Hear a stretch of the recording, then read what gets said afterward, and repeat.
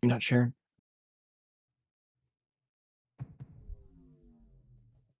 Hello and welcome, ladies and gentlemen, to the quarterfinals of the Illuvium Pro League World Finals right here.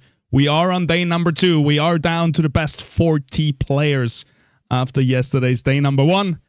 And we are here with Silent and Caveman, our relentless commentators. How is it going, guys? Going extremely well. He's had a fantastic day yesterday, and the action just keeps heating up. We have so many eliminations. We're going to get down to the round of 16. I'm so excited for this. It is a bummer to start seeing some of these players that we've been following the entire season start to drop out. Like Texan, my boy Texan gone, and this is going to keep happening. And now it's going to be happening every 2 games. So who's going to be cut next? We'll see. There's some people at the bottom that are really, really, I'm a little bit scared for, and they need to really perform well or they're going to be next. Yes, sir. It's going to be crazy because day after day we're going to have scores carry over, which means yesterday was very important for the whole of the tournament. And if you have been slacking, if you didn't have a good tournament start, I know it's all on the top of our mind. Furies, our rank 1 seed, our number 1 player coming into this tournament is now at the very bottom. And situations like this, it's going to be tough to get out of this, but it's definitely not impossible. It's just going to be a little bit of an uphill battle to climb for some of these players. Yeah, absolutely. Furies is definitely the biggest outlier, but there's a lot of people within striking distance of possibly falling out, of course. And like you're saying, since everything carries over, you're basically playing this tournament on hard mode now because every single round basically needs to be a top 2. If you want any sort of shot at maybe making the final 8.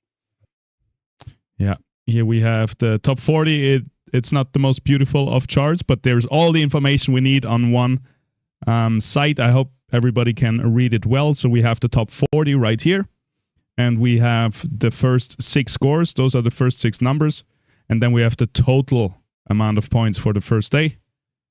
And yeah, we see at the very top, we have Moo and Sota with 39 points. Tiebreaker here. And at the very bottom, we see Frodo Alencareka with 25 points. And then Furies already with 26 points. So there is a big discrepancy in points between first and last. Yeah, 100%. And a couple of other players too. Thanatos just making it in off of the win in the last game. So while a lot of people are just trying to hold on to their spot, they were trying to fight their way in. They make it in right in the last possible moment. Kind of same idea there with Carl. I think I'm a Fishy being this low is a big surprise right now to a lot of people as well. currently 33rd. They were, of course, the IPL leader for the longest time during the regular season. Only in November did they fall out, and now they have to essentially, again, try and get the top 2 over and over again here. Yep, you gotta be performing today. We're gonna jump into the games very fast.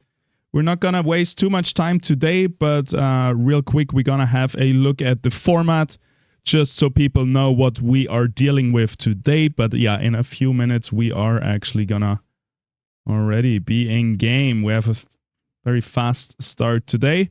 So let's look at the format right here.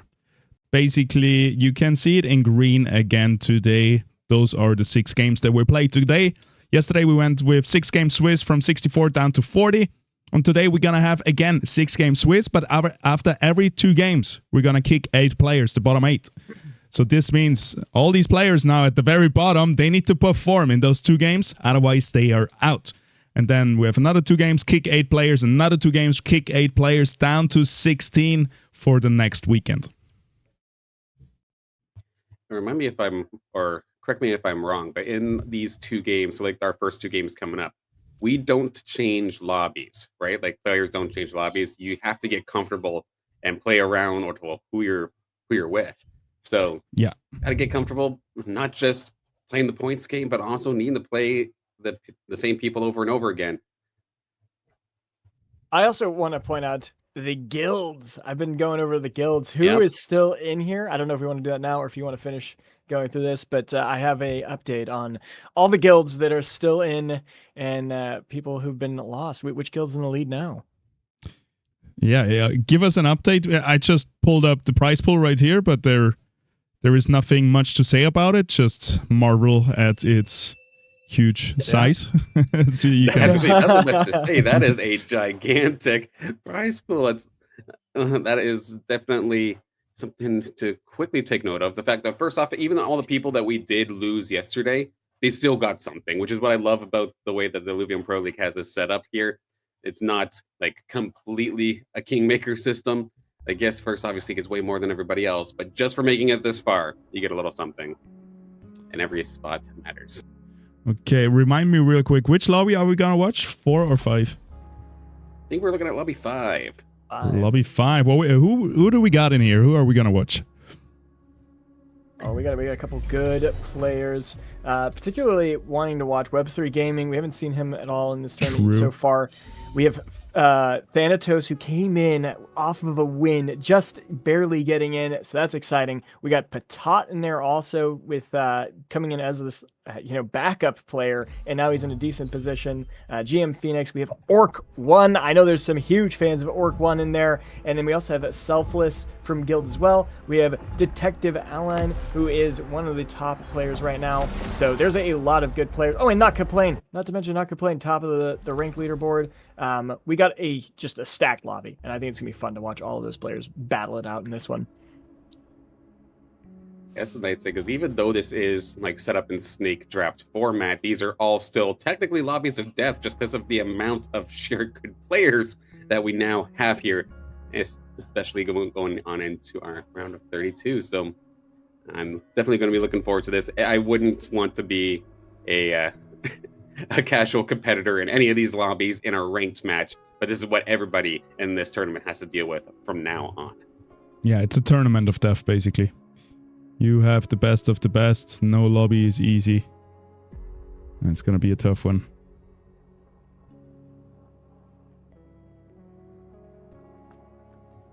Just getting this next lobby set up. Of course, we do have, regardless of which platform you happen to be on, we do have the chat available as well. I'd love to see who you're rooting for here in the chats as we eventually will get on into the game. Pat, as you were talking about guild representation, I'm curious if that's something maybe we want to take a look at, because I think one of the things I noticed, or one of the things that you pointed out in the break, actually, does OLA have to all kill each other off?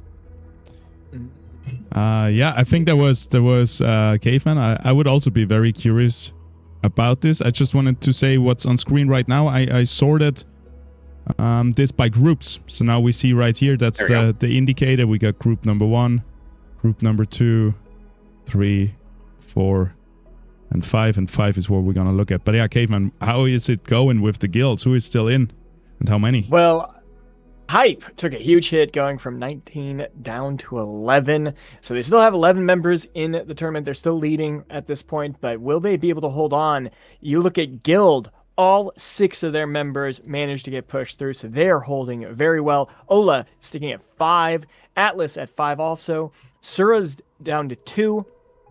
We also have Phantom down to 2. Monarch still has that 1. Squawk holding strong.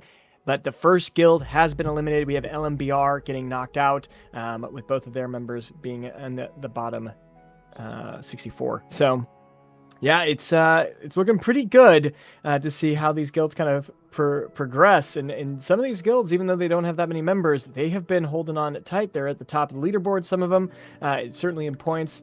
So we'll see which guild's going to represent. Which one's going to take the victory here. 100%. I can't give Hype any sort of hard times. Like, okay, they lost like 8 or 9 players or so. They also had so many players in this final to begin with. So fair enough, just a pure volume of numbers, that was going to end up happening. But Guild not losing anybody. That's kind of interesting. Just everyone performing. Yeah, I think Hype has the numbers. I believe I remember correctly, 21 players yesterday in the top 64.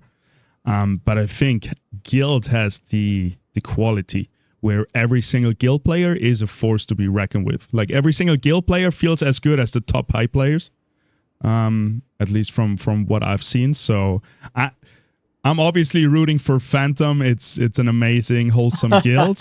But if I had to put money on the line, it's definitely between Hype and Guild. Those two are gonna battle each other out really hard. And I just see Phantom and Carl. Both Phantoms are in the same lobby. That's heartbreaking. Oh no. Ooh. Lobby 4. I mean, watch Squawk come in and take it, representing Monarch, coming out of nowhere, and the one that made it in takes the full victory. That'd be a cool story. He'd go home to his guild, and everyone would be joining Monarch, you know? Hey. Yeah. I mean, that I would actually... Yeah. Sorry, go ahead. I was just gonna say I love that we picked lobby number 5, by the way, because it's really cool to see the absolute favorite Furies, who is now at the bottom trying to battle his way out, is not in here. Sorry. But we got Thanatos, who came in last. We got Orc. We got Patat, who came in as a backup player. Web3 Gaming, who we haven't seen, a crowd favorite. So yeah, I really like this lobby. We can always pop over to Furies too to see, my bet on this. He needs to pick his game up. That's for sure. Because sitting there pretty close to the bottom at 38. So he's got a lot to climb. Yes, sir. Okay, we are He's not live. even necessarily worried. We'll hop into the game here as I mentioned this, but with Furies in particular, their entire game plan or game style has always been take a beating early and then make the run late, right? Mm-hmm. What if it wasn't just assigned to games itself? What if that was just the entire tournament plan? That's basically what we need right here, right now, to see our number 1 seed make it on through. But we do have ourselves in game. Taking a look at lobby number 5, Abyssal Basin. We saw you a lot yesterday. We're going to start right back there, and it's with the imprints off the start. That is going to really force people to play maybe some comps that they wouldn't necessarily be accustomed to. Or are we just going to see a lot of water? We're going to see a lot of people already pushing water into this, going for 8 water. It's very, very blue. We saw. Very blue. Yep. Quickly going over the weapons here. We got Flame Warden stuff coming out from Orc. We got the Rogue Weapon, Quake Maulers for Selfless. Sylphid Blade from Web3 Gaming. Winebound Cleaver, another Rogue Weapon for Detective L-Line. Lava Gauntlet for Patat. Galebind's Bow for Not Complain. Ripple Flail for Thanatos. And the Shadow Maul for GM Phoenix. Yeah, I'm looking. I see a lot of water, fire, and rogue chips. That's what a lot of people went for. Detective Outline, he got 2 rogue chips and a fire already. That's a lot of imprints there. Wow. Do they all start with 3? No, it just looks like he might have picked up an extra somehow. Yeah, 4 people are still holding Matrix. Which I would rather have Patat's Drone Augment of Combat Rhythm Stage 3, for example. Oh, absolutely. Oh, these are stage 3s. Yikes, dude. Yikes. Especially if you already have an extra emblem. Like usually 7 rogues is pretty easy to get even without an emblem, and 1 is usually enough. So yeah, interesting choice there. Maybe there was just not a better one for him. Yep. Oh, I'm seeing a bunch of these relentless links pop on board. Which version do we get if potentially if it's evolved to stage 3? Nature. Flora. Oh, a nature fighter. That'd actually be really good here for Thanatos if they're already going for Toxic Aegis. Yep, perfect links for the Ripple Flail here. We see in this round, Detective Align versus Not Complain. The links versus the links.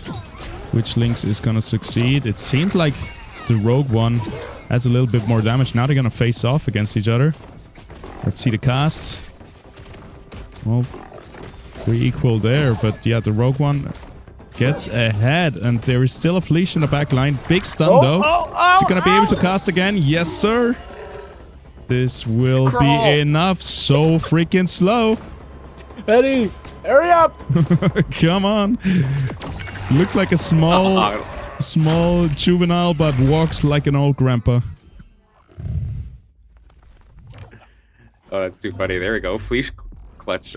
Don't see that too often, but that's too funny. We usually never really get to see Hetty have to move far distances, and that's exactly why it is just such a slow fella.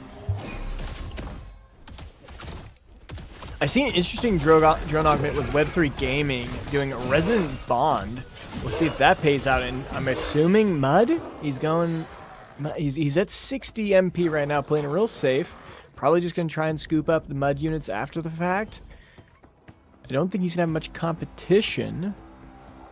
Obviously, there'll be some. I think Not Complain just scooped up 2 greater monk ears, so that's gonna hurt. Ooh, oh yeah, he does. He has a go and bow. I didn't see that. That is going to make it really tough for him.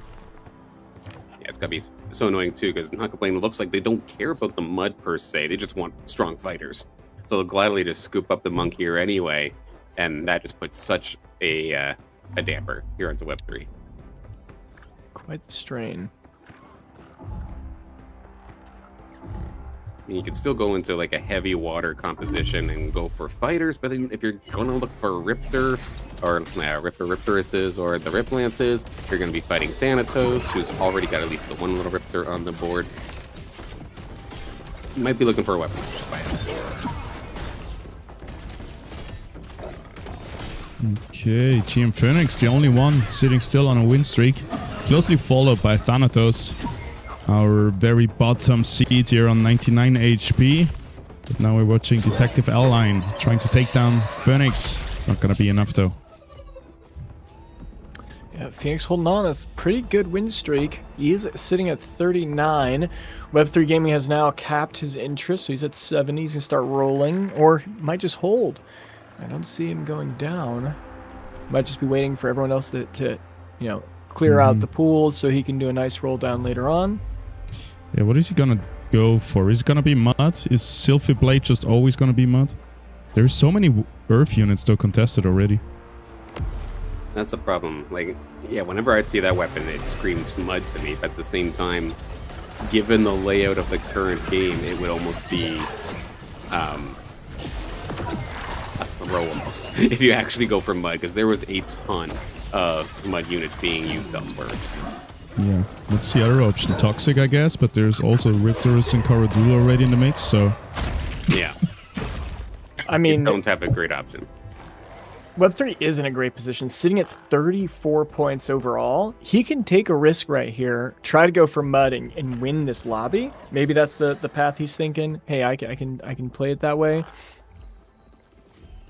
Now at 93. I mean, the best case scenario, if he can somehow swap his weapon over to Aqua Blaster, then he'd actually be in a very, very fantastic spot, because as of right now, I don't see anybody really set up to properly support Number.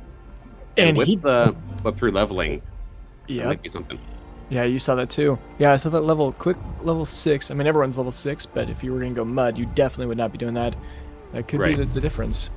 Yeah, I think he sees what is it? 1, 2 gorillas, a monk here, 1, 2 Apons. All the monkeys are double stage 2 already in the top 4 here. And a bunch of the lower players still have it. Like I think it's a good call by him. Really, really interesting, because he surely was playing with the idea and then analyzed the lobby and seems to be going for water. We've never seen a Slayer Ranger, right? That would be cool to see. And Slayer did get a buff in this last patch too. It'd definitely be interesting to see if it gets experimented with. But no matter what here for Web3, the pain train's definitely going full speed. You're not going to be able to find your carries because you don't necessarily have the weapon you're looking for. And okay, this is a decent alternative too. You do have now the Earthgrass Scepter they just switched to. So, not necessarily Invoker, but you could still go heavy Scion maybe out of this. Maybe go for a Furiox? Yeah, he does have the Scion chip, and he has 2 of those Omega reactors. So that's going to be scaling quite well.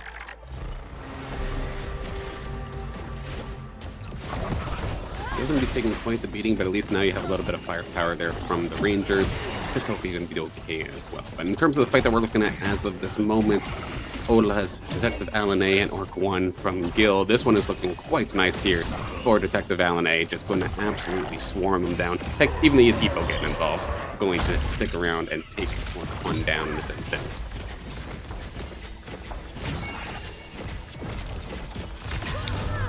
Detective looking really good then.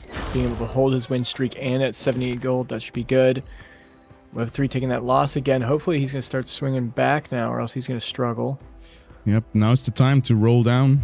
Don't need anything above 70 going into this PvE round. And he starts with it. He gets a shrimp, he gets a dash. Holds on to some of these fire units just in case. I don't know if he really wants to play Furiox with this. It could help him in the short run. And it also would... Hey, we see a redo on the weapon. Now we got a Earth Scion weapon on Web3 Gaming. So he seems like he's gonna go down Scoriox Magma route with that. Is a potential. Having the flare as well, get that thing up to a singe, and you would have, I think it's Harbinger Magma, and it would be rather strong, especially if you find maybe a little bit of a mammoth or something a little bit later on. But the beautiful thing about all of it is you can kind of pivot as to who your carry ends up being. You have some flexibility, but what you don't have is life in this instance, already being down to 50. So you do have the flexibility, but you got to make your choice kind of quick. And we're seeing a lot of rolling actually here. Did they just go from 50 to 15? Yeah, it was round 13. You know how it is. Round 13, people dump. So both Web3 and Patat are both about to battle each other. Patat's dumping. He's going. He's got Fernite, a Crunk, a Goliath online. He's sitting at 11. Will he go under 11? Oh my. Oh, here we go. Oh, the Sin Elf is online. We have Invoker, but we don't have Magma yet. Not quite. Yep, we got 5 Sand and 5 Bulwark, which is such a strong build as we have seen. And there is even a little Flood in the middle to hopefully give him more sustain to the 5 Bulwarks. The 5 Scion are doing so much damage. Here comes the Ramphy Omega. Not doing too much. It is looking pretty good for green, but the front line has fallen and a lot of CCs coming in. The Fernite, the Goliath. Here comes one more laser, and that should be the end of it. All the damage is dead. The last 3 members alive for the red side are the tanks. And that is gonna spell doom for Patat here. Down to 50 HP. Nice pickup getting the Scion and Bulwark chips, the water chip. That is all really good for this nice Scion corner comp here. Should give him plenty of sustain, plenty of that extra damage. Getting that immune is going to be really key for that Sin Elf so that he can cast and not get disrupted. The one thing he kind of misses is a TNT, because then he could bond for Invoker Granite and we would have 3 Granite on the board. Right now he needs to wait a long time till Magma shows up for the Ranger. This just kind of fell into, or a good pickup rather, just from Web3 in general. From what I remember seeing Web3 play during the IPL regular season, just bunker styles was a kind of gameplay style or a kind of team comp that he was very, very experienced with. Granted, this is a little bit unconventional. You don't have the Archos, but instead it's actually the Flood holding center just to be an absolute brick wall to anything that dives on through, and being able to stack these Invokers with so much damage, especially the Sin-Off. It's hanging on, still has about 500 HP left in the tank, but the rest of the tank line is still there. Flood is still spilling the rain all over the place, keeping everybody topped off quite nicely. And from what looks like a rough spot here from Web3, they've absolutely turned it not just into a strong team, but a team they're comfortable with. Yeah, absolutely love the transition. Swap the weapon, rolled down, got the Sin-Elf, got the Invokers, 5 Scion online, and was already ready with the 3 augments to make this Sin-Elf an absolute solo carry. So, yep, just as planned, it seems like, for Web3 Gaming here. Can it hold the rogues? They're coming from Selfless. Doesn't seem like Selfless is quite there yet. 2 Revenant, 2 Vanguard.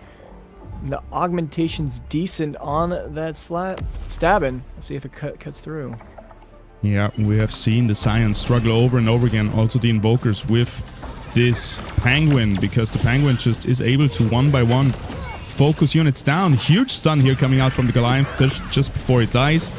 Big Verminio Omega coming in. Big enemy Goliath stun as well. Verminio dealing a lot of damage. Here comes the laser, hitting a lot of units. But here comes the Penguin to clean things up.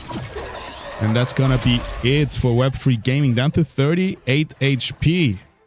Might have to roll down all the money to just stabilize finally.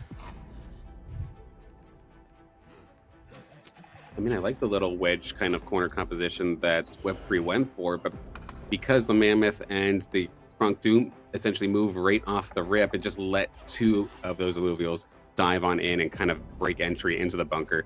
Granted, the little T-Roo Cub almost kind of trolled the team a little bit. It made it a perfect target for that Sin-Off to kind of blast on through, but not enough. The Penguin was too strong in that instance. We do see the Singe now here, so Magma is online, and there's time going up against a very beefy squad, including that fully evolved Stage 3 Relentless Floor Links. Yeah, it's definitely a big upgrade here, finally having the Ranger in a composite. Here we see the Sin-Elf laser taking down 3 units Nice in shot. one cast, and that's gonna be Bernite it. Didn't even get the cast off. Yep. The I was floor links is in scared. the back line. It is, and it's chewing. Can it sustain the damages though? Not today. Wow. I thought Web3 Gaming did a positional mistake here, being clumped up versus no rogues and the Fernite. But the Sin-Elf just having perfect augments and one-shotting 3 units off the bat is yeah, too strong. I mean, the units can't get into position to counteract it if they're dead before they even touch your tanks. Beautifully done there by Web3 to just have this Sin-Off so well augmentized already to just be an absolute cannon. Yeah, I guess we're going back to the real bottom now, which is either Detective Align or Patat. I don't know if we have favorites who we want to watch. One is Rogues and one is also 5 Bulwarks and, well, there is a Rake and a few Scions. So Patatli seems a little bit lost. Almost. He's trying to go with Steam. He has the Steam locked in. And the Rake has some decent augments, but I don't think those are the ones that are going to help him carry. He has the drone augments that are great for this. But that Rake has to get a kill or it's not going to count. Is he contested for Umber? How's that looking? It looks pretty well uncontested as of right now, and we did just see Patat make the weapon swap. They found Aqua Blaster, so the best case scenario now to establish that Steam Harbinger style is going to be there. They found one more Rake, I do believe, but they still have, I think, 3 more dashes they have to find. Now going up against Orc 1, who's got a little bit of an Inferno Shock Air kind of style, with a lot of damage being focused onto that Octius. Double Artes, as we see it so many times come out here from the Inferno players. Octius on the top left corner is getting focused.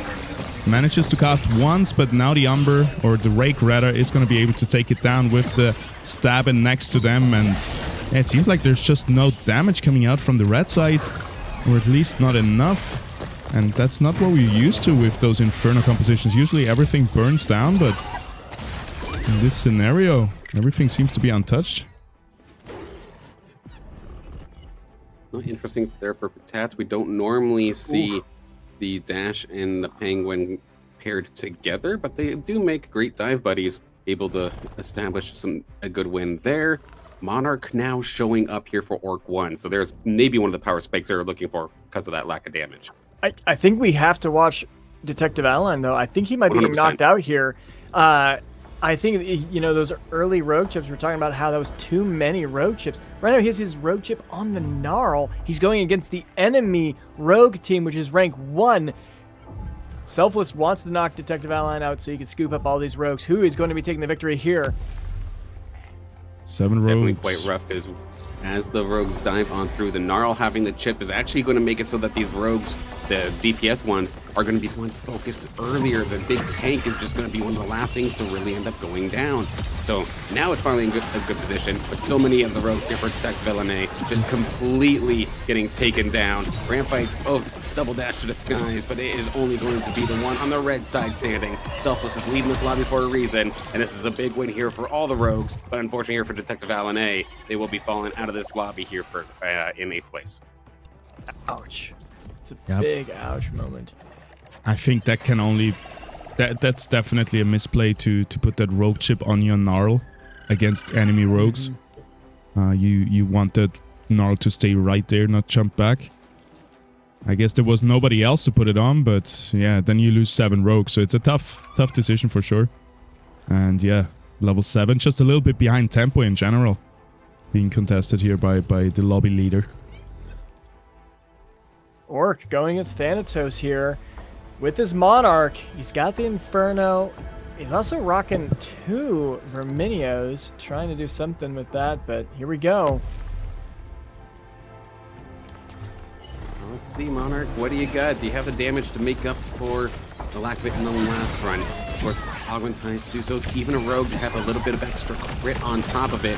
Good little strafing run, gonna go right across the front line, but we're seeing just the front line of Orc get immediately demolished. The back line is exposed. A big stun on the Monarch gets it extremely low, but Octius, Quinks, they're not gonna be long for this world. And one more shot there from the Link's gonna take care of the Monarch. The damage is gone, the Quinks is gone, and Orc 1 is gone out of this lobby in 7th. 2 Enchanter. His chips were synergizing well. He had a rogue chip there, a fire chip, but yeah, that's a rough one. Orc being knocked out here. GM Phoenix on 1 HP. Going against Thanatos. Thanatos might do a back-to-back, knocking 2 people out. GM Phoenix rocking the 7 Earth, 2 Bloom. He's only got 2 Mystic. He needs to get more Mystic online, or the Phosphorus, which is 1 foe away, but he is at 0. He's not getting it here. He needs to survive this, or he will be eliminated. Do you think GM Phoenix was rather low on the score sheet as well? So they need every point they can get. Of course, coming in from that final call, had quite the run going, still does have quite the run going, does not want to see it get hindered right here, right now, but that's a very tough squad to have to go up against. They're kind of stuck with the Riptor while other people have Rip Lances at this point, but a lot of focus onto that forest. Can these Bloom stacks maybe make it so that Omega starts hitting like a truck? If it does, it needs to happen now. It basically needs to happen quickly. This is a rather close fight, but there are still some very high health bars, and the fact that this Blotto is just doing blind after blind, stopping this forest from getting its true value, even with the true sight, is going to be problematic. It does have that phase breaker, but it might have already gotten popped, and now it is focused. The Lynx is on top of it. It will eventually chop this thing down. As the overtime does tick on through, is maybe the Ranger, the saving grace, taking enough to hold. It will tick on down. One more shot. Where is this one going to go? I think this one is going to be a win here for Thanatos, which does mean just barely GM Phoenix going to fall in 6th.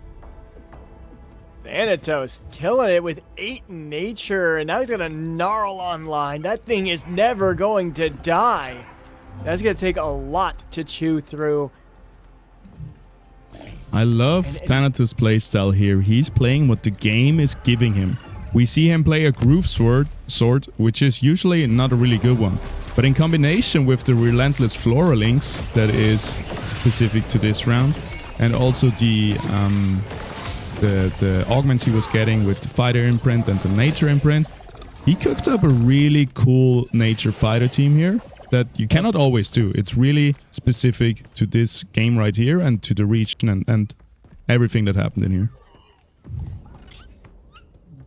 It's definitely why I love Abyssal Basin. It does force you to get creative.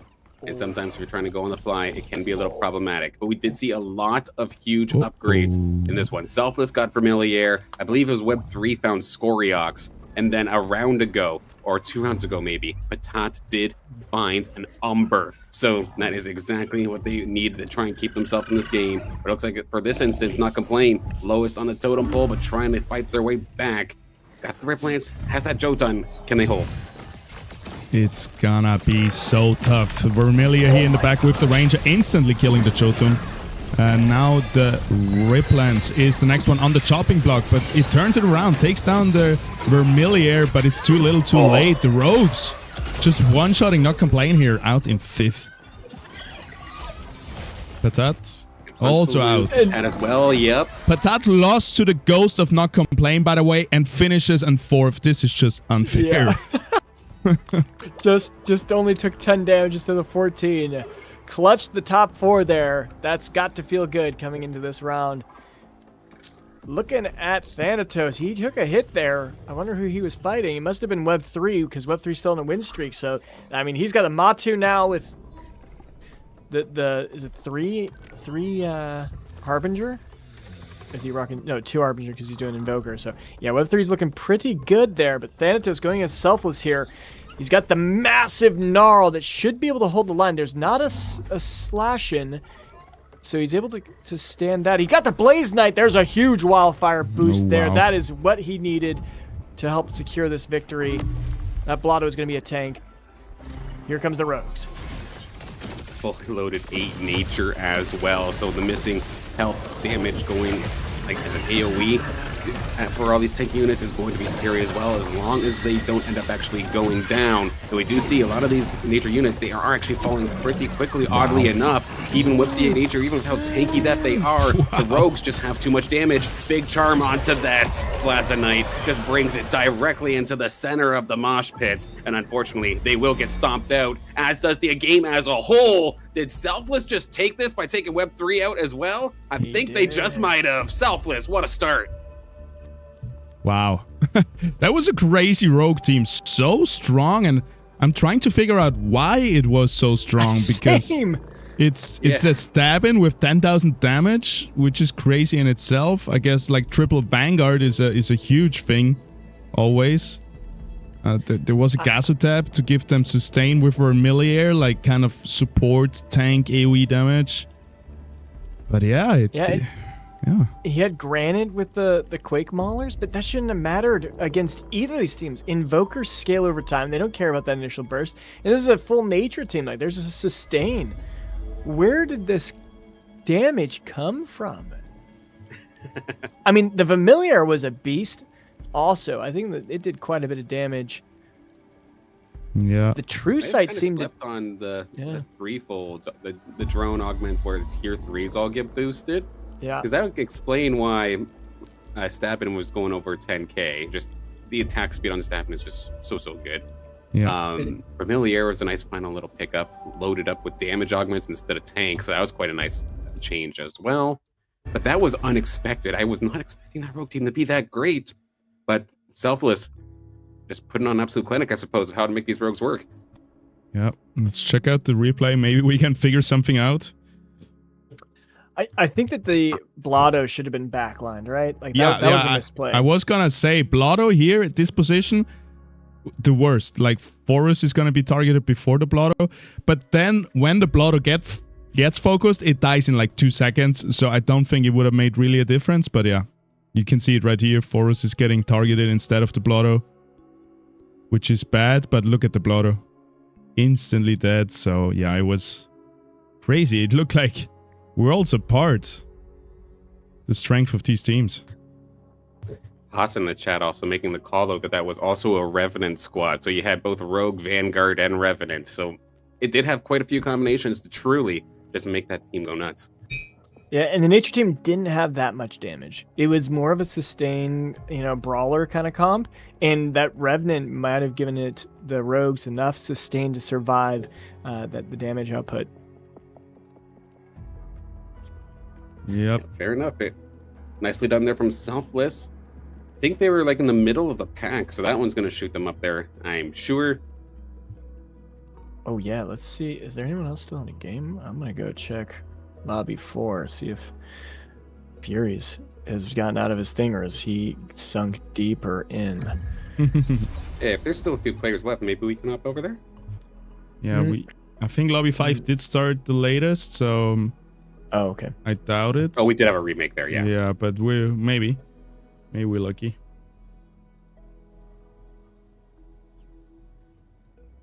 Should definitely throw things for a loop though. But shout outs again to the TO staff and the behind the scenes workers making this happen so quickly and smoothly, regardless of what gets thrown at them. Definitely much appreciated.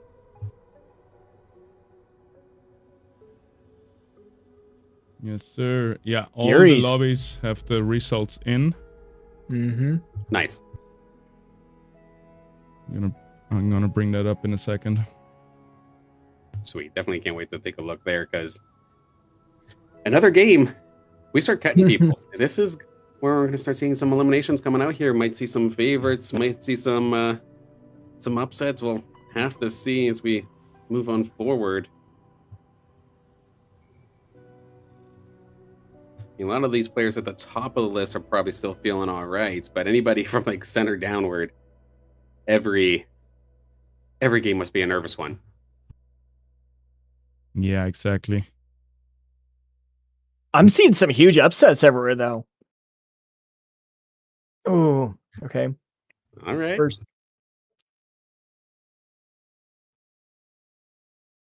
I'll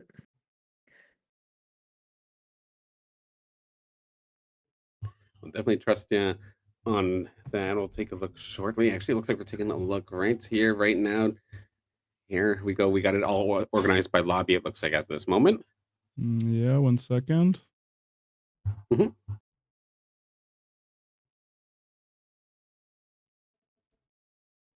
Okay, got my own.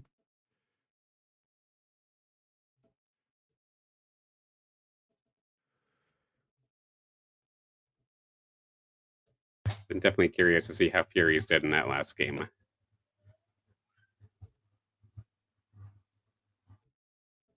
Would definitely be an upset if Seed 1 does end up going down rather quickly. Same thing there with I'm a Fishy. They were having a little bit of a harder time to start off this tournament. Sota keep the rank going. Of course, Soda, one of the players that I had as my picks to take the entire thing right off the rip. My underdog pick Texan nearly making an end today, but not quite. But just about there, it looks like. Also, a good finish there for Thanatos. They were near the bottom of the points. Making it onto the podium is definitely going to be quite nice there for them. All right, I think here we have it. All right. So if I'm seeing this right, Fury's got second. Furies did get second, yeah. And then I want to point out a couple key things. So we look at Narkesha at the top here, 28 points. That's pretty low. Anything sub 30, you're pretty much on a chopping block. Getting a first there is a huge jump because this is the total from day one. So that's going to be feeling really good for him. Then we've got Alan from Guild. 25 points, literally it was tied for last place, getting a victory here. He needed that to get out of there. Same with Maru getting a 7. These are 3 major disruptions right off the back there, so that's gonna be really good for them. You have Furies at 26. He was at 38. Now getting a 7 points there, that was pretty key. Looks like Paz has changed it to the total points now. Yeah, so now it's sorted by here by the total points from day 1 and day 2. And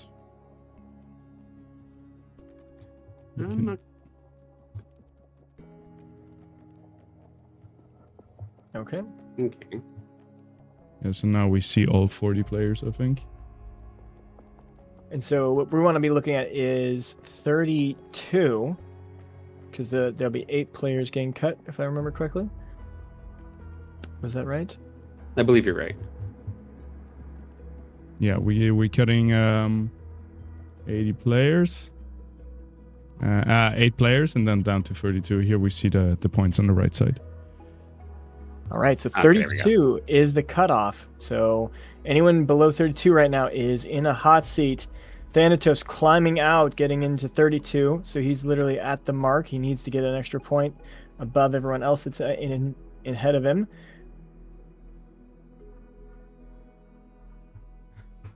So basically, right now, the bottom 8 players would be cut. We're looking at those right here. It looks like Lobby So 4's got a bunch of them. So we'll definitely want to watch Lobby 4. You read my mind, Gateman. That's exactly what I was going to make the point. I was like, Lobby 4 has the most people on that cut and block.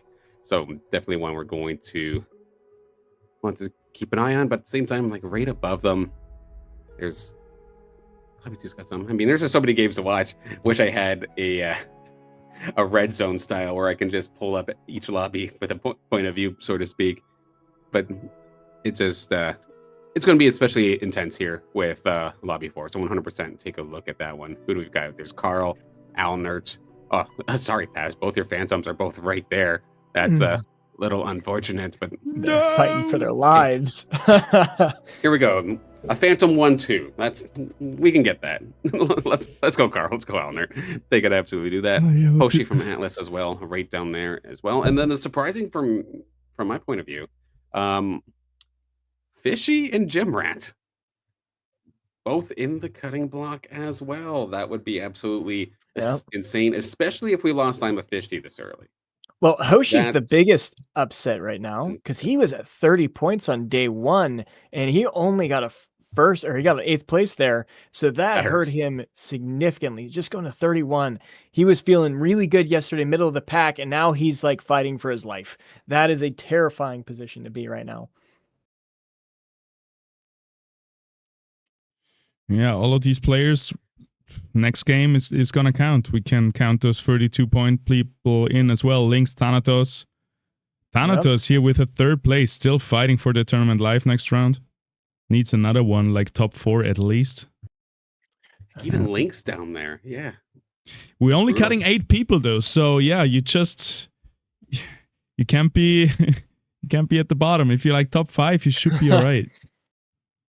Like the show was destroying this tournament, starting off this this grand final, and now they're probably even within striking distance. Where if they have a really rough like 7th or 8th place finish, that people could start catching up. It's a bit of a stretch, but the fact that they're even down there is just surprising.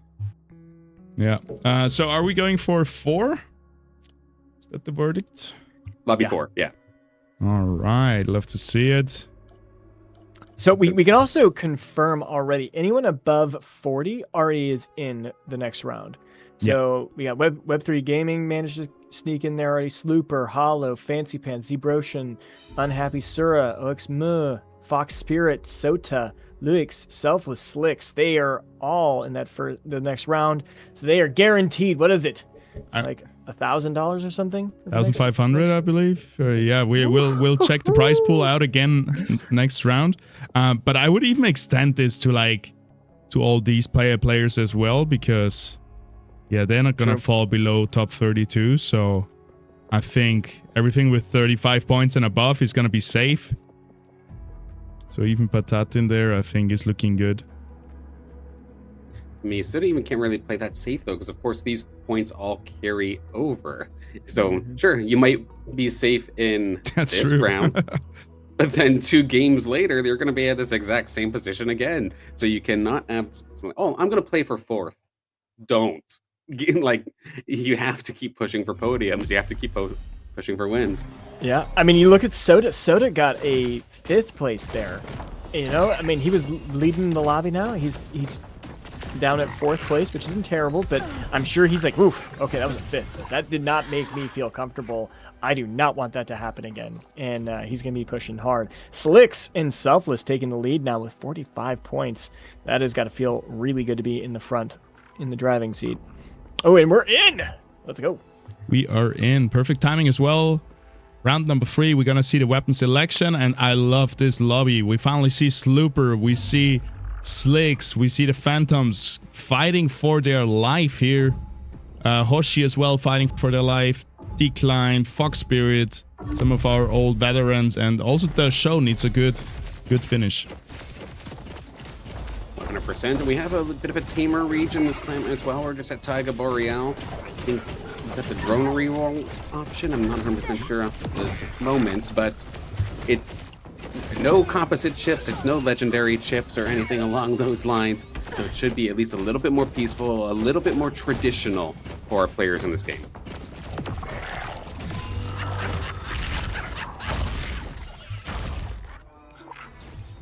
Let's take a look and see what we end up getting here on the weapon side of things. Yes. And who is going to be the first pick? Nobody yet. It's Verdant Cleaver here for Victor Alnert, which rogues. Anytime I've played Alnert in community tournaments, Aqua Blaster, Galewind Bow. Right, interesting pick. Decline here to Galewind Bow. Everybody else still waiting. We got another rogue weapon here from Slooper. Decides to go for it. Strike Boomerang for the show. Ember Bastion for Fox Spirit. Sylphid Blade coming out from Carl. And then lastly, a second Galewind Bow for Slicks. So I would assume Decline and Slicks are just picking this for the early strength and then re-rolling or trying to re-roll later on. I was going to make that comment because I don't really see this weapon that often, let alone for 2 people to actually pick it. So what on earth are they going to build for a long-term comp? But again, like you had mentioned, maybe it's not necessarily meant for a long-term comp. Maybe it's just for a little bit of firepower to start things off. And then depending on what they get, maybe they pivot from there.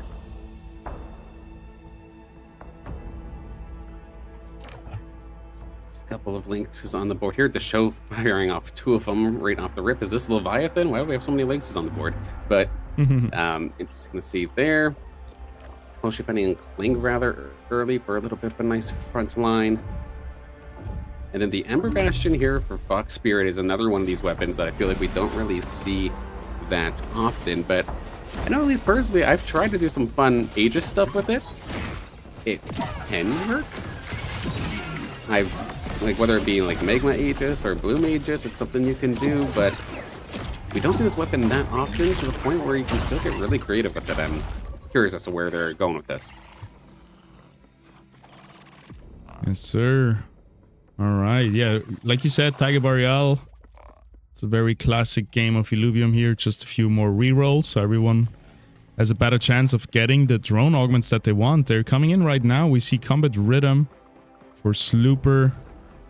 We see a fighter model for Carl, which is an interesting choice considering he probably will go for the mud units here. Sonic Barrier for Hoshi, Hyper Suppression for the show. And at the top, Second Wind, another Hyper Suppression coming out, and Champion Focus. Buffing tier 5 unit, that's a bold move here from Alnert, because tier 5 unit is still far away, but he might start high rolling soon, leveling up, rolling for something like a foe to carry him out of this mid game. Well, I'm playing Rogue. Yeah, I was about to say, it's got to be Ramfire, right? True, true. So, yeah. Well, we'll see Big Bird, right? Yep. I do hope we see a Phosphorus. You're absolutely right, but that would work really good on a Phosphorus. I don't know. Even on a Pterodactyl Rampfire here, this can work, right? The attack speed is not ideal, but it's kind of good. It gives you more faster Omegas and then huge Omega power. Yeah. Definitely makes sense, but you're going to be missing out on a lot of that firepower that you wish you had early, especially for rogue teams. But maybe seeing an absolutely supercharged ramp fight sometime down the line would be cool to see.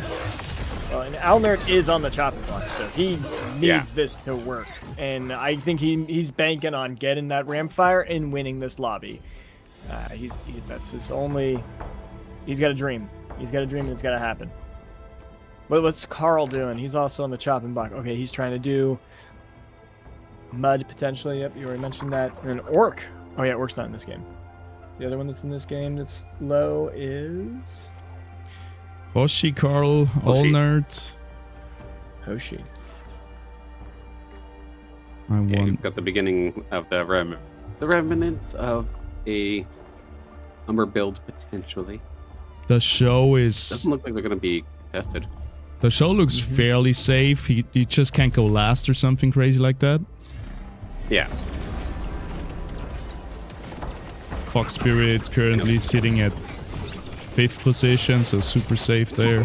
Super also high up there, and Slicks is currently our lobby, our tournament leader actually, point-wise. But Slicks is going to be fighting Declan. They both have the same weapons, so there's going to be some competition there.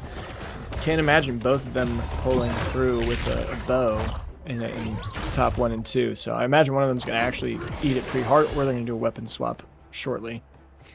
I was going to ask you what your opinion was on that, because Paz and I were kind of bouncing it back and forth, but we don't normally see this Galen bow really anyway. So where do you think that they would end up taking this? Do they swap it, or what would they even build? Yeah, it's going to be an interesting one. Oh, level 7 for Declan. Declan pushing level 7 quickly. Yes! I was hoping we see this. Oh, here we go. Slicks versus Decline. Everybody else is hoping for it too. Take one of them down at least. Let's Break see. the win streak. Yep, we got 6 air, 5 fighters, so huge power spikes coming out from Decline. And then on the other side, we got also 5 fighter, but only 5 air, so that's going to be a big difference here. Let's see how it goes. And a lot more dodges going to be showing up here from the line, considering there's so many more fighters here on the side of Slick. It actually be perfect. Good little shunt there from that Mammoth. Good little stun. And now we're going to kind of converge to the center. Right now it's actually the Railu that's been able to sustain. Does have the rate augment to do so. Doesn't necessarily bring the biggest punch, but it brings them very, very quickly. And if it can find a couple of these finishing blows, big stun from the Grocko. Big stun. You're just stun locked between the Grocko and the Kukaloos. You can't move. Doesn't matter how much attack speed you have if you're stunned. So that is going to be Slicks losing their win streak after Decline finds a fantastic fight. Yeah. And they both dumped so much money there too, dropping from 70 all the way down to 25 and 40. And since Declan won that's huge. Good win for him, but Slicks he keeps dumping. He did. Who's he going against? Victor. Why? He's just like, I'm killing Victor. Alnerd is going down. Yes, I don't want to see rogues in this game. There is a big chokehold. That is scary. So I hope Victor realized that, and Victor Alnerd is not gonna. Yeah, he's looking good. 67 credits saved up. Everybody's looking pretty healthy except our top contenders. And he was. Alnerd does have a little dash, but this thing compared to a fully augmented up Jokul, yeah, no chance. The Mammoth's literally just throwing poor puppy around. Nothing that you can do there as Alnerd. Oh man. Declan going in the PvE round with a perfect win streak here. That's got to feel good. I think Alnerd's on a perfect loss streak. I also want to point out that Alnerd was sitting on he has a foe as well. He did. Oh, he sold it. He actually decided not to go for it anymore. We got TSG coming out. Shout out to the TS0 staff, which tournament organization staff. I read that as TS0, which I thought was a cool analogy. Yeah, shout out to the back end. Definitely Erika, Tholki, and Quans carrying this as always in the shadows.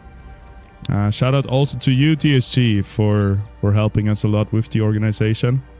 And shout out to the shoutcaster, he says. Makes it so much more enjoyable to watch. And we see also Go Call Phantom in chat. I agree. Definitely love the positivity, and good to see some here for Carl. Definitely needs a little bit of luck on their side here as they will try to go towards some of these mud units. They found at least one Greater Monk here and have the Greater Gorilla as well. But still, you're going up against a client who's just absolutely destroying this lobby so far. They had to spend a lot, but that Jokul is just absolutely disgusting. It didn't even get a quarter of its HP lost. Yeah, and honestly, sorry, I was just gonna say that I'm kind of sad for Carl because he invested a little bit here, down to 30 credits, so he didn't realize that there was no chance to survive Decline. But round number 12 is coming up, so it's gonna be He's gonna get stacked up very soon again. Well, and what he needs to do is sell that Atipo and get the Riptors in. I guarantee. Oh, he's got the Cardalocks though. That's a big push because he needs the space on his bench. His bench was totally full with that Riptors, and he could have put the Riptors in instead of that Atipo, and that would have definitely increased his damage potential. And he still needs to do it, like, yep, potentially over that Monkey, I guess. Chukarul, I would say, or the Apon. Yeah, that's just a useless Apon. Yep. Oh, I can't wait. We got round number 13 coming up. Let's just call everything out that people are doing, like everything that pops up. Let's just go wild. They're pretty poor. Like, the tempo in this lobby is very fast. Hoshi's the only one with a decent economy. He'll be at over 70 after this. But everyone else has been rolling pretty aggressively. Hoshi looks also spot too. They have the front line that they would want. Granted, they're not like the stage 2 evolution, but you have at least four of your tanks. But yeah, here we go. Round 13. Exalted this is Gorilla. crazy. Break the up on Artes, level up, Crunk, level 8. Pretty much everyone. We got Fernite coming out here for Fox Spirit. TNT, the show. Composite chip. Oh, is it? Composite chips are in can't too. escape them. Oh my god, so much happening. Round number 13. We got Inferno for the show. That's huge. Victor here got Revenant for his rogues. Oh, that is huge as well. Let's see, does he have 4 already? Yes, 4 Revenant online. Is that going to be the time he's going to stabilize? He's going versus Carl here. Could not have come at a better time. Unfortunately, have to go up against their fellow teammate in this instance. But these rogues having that extra little bit of power thanks to that 4 Revenant buff is just going to make the difference. Completely shredding on through this Mud squad. Only the 2 Mud here right now for Carl. Not going to be able to complete it. Granted, this Exalted Gorilla is trying its damnedest, but it will eventually get shut down. So the Rogue Revenant's coming out here from Alnerd. Exactly what they needed. But Carl is in a very, very weird spot. They've rolled. They've looked for the Illuvials. It looks like they're literally 1 away from that Exalted Monk here. There it is. They do manage to find it. But even still, that Apon is eluding them. And they are still stuck at level 5, while everybody else looks like they're at least 7, if not higher. Yeah, either you roll down to try to fight the Apon right now, or you level up. I think he's gonna decide to stick it out 1 more round. Fair enough. Because once you're down to 0 gold, you're kind of out of steam. And now they have to go against the show that just has the numbers compared to this squad. But if these Mud units can at least maybe find some of these carries and start sapping away some of their stats, that could be the way they open the door and turn this fight around. To be fair, it's pretty close, but that stun from that Mammoth just stunned basically the entire team because they all converged onto the center. Now it's just a matter of time for that Furiox and Arctes just open fire. A rather close fight, all things considered. Nice attempt here from Carl, but unfortunately going to take the loss here to show the good win. Yeah, that Mamu was so close to going down to. He almost got the execute. He was literally 1 auto attack. If he would have killed that Mamu, he would then been able to keep going because the execute, he wouldn't have got thrown away, would have stunned his whole pack. I think he actually potentially would have won that. Oh, he's got a Chukundi. Okay, a little extra firepower. You've got a dive buddy now for your Exalted Gorilla, adding on that Predator buff as well for that execution, but you're going up against Slicks. And that is a scary fighter squad. Yeah, Templar. Got 3 Templar online. Yep. It's do or die here for Carl, sitting still on 20 goals, so playing it slow. Chukundi might be able to do this. Is on the Ranger. If we can burst down that Ranger, Carl, you might be able to stay alive. But Ranger, so elusive, jumps out, gets out of dodge, and Chukundi all alone in the backline will be focused down, and everything else is dying as well. Slicks is just hyperactive here. And Carl down to 13 HP. And he even actually moved his Templar chip off the forest to the Jokul, knowing that he was going to get a more hyper advantage. Just optimizing his team as much as he can. Carl's in a rough spot. 20 gold in a dream. How many more Apons are out there? I don't think it's actually that contested. He should be able to get them if he It's a potential. He's praying to RNGesus right now. Is so scary. He just needs 4. It's not that hard. Yeah, he's rolling. He's not finding any. You got 1. There's 1. Oh, that was just a greater? Oh. Yeah. 2. No, didn't find it. sold that they have to sell ruthless. everything. They didn't make it. Oh, dearie. I think this is GG's, the well end. played. That is the end indeed. I think Hoshi is gonna say goodbye here to Carl for this tournament. Valiant effort here by Carl, nevertheless. Top 40. Huge success coming in here and performing this well, getting out of the first stage, out of the first day. But yeah, that's gonna be it. Just a little bit of credits missing to make the mud terrain happen. Oh, 7's in the chat for Carl. Yeah, so close, of course, still going to be walking away with a pretty decent chunk of prize money, so it's not like they're walking home empty-handed, but of course, you, as a competitor, you always want more. But well played, well fought here from Carl here in this tournament overall. That's just a scary thing about mud. It's probably the closest thing to a gamble comp that we have in this game, because you get it quickly and you are absolutely dominating the lobby, but you can absolutely get hung up. And like we kind of saw what happened here with Carl. And we rarely see the Apon be the one that actually hangs up a mud team. Usually it's the Monkier, but it's not in Carl's favor here today. Well, I think we need to talk about Alner here. He has the opportunity to bond for 4 Revenant, but he's choosing to go for 2 Vanguard and then get the Verdant on it. I'm wondering if that is a mistake. I mean, if you're going up against a team that's like strictly like super tanky, you probably want some of that sense, like health. But at the same time, that power spike of 4 Revenant is almost too good to pass. Yeah. Reducing the attack speed, especially against this fighter team, I would definitely be pushing Revenant right now because it reduces their attack speed by 15%. Oh, sorry. Let's see if there's gonna be a rebound happening. It doesn't seem like it just yet. We do got the ramp fight, maybe for some decent burst damage, but still no augments on that thing. And he will have a hyper advantage. Once again, Revenant sustain a little bit longer. Up, here we go.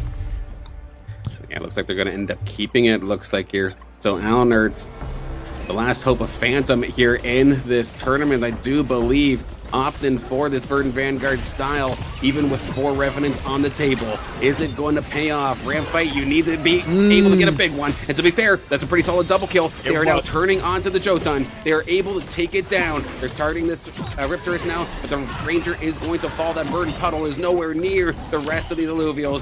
Alnerd, it's looking pretty decent. You still got Ramp fight, you still have Revo, and you still have the Penguin. Gonna be able to chop them through.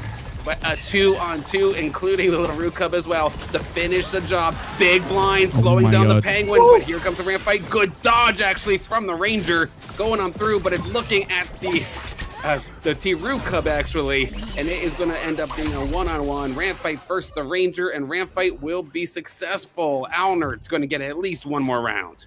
But now he's going against his competition, Slooper, with the other rogue comp. It is his Ghost Army, but that is going to be tough to fight because Slooper has 3 Vanguard on with that ship, and he's not too far off from getting 4 Vanguard. I don't think he's going to roll down for it because he's going against Hoshi, but will Alnert survive his force? He gets to get the positioning exactly how he wants it. Me versus the guy they tell you not to worry about. Like, this is kind of a brutal composition for Alner to have to go up against, but he needs to somehow find it for his tournament life. Okay, let's see how it works. There's an invulnerable Goliath blocking those rogues for at least 3 seconds. Stabbing looking pretty good. It's gonna get taunted here, and a lot of AoE damage is raining down on the left side of the field. But look at those self heals. Every time the Stabbing takes one down, it heals almost to full. And it might even be able to take down its bigger brother here. Oh my Slashing falls. Victor not scared of taking on Slooper here and survives to see another day. And Show taking a huge hit, going down to 5 HP. He's now at the bottom, and he's going to be fighting Slooper. Victor Alnert's going against Fox Spirit's Clump. Which one looks more terrifying? Oh my gosh. Fox Spirit's got a really nasty Fernite in the back line there that's going to be scaling over time. And does he have... He's 3 Aegis. Only a couple headies away from getting a 4 Aegis, but that's not happening. Show going against the Rogues. Which one are we watching? Let's take a look at the Show versus Slooper here, because with these Rogues, this fight could end rather explosively. And if we're lucky, maybe we can hop over to a fight in progress after the fact. But some good movements here from the Show. At least get the Furiox, get the Ranger, keep them away from these Rogues, at least off the rip. But the Penguin has found them. True Sight in hand, attack speed galore, just absolutely shreds them. Decline survives with 3 HP. It seems like Victor takes down the corner composition. Survives another one. Klein's still fighting, but I think the system has already resolved it. The Mammoth again. Oh my gosh, it's actually so close. It's so low on HP, and it is actually going to fall. Heartbreaker there for Klein. All right, I guess Alnert knows best. He made it in this tournament for a reason. I guess going with the Vanguard Verdant is the better move. Yep. I mean, it makes your Stabin stronger, right? I think Stabin having 2 Vanguard, 3 Revenant buff is better than just having 4 Revenant buff. Because, yeah, because the 4 Revenant gives you a bit of support trait, right? It reduces attack speed. It doesn't make your Stabin per se stronger. Let's watch him here versus Slicks. It's going to be a tough one. The 6 air, they're going to dodge a lot. And I don't see any true side augments here on the side of Alnerts. The big problem here in the middle is going to be the Templar, Forest. And on the left side, we see the Stabin getting charmed, getting CC'd, almost dying. It needs 1 reset. It doesn't get it. Stabin down, and that's going to be fatal here for Victor Alnert in the quarterfinals of the Worlds. Being taken down in 5th place, though. Nice attempt, nice try. We're going to see later if it was enough to get into the top 32. Only 8 people are going to be cut after this round. So it might have been enough as we swap over to Fox Spirit now at 8 HP.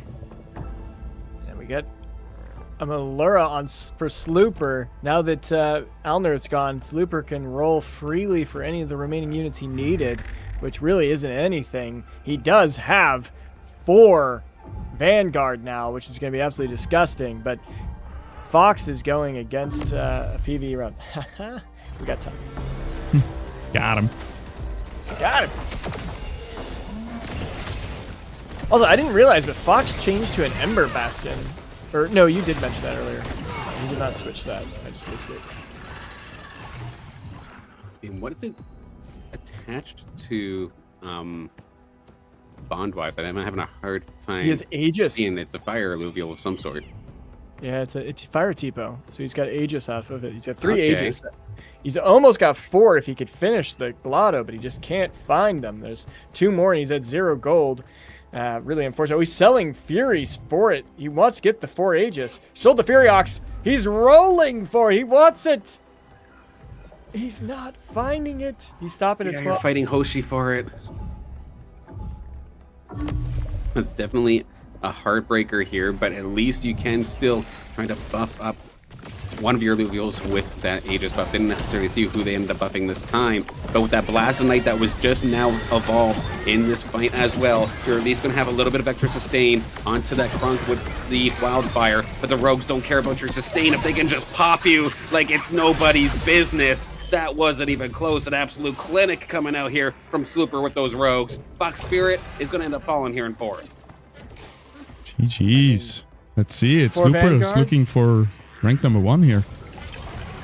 Oh, gosh, yeah. It's going to be hard to kill that because that slashing is healing so much off its empowered attacks.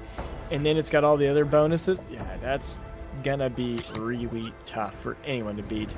Slick's got a Phosphorus online, though, with a Templar.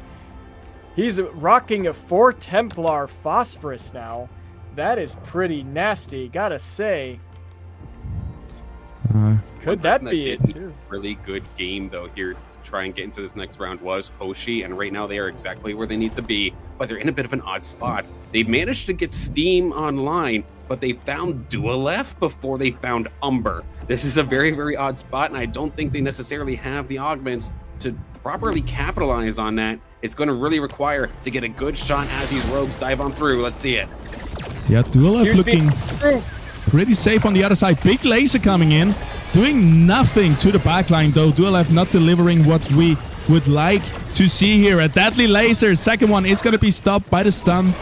And that's going to be it. The rogues are closing in. Nothing is going to help you. Hoshi down to 10 HP now. If he can get Another shot. Damn. Yeah, he's got to win one fight. Get it to the PvE round, and then he'll be able to make it. But he can't do that. Oh, he's got a Harbinger imprint too, so he's really trying to get the Mammut too. So he doesn't want to sell either of them because he wants to get it, but he needs to make a decision because I don't think his team comp is good enough to fight this. Going against Ghost Army is Slicks. Slicks did lose his round 2. He was going against Slooper's Ghost Army, and Slooper might be taking this. Good opportunity. Oh, he sold the Matu. He's one dash away from the Umber. And he didn't get it. Devastating. That's so heartbreaking. How often do you see the Dualef finish before the rake? But in our fight here at hand, bad loss either way. Could possibly be a kill shot onto either of these players. We know these rogues have damage, but Slicks' squad is pretty devastating. Where is that phosphorus? Is it still even in the game as of this moment? I think it very well might have just straight up gotten deleted, which is just going to leave Slooper having free reign to just clean through this fight. Penguin still alive, Malura still full health. Big shots coming on through this time here for Slooper. Was that enough to kill? Oh my god. It is in fact going to be enough to kill. It took Hoshi out, and that is now also going to take Slicks out, which means Slooper is going to find the W here in our second game of day 2 as we go to the cut line. The rake almost clutched it. It tapped and deleted the phosphorus, and it only had 2 units with like 10% HP each. I think you saw it there at the last second. If that would have been Umber, he 100% would have won that, and then would have had one more chance against Slooper, but just didn't make it. That's so devastating, especially because he probably felt like he had the better team. But either way, he lost against Slicks, so Slicks got second. Well done. Phosphorus with a Templar chip. Woo! That's nasty. But just the raw damage from 4 Vanguard. Oh. Unfortunate positioning there for Slicks. It does look like the phosphorus was basically the second thing that was targeted by the Penguin pretty early into that fight. I didn't even necessarily see phosphorus actually even take any action because it got deleted out so quickly. Could not truly capitalize on having that incredible tier 5 fully evolved, the big bird, the actual big bird, so to speak, here into this one. But just didn't have the time to ramp up, and the rogues from Slooper, that was an incredible display. Yep. The Penguin taking it again. So that was the first 2 games of today. We have a total of 6 coming up. But after every 2 games, we're cutting 8 players.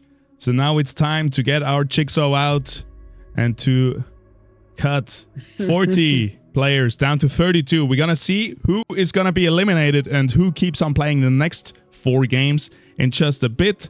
We're going to do all the calculations in the back end, and we're going to be right back with the score sheet.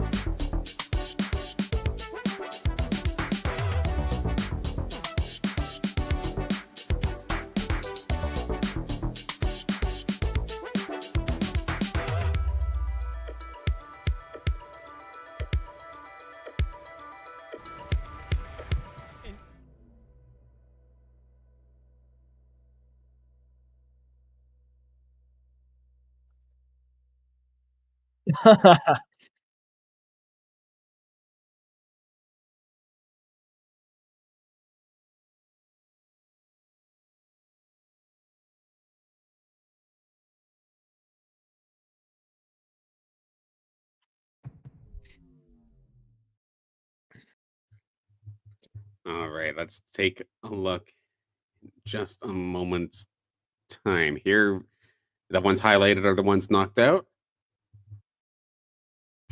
Okay, so there is already a handful of upsets in this result. So first off, it looks like we're going to see a multi-time IPL finalist. Is a little rough for me to try and see. It's a little small actually, but I think that's Hasu there in 36. Going to end up falling. Link's PQP was literally like the beacon of consistency in the Illuvium Pro League throughout this regular season. Going to end up falling as well. Long time global This is crazy. leader. I'm a fishy knocked out already here in this one.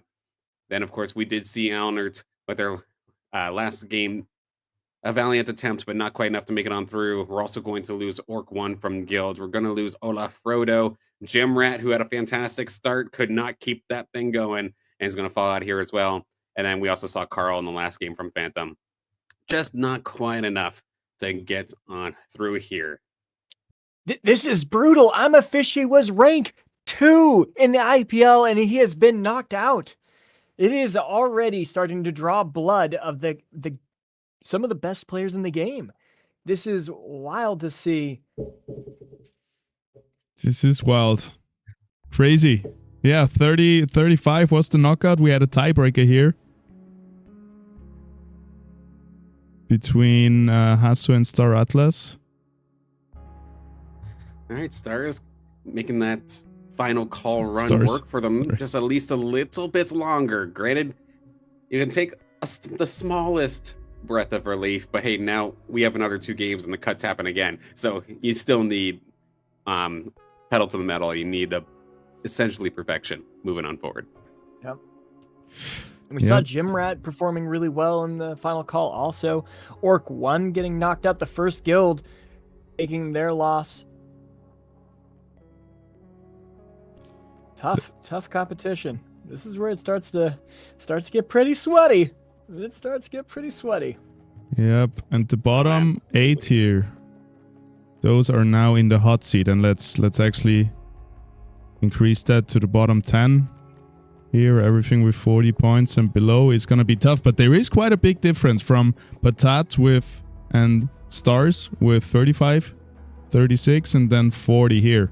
So definitely these 8 players are gonna have to step it up. We got Furies, John Aquino, and we see Furies 3rd place, but still at the bottom, right? Because he performed so weak in the first day. So yeah, all of these players need to really, they cannot lose a single game anymore, pretty much, if you're at the bottom right now. Yep. I mean, this is still right on brand here for Fury so far. Still just taking the beating early and then just riding the late game wave and just being on that bubble basically at all times until they inevitably somehow end up winning the lobby anyway. Well, they're doing that with a tournament, it seems like, as of right now, because they've been basically on the hot seat since the first 2 games of this tournament, to be completely honest with you. But they've been able to hang on. And of course, it's a crazy way to see the first seed of this tournament end up playing. But so far, they're A-okay. Yeah, I see in chat here, Al Leister 666XX. What country is this? So this is the World Finals. It's international. And we have a bunch of different countries here. And I wanted to do a little exercise for us casters here to try to call out all the countries that we know our players are from. So I'm going to start where Slicks, I think, is Sweden. Then we have Brazil, obviously, is a big part of our contestants. All the guild players are Brazil, and a bunch of the hype as well as Ola and also Sura, I believe. We have Russia here with Atlas, for example. The Atlas Guild is mostly Russian players.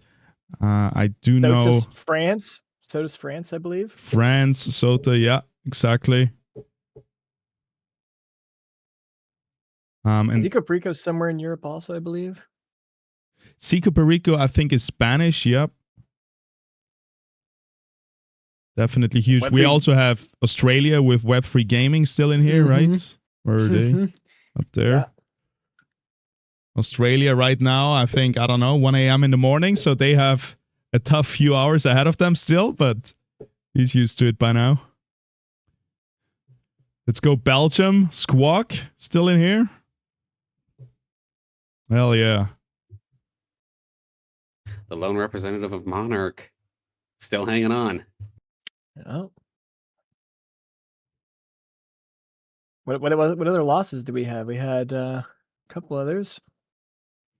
Opa. Okay, we get a little remix because we are getting a reshuffle right now. And we're going to get new lobbies. Okay, what's happening here? Which, yeah, my hands are off. We're going to see how this, what will happen with the score sheet. But this is a really exciting moment always. Because we're going to see our new lobbies. And I'm excited to pick one of these lobbies with you guys. And also with the chat. If you let us know who you want to watch, we can take that into consideration. But we're trying to find something where we haven't seen the players a lot yet on the live stream. And also where it's like maybe a lot of them are on the hot seat here in the bottom 8.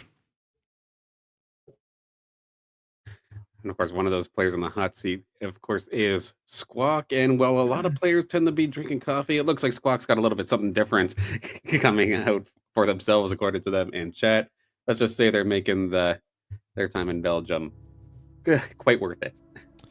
Right now, but the longer the tournament goes, you are on a timer right now. You're setting yourself a timer. It's not gonna get easier with that tactic. I do understand though. I'm in the men's stressed. I'd be stressed too. Oh, 100%. Where is Squawk right here? I'm stressed for you, and I'm not even a competitor. So like, I get it. I understand. I can only imagine. 36 points. Definitely at the hot seat. Needs at least a top 5 finish, I would say. Maybe top 6 still gets you in. Well, Squawk was doing fine, but I think that last game he got 1 point, right? That's a tough one. That one hurts. It really hurts. Oh, we have our lobbies, it would appear. Yeah, we do have our lobbies. Shout out to Erica right here being the magician, the spreadsheet magician. And there we go. We got, well, we just watched Slicks, but everybody else seems to be different. There would be Furies in lobby number 1 as well, who is on the hot seat somewhat. Okay. We've not seen, like, I mean, we've seen one with Oleg, Gazera, and Deshow, but otherwise, I guess we see a decline from Guild as well. But like Fancy Pants, Luis, Unhappy, Nariba. We haven't seen Nariba for sure. I don't think at all this weekend. At the same time, we haven't seen a handful of the people from Lobby 4 either. Let us know in chat. What do you say? 1, 2, 3, or 4? Which lobby is your favorite? And then also casters. I think Salin, you said number 3. Yeah, 3 or 4 in terms of people that we've not seen on stream yet this weekend. Yep. Lobby 3 is going to be interesting too because it's got the remaining Olas besides Detective. Ola Deshow and Kisera. Both on the hot seat. Yeah, I'm gravitating towards lobby 3 as well. I think players are going to be slowly loading in, so we still have some times. And by the way, the tiebreaker between Hasu and Stars from Atlas was the match performance on day 1 because scores carry over. You cannot see it in here, but yeah, since scores carry over, also the tiebreaker takes in consideration all the scores, all the 8 games that we've had so far. And the first tiebreaker is best placement. So if you have a win, you win that. If both have a win, then it depends how many wins. And then only then the next tiebreaker is last game's placement. Okay. How is I'm a Fishy out? Tough finals. It's crazy. Yeah. Yeah. CFGD. That's a question I think a lot of us are kind of asking ourselves right here, right now, given how they were in the regular season. But again, the World Championships, it is still like you got to perform every single weekend, and just unfortunately for Fishy, this is the one where it just kind of fell short. Yeah, I mean, we're asking the question. I'm a Fishy's asking themselves right now. Oh, What I'm sure. was I doing? They must be so upset, knowing that they could perform well in past ones, and getting knocked out. And they probably had expectation to at least make top 16, if not top 8. And yeah, shout out to I'm a Fishy. You've been a great competitor. Yeah, Definitely want to see more of them in the future. 100%. Oh, everybody is, well, not just Fishy, but everybody, of course. And I don't know, guys. I've had a sudden inkling that I might want to watch Lobby 1. I was like, dude, please, anything but 1. But 1 is so interesting. No, I'm just kidding. I won't do that to you, Hollow. Hollow doesn't want to be commentated. I do want to watch Makes me want to do it more. Yeah. I think we're gonna watch Lobby number 1. No, but stream nerves are definitely a thing. It's like similar to stage fright, sort of speak. Like you can be. Like, I remember. Excuse me, story time. I'm silent here for a second, but I remember when working in the esports arena, I'd have these teams that would be basically flawless when they had a room to themselves. Like say a Rocket League team, for example, they'd be flawless the entire regular season. But the moment that we put them on stage to actually play in front of people and put them on stream, they would crack over and over again. Like the stream nerves are definitely a thing. Oh, commentate me all you want, just get me out of that lobby. I mean, fair enough, that is a pretty crazy lobby, that's for sure. I'm gonna sort by total score again real quick. That's cool. Oh, I've messed that up. Wow. Yeah, bro, yeah. There we go. There you go. There we go. Thank you. And so what do we? Yeah. Or go ahead. No, you go. I was gonna say, what do we think the cutoff is gonna be roughly? 48?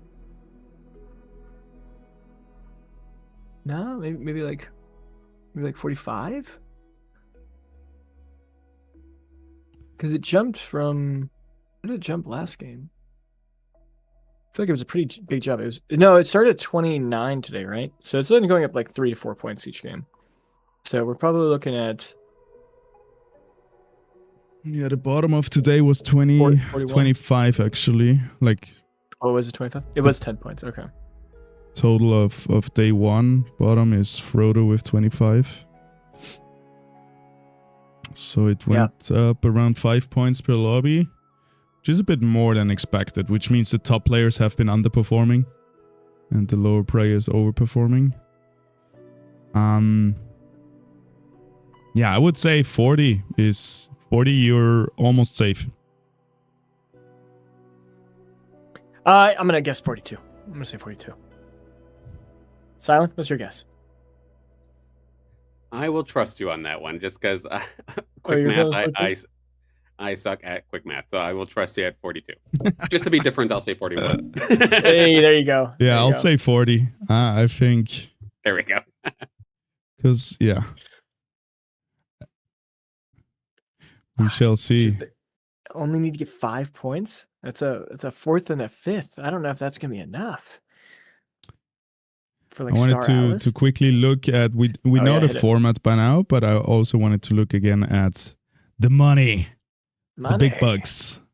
Let's see where we are right now. So yesterday we had half of the people that got knocked out at 400, the other half at $300.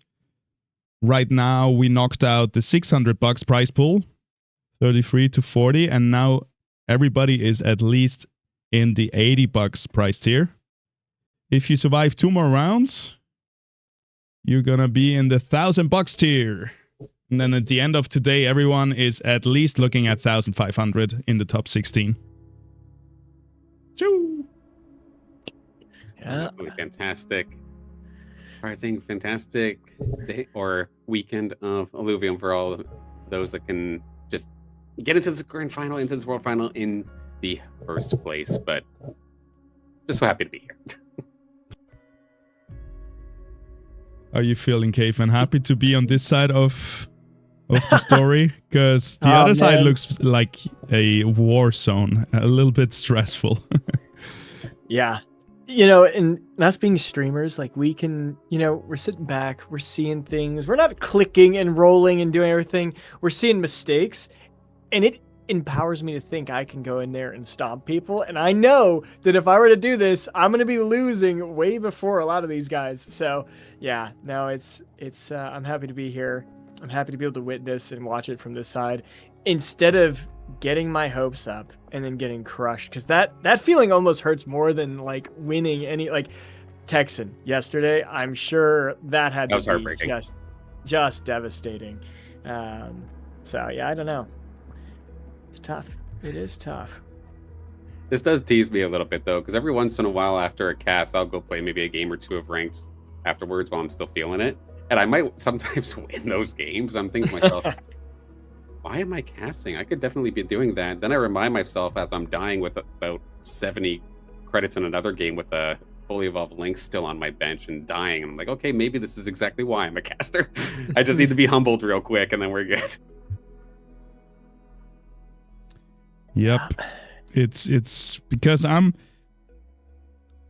not getting so stressed out with tournaments anymore. I've commentated so many. I think that also takes the nervosity out of it. Like, I'm really used to tournaments. But for example, when I'm streaming and I'm trying to, like, even if I'm not talking, just having the camera and having, you know, people are watching, I think that makes it a lot harder for me already. And I always play so much worse on stream when I've been playing the Leviathan tournaments. I'm like, I'm making all the mistakes I always call the players out for, and so much more, because running out of time and yeah, just the mental stack is so much. You have to think about so many things, do so many things, re-roll, reposition, augments, etc., etc.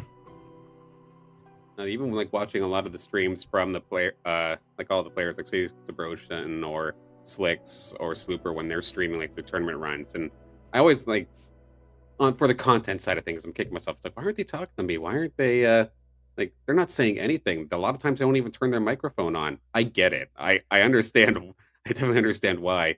Playing as an entertainer and then playing as a competitor, definitely two different skill sets. Yeah. Yep. So Hard to do one and the other at the same time. Sorry, just jump in. It looks like matches are starting. Which lobby are we going into again? Just to confirm. Is there 3 or 4? I think. Yep, I think we're gonna watch 3 with Ola fighting for their lives. I think that was pretty entertaining last time with Phantom. It's cool to see like two guildies at the same time being at the very bottom, trying to make the upset happen. So I'm down for lobby number 3. And Deshow and Guziera are subs 40, so they definitely have some climbing to do to make it out of there. Sounds good. Then after this game, we'll see if there's another lobby that happens to have a bunch of very, very close on the bubble individuals. Yeah, we're gonna have some more information next round. For now, it's gonna be round number 1. The match is starting, so we still have 1 minute until we're gonna join them. It's gonna be Tiger Boreal. The bitter cold forges unbreakable power. All drone augments this stage are stage 3. Oh, we get the best of the best. Let's go. Yeah, that's fun. Everything's hypercharged. A little bit more polarizing though, so not all players are super happy about it, I'm sure, because if you don't roll a good drone augment, it sets you behind a lot. But from where I'm sitting, I love me some polarization. I still feel like that's like the hardest element of this game, is understanding what drone augments are the best. I'm sure there's some tier lists out there that can help you, but like when I first started, before, like when you're first learning the game, you don't know what drone augment is good. They all kind of sound like they power you nicely, but like there are some that are certainly better than others, and if you don't pick those, you're automatically forfeiting placement, I think. Yeah, 100%. The hard part also kind of is that you cannot play, like some are very good with some compositions, so you have to make decisions where either you lock yourself into one composition kind of with your drone augment choice, or you maybe pick something that's not so good, but can still play different compositions. So yeah, there's a lot that goes into it. No, definitely messed up many a game trying to, or picking a certain drone augment and then realizing that it doesn't actually fit the team. Like, say, the battlefield momentum, where you're getting attack speed every couple of seconds. Picking that and then inadvertently, okay, great, I have a spellcaster team. This attack speed is doing me very, very little. I wish I had like energy regen or something instead. But I'm never going to be upset to have more attack speed, but it could have been so much better optimized. Yeah. Do we actually want to watch lobby? Okay, never mind. You're in. As you were. Yes, sir. Bit too fast here. Yeah, am I in the right one? Yeah, it is Guzera. Yep. And it is, who's the second? Ola? Maybe they don't have the in-game tag. To show. Yeah, we have the show and the Reba, Guzera. I just don't see the show. I'm blind.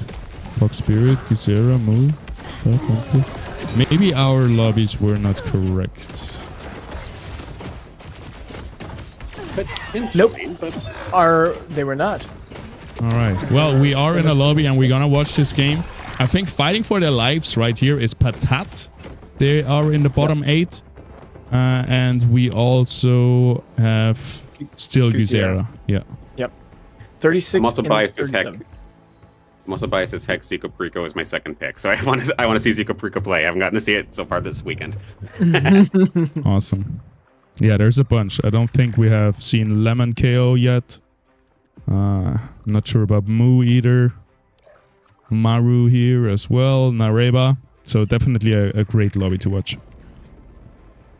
Absolutely, and with the stage 3 drone augment is going to make things interesting too. Granted, it's not a composite chip, but let's be honest, we'll probably find one anyway at some point. So this should be a fun one. Just getting to round 4, so those weapons should be coming up in just a moment's time. There we go. Let's take a look, why don't we? Empath Fire Staff coming out here from Guzera to start things off. Elon Naripa is going to have that arrow edge. That's going to be that air fighter weapon. Maru is going to be picking up the Aqua Blaster for potentially some Umber play a little bit later, while Fox Spirit is going to be the one playing the Rogue, this time with that Burden Cleaver. Moo has the Earth Rogue weapon. Patat has the Emberling Rod for possibly some Invoker play. Lemko does also have the Sylphid Blade, potentially some mud around the corner.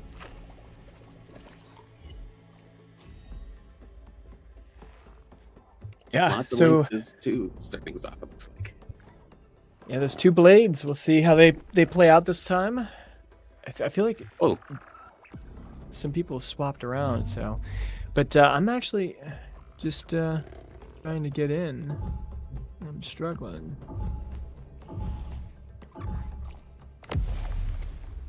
Yeah, I was quite surprised there for a second. I actually missed the second arrow edge there. Zico Perico also has one as well as Lola Naripa. So potentially a lot of fighters going to be coming in through this time, it looks like. And one thing I was going to mention as well is we have a ton of lynxes on the board. Look at that. There's 4 people, maybe 5 people, at least with 2 lynxes on the board or already have an evolved version. Stoic Lynx is going to be the one right now. Which nature, not 100% sure just yet. We'll take a look in a few moments' time, of course. But it seems like people really like when the Stoic Lynxes do show up, especially if it happens to be the nature or the Earth variant. They can kind of stand alone as your main front line. It fits in with a high bulwark-related team, and especially here for Patat, if you're going for some sort of spellcaster, that Scion or Invoker kind of style, adding that Lynx with your Axon with your Caradulo is a fantastic pickup as well.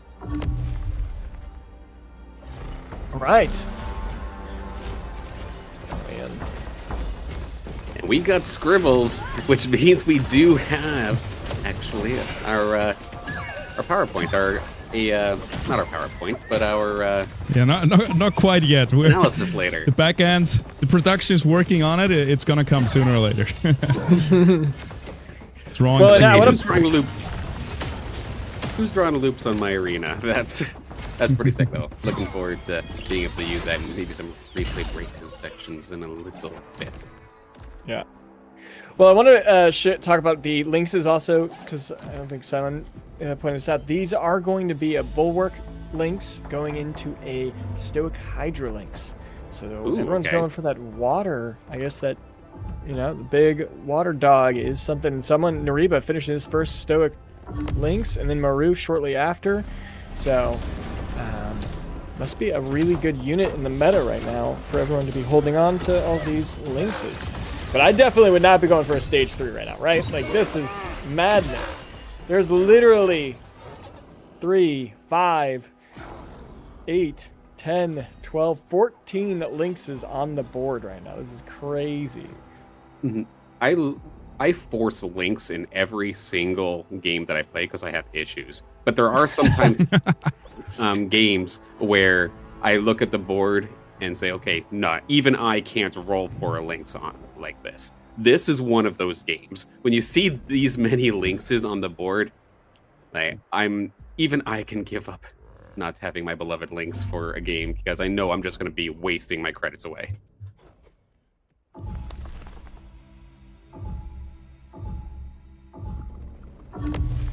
So looking at economy real quick, Nariba sitting at 39, Guziera sitting at 63. Some big differences there. Guziera going in, trying to keep his win streak against LMKO. Can he hold it here?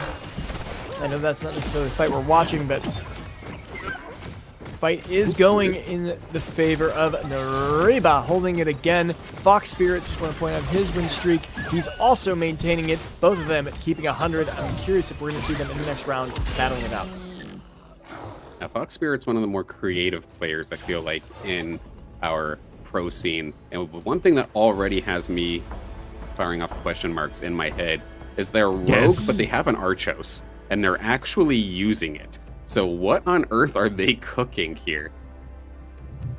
Yeah, I mean, they got Revenant right now, but they are going against Nariba. So Nariba already has Berserker online as well, so they both have their little composites set up. But will the Revenants beat out the Berserkers? Synergy-wise, it's air versus nature. I would say this is in Fox Spirit's favor right off the back. Let's see how it turns out. Players. It's going to be Go for it. the Berserkers here on the backline already doing a great job. Sorry, the Rogues here, the Revenants in the backline, trying to get through the red side of things, but they're kind of stuck here in the corner. And those tanks are tanking forever. Grocko big stun into 3 red units. But Grocko will fall eventually. Now it's all down to the Arcos to hold the line, but that's going to be it. It's going to be goodbye for Fox Spirit's win streak here. Nariba holds on to theirs. Yeah, just no damage potential. Yep. Everything was still so full health there on the side of Nariba. Putting them in a very, very nice spot. Plus, you got what? You got the Lynx doing stuns. You have the Kukaloos doing stuns. Very, very long stuns at that. You do also have Dust online here for Nariba. So half the time, the little damage that you do have from your auto attacks, I mean, they're not hitting anyway. So a nice little setup here. And that is a fast level 7 coming out here from Nariba. Yeah, I'd actually like to watch Nariba versus Patat. Patat is in the hot seat, and he's got double Lynx, trying to set up a big barrier for that Emberling Rod. And now he's going to be casting on a single Lynx that's not going to get very much utility for that cast. Does burst the Stoic Lynx down to half health, but all of his units are failing. Will Patat fall here? Here comes a big second cast. This one's actually going to hit 3 units. Big cast? No, it's not. It's only hitting 2. Only the Kukaloos. In addition, all of these units are still holding, though. There's so much tankiness on both sides, but Patat is getting torn down here. Nariba holding his win streak, and Patat taking a hit. Guziera, the other one in the hot seat, down at 60 HP already. That's not looking good either. And how is their future looking like? Are they looking at least uncontested? Or is it going to be hard for them to dig their way out of this bottom spot right here? I actually think Guziera has a good opportunity with the Flame Warden staff. No one else is doing fire, so there's a good potential to go deep into fire, but I don't think he's just finding the units that he needs. He has been rolling. He's only level 6, whereas Nariba's already at level 7. Like We got Zika Pat's not in a Preco. bad spot either. Like, nobody else is really going for many of your spellcasters. Granted, there is one TNT on the board, But the one thing I hope Patat doesn't hang themselves up on here. Okay, you've got your front line, you've got your Axon and Caradulo. Now we need to start pushing levels instead, as much as I know you want that last couple of Lynxes to get that fully evolved one. Look at how many of them there are on the board right now. I think there's 5 Stoic Terranix, it's just Stoic Lynxes. You are unlikely to be able to get that fully evolved one here today. Look at that. They're everywhere. Yeah, Guzier opted for a early Rampy. She did a significant amount of damage, but it didn't get a reset, didn't get that healing. Losing to LMKO, putting him at 50 HP already. Zico Perico also at 55. Looks like there may have been a disconnect on his part. Oh no. That is unfortunate, as we are coming up soon to round number 13, but usually it takes like 20 seconds to reconnect, so should be right back. And it's a PvE round, so it's a good time to have that. Yep. Okay, Patat is rolling. He got the Axodon. Oh. So he is going for a big front line. He's already got the Cardillo too, so he's got Toxic now. And I mean, imagine he was trying to go for the Stoic Lynxes, couldn't find them. He's trying to go for the Cardillo as well. A TNT, maybe? He's not getting anything, really. Okay, an Axodon's nice, but it's not the Axodon of old days that could 1v8. It is just a nice tank. Yeah. It's a lot of resources dedicated to that, but he's still sitting at 80 MP, so he's looking pretty wealthy still. It does have Harbinger though, so I hope those augments will go over from the Lynx to the Axodon.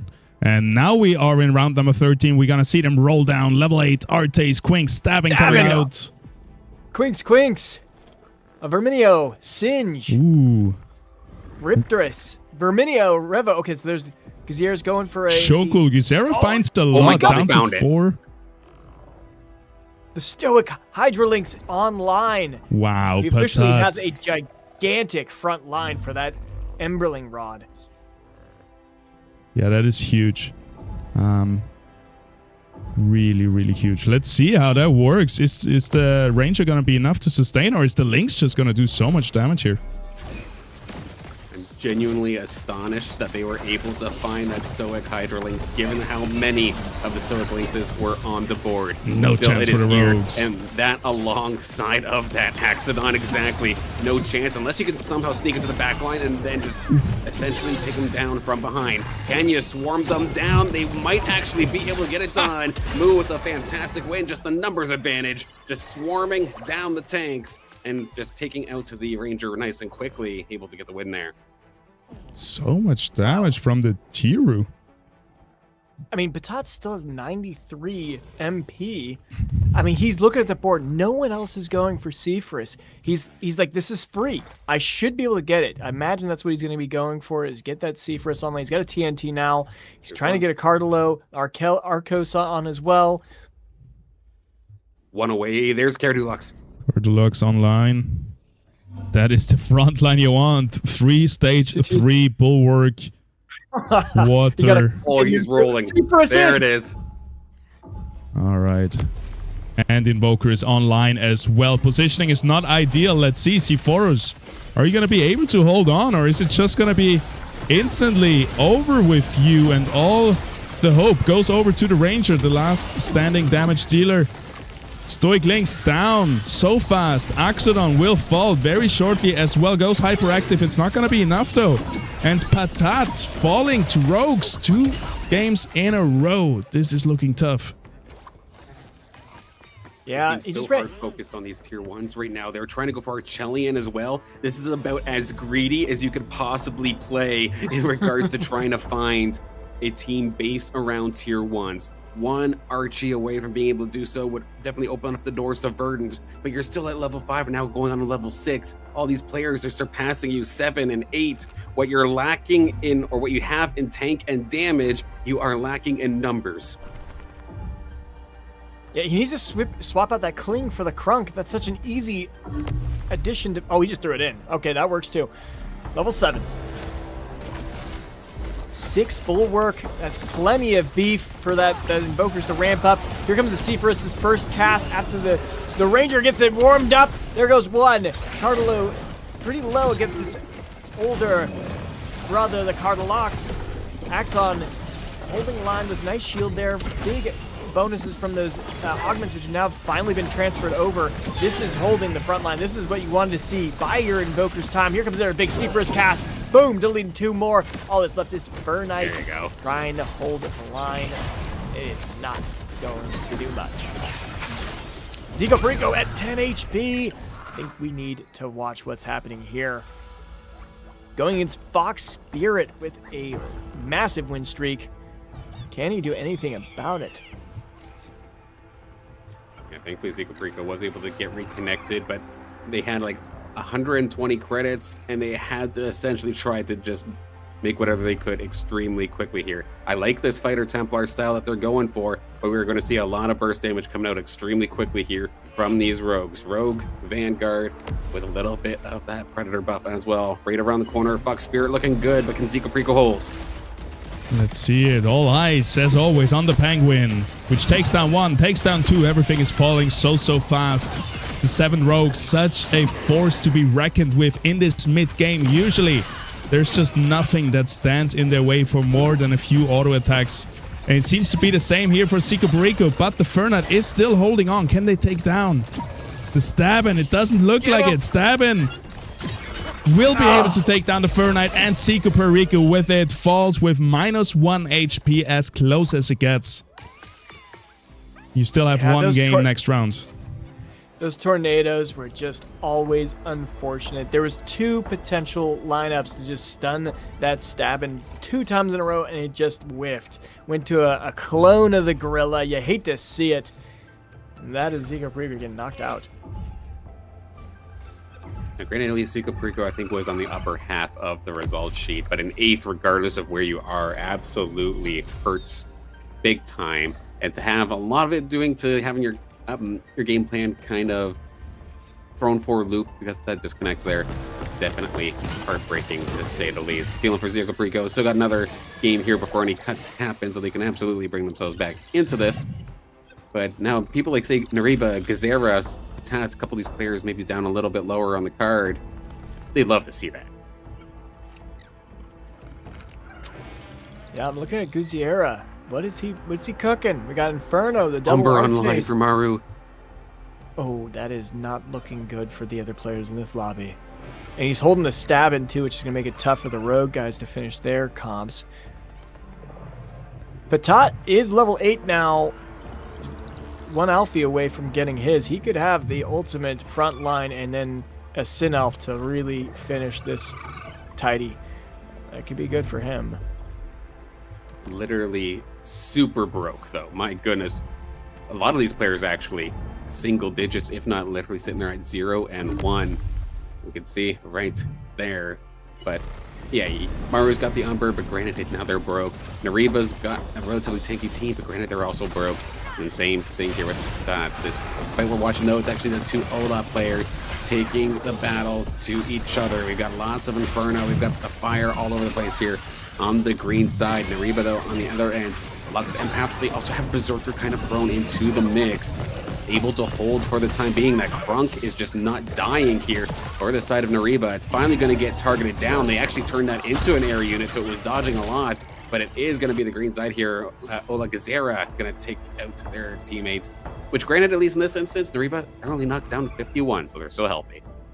Yeah, and I want to point out that Patat managed to survive his fight too, taking down Oxma, getting rid of a rogue, at least beating him rogue, so that's key. Monarch online for Guziera, that's going to be huge as well. But nice. Patat is going against the Umber now, and that is looking scary.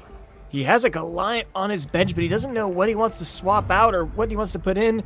What's he going to do? Is he going to make a last-second swap and change this Stoic Hydrolinks? He is! Yep, there it is. Because getting Granite online is key. Here we go. Let that Umber find an avenue. Yeah, eventually there's a point where You might be holding the links, and it's like, thank you for your service, links, but I have something else that needs to replace it right now. And right now, that Goliath is going to be that spare unit. That Umber, I think it just immediately got focused down and destroyed, actually. So it is not going to be able to capitalize on these Omegas with the untargetable. It just got focused and completely exploded. Right now, this is looking pretty good for the Invokers. A stun coming out here from the Goliath on the red team is going to not stop any casts. But a good shot, actually, from the Sephora getting a double. I see it's a 3-on-2 and a huge snipe coming out here from the Ranger. It's all steamed up. We're all focused on the Umber. The Ranger is steam as well, just ramping the entire time. And God forbid if they have resistance piercing as well. No wonder it nearly one-shot the Sephora. But Patat did just finally get his Sin-Elf. Now he's got 3 Invokers online. And you know, the Goliath ended up actually being not helpful because, I would have actually kept the water links because he didn't even use it, but he got Archelion on. He's got Verdant now as well. Oh, all right, my. that build is coming together nicely. The only thing really missing from here is the Blotto, which we have seen many times in the past is one of the big win conditions.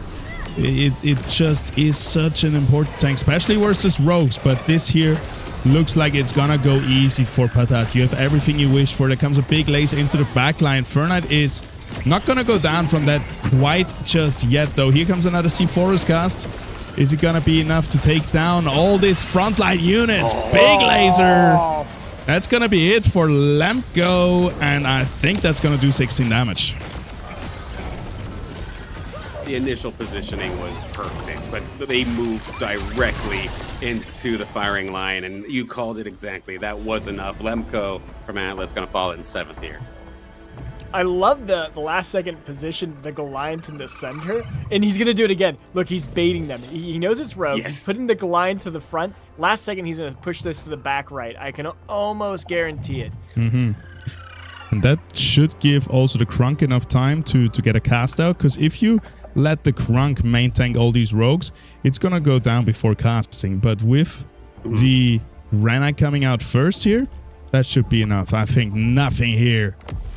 No chance here for a move, I think. And there it is. That last minute move on the Goliath does make it so there is a little bit of a lineup. But the furthest thing away right now is going to be that Quake. So the only thing going to get shot by this Sin-Elf is going to be the Goliath and the Quake. So not much value right now. But the Sephoris, of course, and that Ranger is still going to be packing a ton of damage. It's kind of stuck dealing with the other Ranger right now, but it should eventually take him down. There it goes. This second shot, though, was pretty good. It actually went for the Cub, it looks like. And it took down 3 with 3 of those rogues gone. And the Penguin extremely low. Sephoris, the windup, and the shot takes down 3. A perfect little triple kill to finish the job. Now it's just a matter of Sephoris taking care of the support, and that is going to be a big loss here. We lose 2. We lose Ola Nariba. We lose Moo from Hype. You know what's interesting? I'm actually curious if Nariba gave Guziera a win at any point in this, just to like, hey, let's get Guziera up there, okay? You know, try to keep your teammate in. I doubt it happened, but I'm just curious if anyone in this tournament is considering their guildmates at any capacity, or is it just I am in it for my own money? Yeah, I think if there was actually some sort of evidence for that, that'd be a DQ. But I mean, at the same time, like subtly, I would imagine that you're trying to like keep your teammate in mind, but at the end of the day, similar to say motorsports, for example, like say for like a Formula One kind of thing, sometimes your teammate is your biggest rival, and you might help each other before the race, but in the race, it's anybody's game. I imagine it's very, very similar nature here in the arena. Yeah, I forgot about that rule. Yeah, definitely. Don't do that. Yeah, that'd be a problem. Don't do that. Yeah, no win trading No team going orders. on here. And if there is any obvious signs of it, you would be disqualified. So I don't think any of these players are going to risk it, because not only are you going to be out, but you're also going to lose all your prize money. So there's too much on the line for these players. And we know how good they are.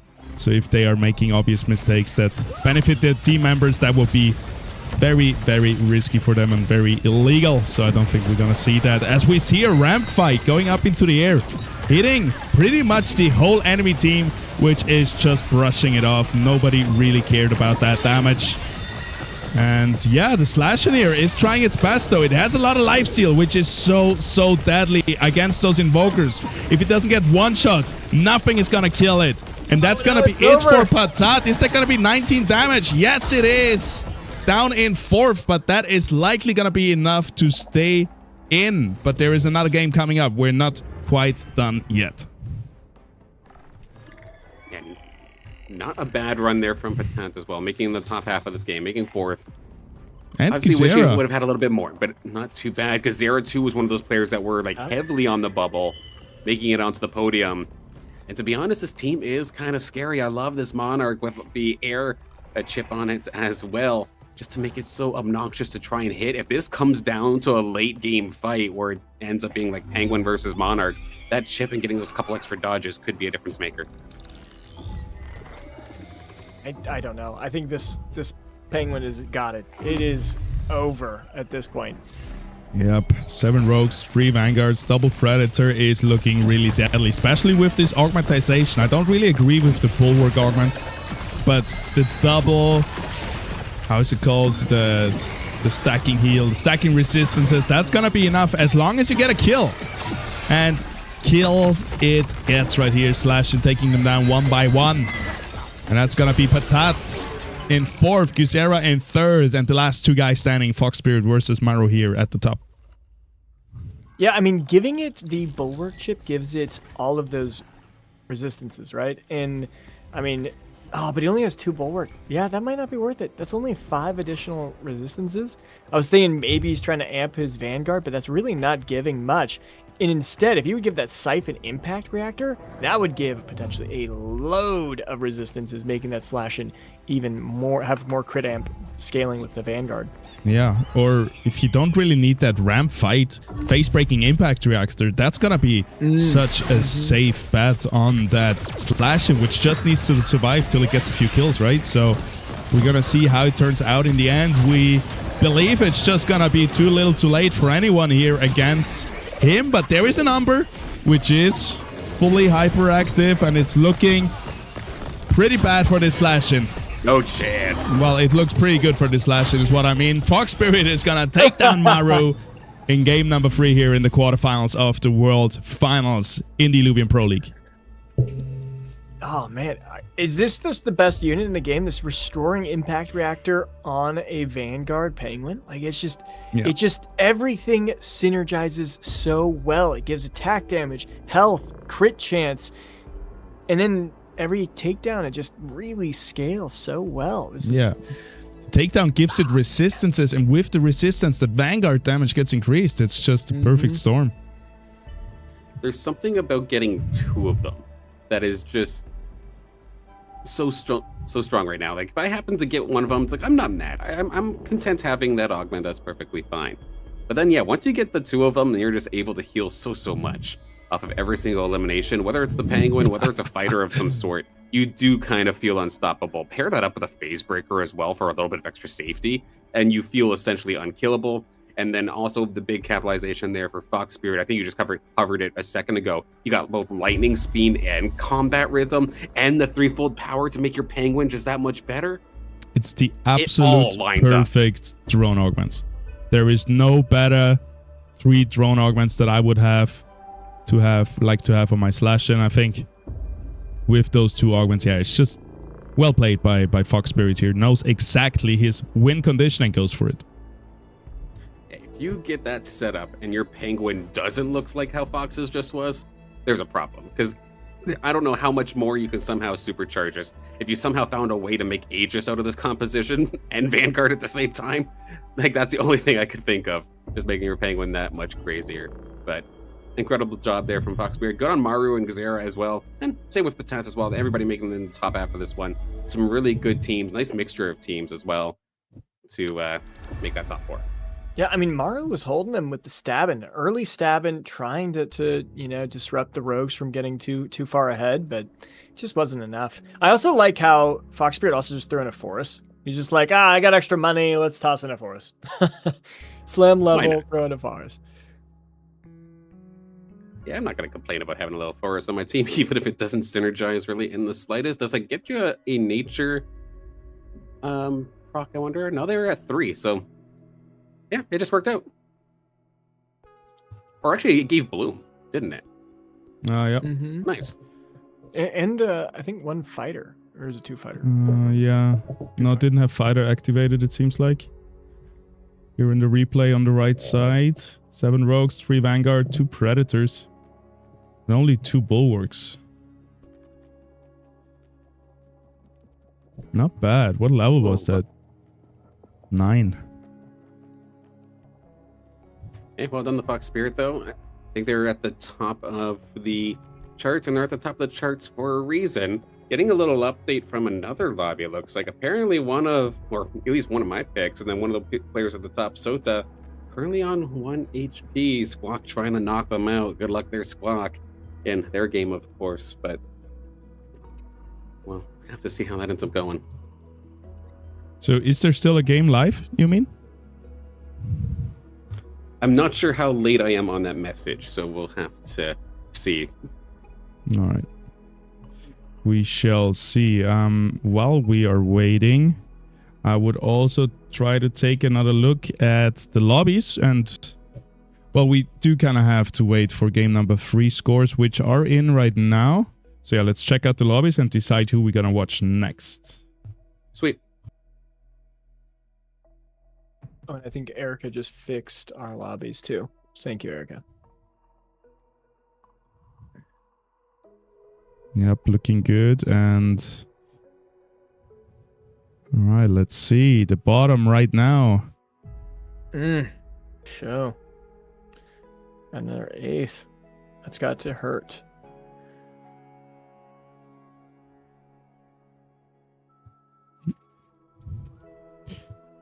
Let's see here. There we go.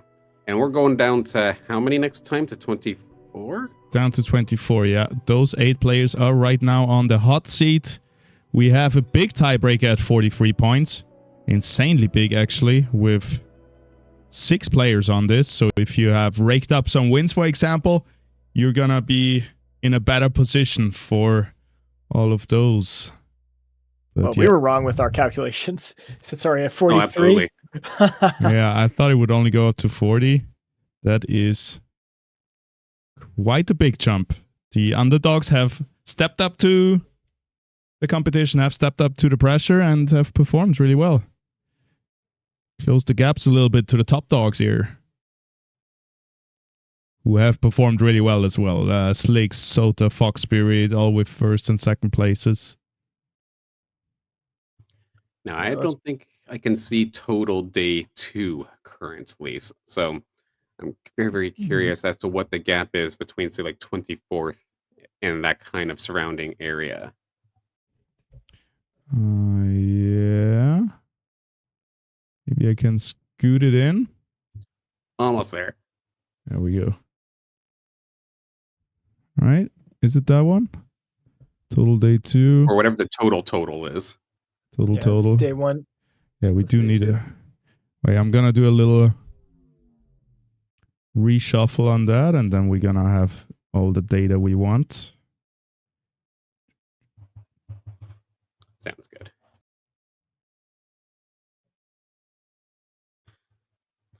Well, Yeah. couple of close battles towards that that cutoff spot, though, from at least the data that I was able to kind of see beforehand. The one thing that's going to be kind of painful, I think that 8th for Zico Perico now does have them right now above the cut line, but it does have them within striking distance where if something happens again in this next game, like they could fall out of here. And I know I'd definitely be heartbroken. One of the players that I'm rooting for here in this tournament personally. So we'll have to see. Hopefully no more disconnects there for them. Yes, sir. Yeah, Patat only climbed out of 5 spots getting that 3rd place or 4th place. So he needs to have he needs to get a win, I think, to really secure his victory. A win. Tough for that. At least the 2nd. I don't know. Now I'm thinking, I mean, it jumped up 8 points for the cutoff. So if we think Is it going to jump up 8 points again? Or what's it going to I jump up? think that was like a big jump that isn't out of the ordinary. So I don't think it will do it again. Because, yeah. That just means all the bottom players have just outperformed the top players. I don't think that will happen regularly, but it can. It could. Or I think that means that the mid is pulling away from the bottom. That's what I think that means. No, I guess you're right. Yeah, we'll see. We will see. Okay, here we have our top 32 with all the data we need. 3 more games to come. We are at the half points here. Okay, so this is actually really, really interesting. Like, it may be, unfortunately, a little bit much for stars and to show at this point. It looks like, yeah, that's kind of rough. But look at how many players are within 41 and 43 points. That is plenty, and I'd argue all the way up to say that maybe 46 could be threatened as of this moment. Which again, Furies hanging on by a thread. Yep, 43. Definitely here is a big jump, right? From 43 to 46. Yeah. So I think whatever has the most in this area, we should watch. Lobby 2. It seems like 2, yeah. We got 4 players in there. Squawk, John Aquino, GM Phoenix, Decline. Squawk had a big win here. He needed that 7 points because that contributed big time. 7 out of the 12 for day 2. So he's only had 5 points out of his first 2 games. Yeah, but he got one and a fourth on his first 2 games. Yeah, he needed that big jump. Representing Monarch. Holding the line. Maybe I missed the context there with their message in chat earlier. Maybe because Soda actually won that lobby. So did Soda win and Squawk falling in second while Soda was at 1 HP? That would have been rather crazy trying to understand the context of the message. But for Squawk in particular, that's a fantastic finish still. Second, big points. Yeah, I think we watch that lobby 100%. Yeah, lobby 2 is scary. Like, oh my gosh, you got to be sweating bullets. I mean, I guess if you get 4th, you're pretty much safe, right? I'm excited. I love this format, man. Every 2 rounds, people are getting knocked out constantly. Anxiety-inducing matches, lobbies.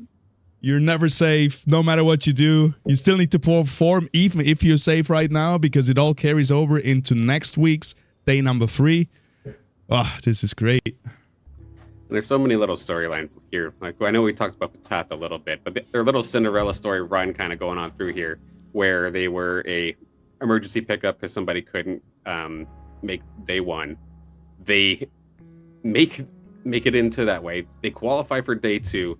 They are still within striking distance of continuing. And I'd kind of hate to see their run end up falling here. And then for Wolverine, player we don't necessarily talk about too often here, but they were on fire at the start of day 1 yesterday. They were up in the top 10 easy.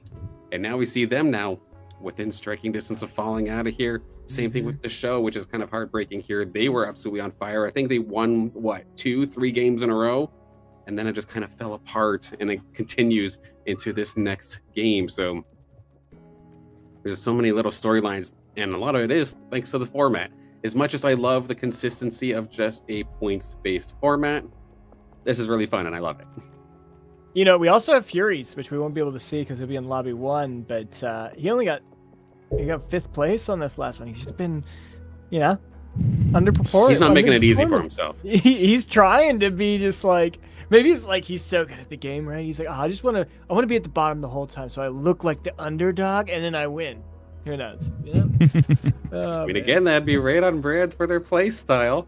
But I imagine, you might need to get checked out for blood pressure after that, because I could only imagine that you're running high the entire time.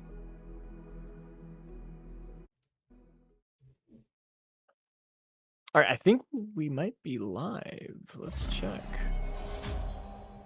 Yep. We are just in time. Yeah, this one's going to be intense. 4 players all within that bubble. And we get Halcyon C. The sea brims with new choices. Gain 1 stackable free shop reroll each round. I like that one. All right, players are picking their weapons. We don't see all of them just quite yet. But we have weapons coming in. Aqua Blaster for Unhappy. Quake Maulers for GM Phoenix. Gale Wind Bow for Sota Hype. Vinebound Cleaver for John Aquino from Sura. Aqua Blaster, another one for Decline. Ripple Flail from Squawk. Sylphid Blade for Web Free Gaming. And then Flame Warden Staff for Sea Bruchison. Yeah, I mean... Go ahead. Yeah, this is going to be crazy. Very competitive match going to be happening here. 2 rogue weapons also going to be battling it out. The 1 fire, Zebrosian should be decent. Should be uncontested as of now. Galewind Bow, we've seen a lot of this. Has it performed the way that we've expected it to? I can't remember, actually. Feels like I just data dumped all of the games I was playing before. No, I definitely understand that 100%. But, I mean, I feel like, was it Fox that had the bow at some point? Had like Templar kind of going on? It might have been, like, I can't remember off the top of my head here, but one thing that just stood out to me, I did not realize, Zebrosh is hype now? Damn hype. Oh, all right. That is new. That is new. They are onboarding. We've seen a lot of Portuguese players going over there because yeah, I think there is great play sessions going on or whatever. But it has been very inclusive, I think, the practice for the World Finals. We have always seen, or I've seen a lot of just open lobbies in the Illuvium Arena chat for skirmishes. So I think nobody was really excluded for giving their best practice into coming into this World Finals. And just a reminder, the 4 we're really watching. We have GM Phoenix, John Aquino, Declan, and Squawk. And Squawk trying to hold it. He's got a 100 win streak right now. Can he keep it? And I think we've actually seen this before where he's able to do a really good 100 win streak, but then he just can't pull the ending. We'll see what happens this time around. With there being so much water in this game, it is going to make things at least a little bit annoying, but at the same time, because they have the purple bulwark and is likely going to transition this into like toxic Aegis, as long as you find Caradulo and as long as you start building up towards your Riptorus or your Rip Lance, that's basically all the water you need. You can kind of splash other things around it in terms of like a tank line and be completely fine. I'm interested to see that they've picked up the TNT really early on here into this one. Is there anybody really going in poker? I don't see the potential unless it is with the Aqua Blaster, but even at the top here with a different playstyle, Squawk looking maybe mess with a couple of these players. Yeah, I actually think this was a diff of the empath actually trolling himself there. Because of the empath, there were so many shields for that TNT to break, and you just had so much extra damage was coming because it kept popping shields. With the breach pulse reactor. Yep. Yeah, 25% additional damage amp is a lot. And what I imagine happening is those missiles don't connect at the same time for each unit. So like it might hit one, and then it'll trigger that the other 2 missiles have that bonus 25% damage. I'm actually curious about if that's how that works. It just like resets the timer kind of thing. It just keeps the damage amp going. That is, yeah. Yeah, that could be good. I know we've seen it before with like a Monarch, for example. If you stack to multiple of them, and then I think the amp stacks. That is pretty disgusting when I see that happening, but at least for the TNT, it just increases your uptime on having that damage amp, which is still extremely, extremely valuable. Got Squawk going against Sota here. Sota obviously clearly doing well. Got a Mule early, fully augmented up. Level 6, slam level 6 last second there. Trying to break Squawk's win streak. Here we go. Yeah, Sota trying to get Squawk out of here. Squawk at the bubble, right? So Squawk needs this to be a good game. At least the top 4 to be safe. But it looks like Sota might be able to break the win streak here. Hyperactive backline is looking really strong. And I think they're going to be able to clean up Squawk's team here. And... oh, actually, I was wrong on the numbers. That was Squawk dominating Sota, and he keeps on the win streak. That little fern, like, I think Caveman called it out. Those tornadoes were pretty disgusting. It was hitting like 4 or 5 units at the same time, doing and some he already big, has big damage. A Fernite. That's such an early Fernite. Wow. I mean, in this case, it's not going to do well unless he throws a Grocko to the far left. He needs to do something so that the tornado will actually hit a variety of units. But I imagine he's going to pack, and then this tornado is not going to have very much utility. Ooh, the Revo is in a bad spot. He actually has something to throw that tornado to. Yeah, that could be a little bit devastating. We see the lineup exactly right there. Going to be going right through the Tiru as well as maybe even the dash. And it won't matter that it's untargetable. Does fire it on through. That's some pretty decent damage. But look at the Swarm. They're just going to be able to outnumber them big time. Beat them down. And that win streak is going to violently end here as GM Phoenix puts on the hurt. All right, we're going to watch Phoenix for a little bit. What's he rolling with here? Just a typical rogue comp. He does have 3 Revenant already. That's why. So much sustain already with all those shields. Even with the TNT getting the bonuses off of that, it did not matter. Nicely done. And now that's going to make actually decline. The leader here in this lobby does have heavy water once again. And we do see even the Arcane Link's going to be making an appearance. Has that water chip onto that with a little Alfie as well. But now we have GM Phoenix up against Unhappy, where we're seeing even more water. But unfortunately here for Unhappy, I really don't see much damage. You have the Choral, yeah, you have the Riptor, but there's just little babies. They're not going to be able to pack the punch necessary to get through this, right? No way.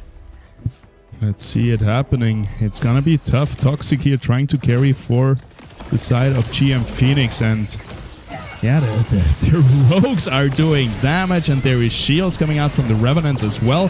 No chance for GM Phoenix. Absolutely melted away in just 16 seconds right there. Unhappy down to the bottom. I do love the position that G Phoenix did. He actually didn't just backline his tanks. He shifted them up a little bit so there was room for the rogues to jump behind. I think that's actually the optimal way to do it if you're just trying to spread the damage of the rogues. But when you have a whole bunch of stage 1 bulwarks, it's just not going to be enough to hold you. Declan Guild holding a nice win streak here. Going for the Arcane Links. Got a, it'll be a Terra Links. I don't know if many people are going to be going for that, but has 1 Alfie online already. Has the Harbinger. So he has a decent setup already with 5 bulwark. That's looking pretty solid as well. Going at Squawk, 2 leaders going down head to head. Here we go. Lining up this Lynx ever so slightly, so it would have been able to hit the Fernite, but I think there's a slight position there from Squawk to just move that Fernite over. It is not going to get hit on this first cast. But how about the second cast here from the Lynx, right along the right-hand side? What a move, actually. The bulwarks completely dodge it. Air ball coming out here from Declan's Arcane Lynx. But right now, the Caradillo and the Alfie are doing a fantastic job. Nice third shot in this one. What a nice shot from Fernite as well there onto the Ranger. But now there we go. The numbers aren't actually in the favor here of Squawk anymore. The little win streak they had going on might have just been shut down here, no matter how well those Illuvials tried to dodge the Arcane Lynx. They could not dodge the Ranger, could not dodge the Alfie, and the Caradillo doing a fantastic job of holding, as again, they have that same augment that we talked about earlier, the restoration one, just making that Caradillo so hard to kill. I'm curious when he's going to put that on late game. Do I know a number? Is that what that's going to be put on later? I mean, potentially. I already got the Alfie, though, yeah. I don't know. Right around the corner here for round 13, which we know is where things start getting crazy in terms of the roll-in.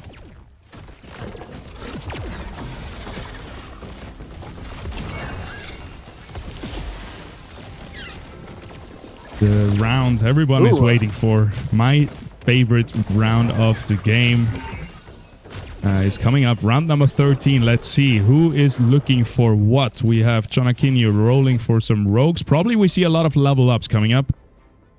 So we see it. Riptorus, level 8 here for Unhappy and Decline. Quinks, Matu, Flood, Jokul, Crunk. Quinks, another level 8 here for the bottom. Twine coming out for Squawk. Quinks, Raylu, Sinalf, Twine. So now the Sinalf and the Invoker is active as well. Arte, Stab, and Rake. It is going crazy. Decline trying to solidify their win streak. Another level 8. Pretty much everyone now, or at least half the lobby, is on level 8. The other half is still on level 7, trying to roll a little bit more. Everybody is down in gold. Crazy round number 13. Let's see how that'll affect our first fight here with our leader. Decline, of course, one of their big pickups is going to be that Rake now being on the squad. Currently in the backline, getting completely shunted away there by that Mammoth, going directly into their Alfie, putting a big chunk down onto them. Meanwhile, on the red side here for Unhappy, finding that Sinolf was huge, but it is getting blasted currently by the arcane links here on Decline, and that Rake is still right there as well. Good chunk going into that Rake, but it's been able to cast. It's been able to stay elusive, but there we go. The Ranger actually takes it down. That should leave the door wide open now. Decline is going to end up getting taken out here. A big win from Unhappy. And Unhappy needed it too, because he is using that Aqua Blaster as well. They're fighting over the exact same units. He needed to hurt Declan, take away his win streak so that he can catch back up. He needs that time. He needed to break that, and that was really, really important. I also want to take a second of looking at this Riptorus from Web3 Gaming. Triple overflowing impact reactors, just gain a 20% attack damage for each of those. What is this attack damage base? Not to mention it's being ramped up by some Aegis buffs. It's 172 right now. I don't know if it's going to get ramped up after the fact. I mean, I've heard of a glass cannon, but what if it's just super tanky with Aegis as well? We'll have to see how that performs in a little bit. But we have Jonakinho, one of the players currently in one of those bubble spots up against Sota, for having a very, very strong run so far here in this tournament. But right now, as it stands in this fight, Jonakinho's looking pretty good. Actually, a rather even fight into this one. The Penguin's still alive. Good charm coming out here from the Quinks. But the rest of these rogues from Jonakinho are going to be able to capitalize.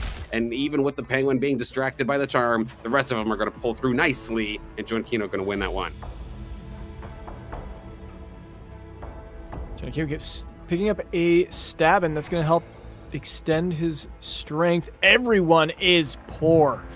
19 MP is the highest, and they just locked in a Blotto with Aegis, 3 Aegis on a Riptorus. That's exactly what Web3 Gaming is trying to do, but he didn't get it. That is going to be hard for Web3 to come back. Squawk looking in a better position there, but we are watching Jonakinho versus Web3. There's that Riptorus with 3 augments. Let's see how... Really wanted to see. Go for it. Yeah, we see the right Riptorus here. Triple overflowing impact reactor. It's gonna be unkillable. But in the meantime, all your teammates are dying while you're running around here in the backline, being a little bit useless, to be honest, Riptorus. Let's get back on it. Your team actually has carried you to victory here. And Web3 Gaming is gonna take down Jonakinho. When you set your unit to patrol mode and then your opponents are just sitting right on the outside, not actually triggering its activation distance, that was that Riptorus in a nutshell. But good on the rest of the squad there from Web3 to just kind of pull through. Wow, Squawk lost his fight against whoever he was, even with the Blotto and 3 Aegis. Really rough to see. Jonakinho going against Unhappy, who managed to beat Declan and has the better blaster comp as a couple rounds ago. Can he beat this Rake with some decent augmentation? 5 Bulwark. That's a very tanky Rake, actually.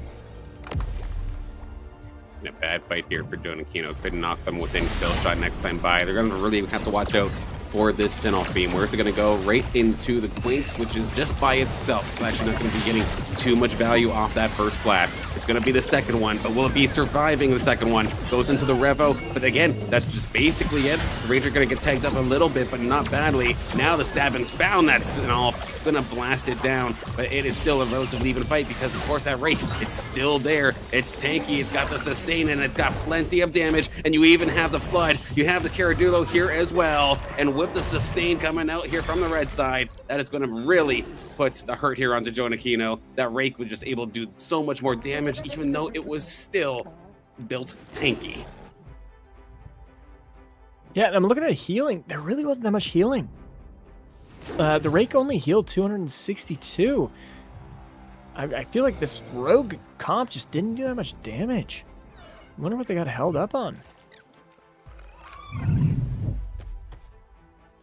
Now they're within kill shot. Sota also within kill shot. Come on, the one time I actually get to see a Sota game, and he's going to be within kill shot. Come on, Sota. But this is like I'm not too worried about. I guess Sota, if they do have a rough game here, they were still sitting pretty up in the top half of this tournament. But Jonakino, that could be the make or break difference of them moving on to this next round. Yeah, remind me, all the players that are on the bubble right now are Jonakino. Squawk, Declan, and GM Phoenix.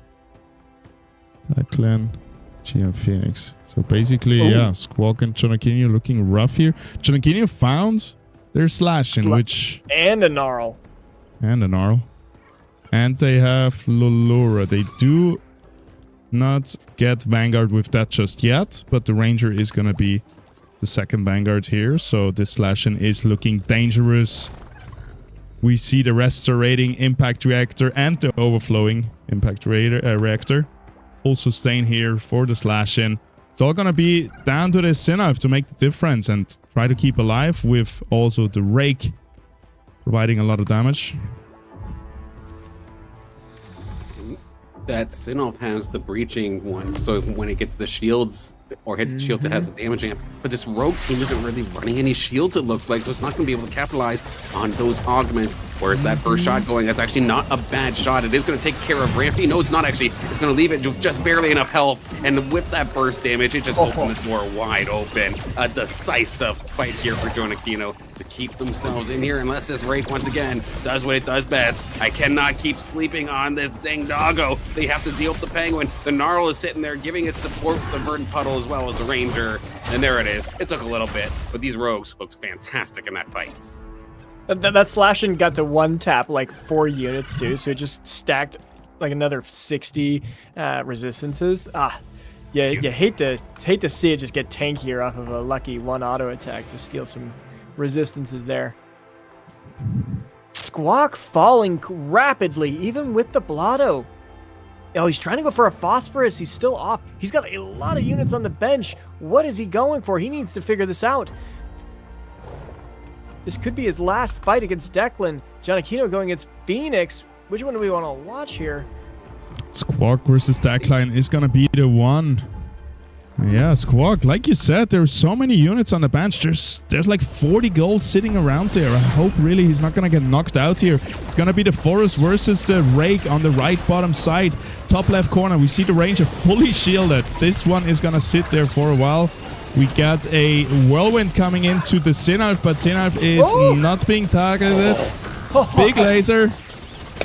Rake is still holding on, gets another cast out. And the Blotto sitting comfortable in the middle. Phosphorus, the Forest going into the backline, cleaning up. And that's going to be it for the Klein. Squawk holding on. Jonakino out. And that's most likely going to be his tournament life being taken away from him here. And Decline not able to beat Squawk. Just like 60% HP to Blotto? What's happening here? 17,000 damage from the Ranger. Okay. There was almost a heartbreaker scenario there for Squawk. That Riptorus was so close to taking out the Rake, but the one final cast actually made the Riptorus go elsewhere. It was sitting at 5% HP, and that might have been just enough time. Phosphorus is here, the big carry from the squad, now going to be Aegis buffed. Just get this in the right position. You have to find the right targets. If this thing somehow gets exploded early, it could be problematic for this entire team and Squawk's entire tournament run. Oh my gosh, this thing's gonna go super hyper too. 286 base attack damage. Here goes a big snipe.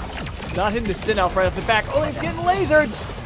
Kills the Flood though with just 3 casts. Kills the front line as well. Hyperactive. Goodbye, Sinaf. That's going to be a shrimp cocktail served cold here for the Phosphorus. Now in the back line, killing the other ones. And that is just a thing of beauty. Big Bird does boom. And it's going to take so much health off of Unhappy. Squawk might be able to do the reverse sweep here and come back with 14 HP. With all the water and air, I think it is totally possible. This is the big matchup. This is literally his competition, but he's further along in almost everything except maybe augmentation. Like that Riptorus is pretty nasty and he's got a decent force on Web3's gaming side, but I don't think it matters. I think Squawk is going to take Web3 gaming out here and keep proceeding on. It's going to be very positional. Can the Fernite make a difference? There is an Adorito on Web3 Gaming to help sustain. Lots of movement last second here. But that Phosphorus is coming in. And that Adorito is literally going to be the difference maker here. That is the one thing that Web3 Gaming, I think, does actually surpass Squawk here in this instance, is the potential for sustain and healing. Riptorus immediately getting shredded. Those shields didn't do crap, and the heals didn't do crap. It goes down. This Phosphorus is just too damn deadly. Doesn't matter if it's a tank or DPS, it shreds everything. It is so buffed up with Aegis buffs that it is not even funny. Web3 Gaming is going to take a huge loss here after a fantastic finds here from Squawk that will send them down out of this game in 6th place. Decline hanging on. Yeah, I guess we're watching Decline now because Squawk is in no danger anymore to be knocked out. Aegis, Phosphorus with those trades, 5 bulwarks, 3 Aegis on him. It's just perfect storm here. No, the way this is going, can we make a shrine with like the Phosphorus plushie or something like that, and I can hide in my closet? Because this thing, like Hail Big Bird, it is doing absolutely so much damage and keeping Squawk here in this game, in this tournament, right when they need it most. Yeah. Decline level 9. Ooh, a Duelif online. If there's something to try and fight it, that could be eventually. But we're watching Declan versus GM Phoenix. Squawk found a Rip Lance as well, as if they needed it. Oh god. Oh my god. He's got a monk here on the bench. There it is. He put it in. Yeah. Huge. Huge. Well huge, played. huge. Keeping the monk here alive for the possibility on the bench. Yeah. Is everyone broke? Everyone's broke except Zebroshin and Unhappy. Oh, Declan. He needs to win this, but so does Phoenix. Who's gonna get it? This Ramp Fight's amped up. Ramp Fight's in a perfect position right here. Every unit is still alive. Here comes the big cast, this huge Omega coming down. Boom, it popped 2.5. There was the auto attack. Dog is down. Octius just sniped a whole bunch. The Ranger is sniping. All that's left is this Malura. Big. Oh, this Malura's It's a Ranger. He hit after getting tapped by that Ranger. GM Phoenix getting knocked out. How much damage did the Ranger do? Yeah, if possible, I'm very, very curious because that Ranger absolutely chunked. That Malura was still above 3/4 HP. And it took it down to 3%. It was ridiculous. Which one do I want to watch? Squawk versus Unhappy or Declan versus Zebroshin? I'm curious actually what Zebroshin's been cooking up. They were the lone player that went for this fire affinity in general, let alone fire empath, and they have themselves this Inferno team with this Jotun. I want to see it in action here, and it could very well be a potential elimination here from Decline. I feel like the potential for elimination is a little bit more here for Decline compared to Squawk, but I could very well be proven wrong. We'll have to see. That a dual left beam from any position could be very, very scary. Yep, it's gonna be a crazy one here. Good positioning here. The Octius is quite safe. The Sinnoh gets a nice laser off. Doesn't kill anything quite yet though. Monarch lays down the fire. And that is looking super deadly here for Decline. Everything is hyperactive. So much damage coming out from Zebrosian. And that's gonna be it for Decline. Unhappy down to 1 HP. And we are in the top 3. Now it's going to be Squawk versus Zebrosian's Ghost. So Squawk didn't have to fight Declan. Oh, yeah, it was Declan that we were watching. No, this is Unhappy. Yeah. Unhappy versus Zebrosian. He got Mammut. Oh, that's 3 Harbinger. He's still pretty far away from the Umbra, though, so that's going to be tough for him. I'm not sure it's enough. Because one thing we didn't point out about Zebrosian, he has Spore activated, too. Helping sustain his army. Very, very interesting. And oddly enough, that we've seen it twice happen today where we've seen someone get a duel left before they found a number. If they can find this damage, it is clutch. That's a lot of damage done to that polar bear. That Jotun, that tank down to about half. It's going to dodge a second one, but the healing, the support line, it's gone with the rake. But looking at this Familia as well in the corner, wind up and the punch, it is not going to get the damage it's looking for. It's all down to this Jotun and this rake. Actually, the Jotun sustained it. That was so close, but it's actually going to be the rake. It's going to be able to hang on and keep them in the game. Zebrosian down to 4. Squawk, we did actually lose Squawk. It was not a guaranteed win. This is it. Heads up, final battle. Squawk versus the Ghost of Zebrosian, right? Yeah. 7 Empath. And honestly, I think Unhappy got lucky. That Duelif had some crazy beams, and I don't know if he's going to get lined up perfectly this time again. We're going to see here, but he's also trying to keep his Ranger alive as long as he can, but lots of last second repositions. Yep, Duelif goes into the bottom right corner. Is he gonna get a nice laser done? Here it comes. Fernite is gonna fall before it even casts. That's beautiful. Ramfight doesn't do anything. Monarch leaves the fire here with the Ranger. That's gonna surely take it down. Ranger gets one more cast though, and it's actually not falling.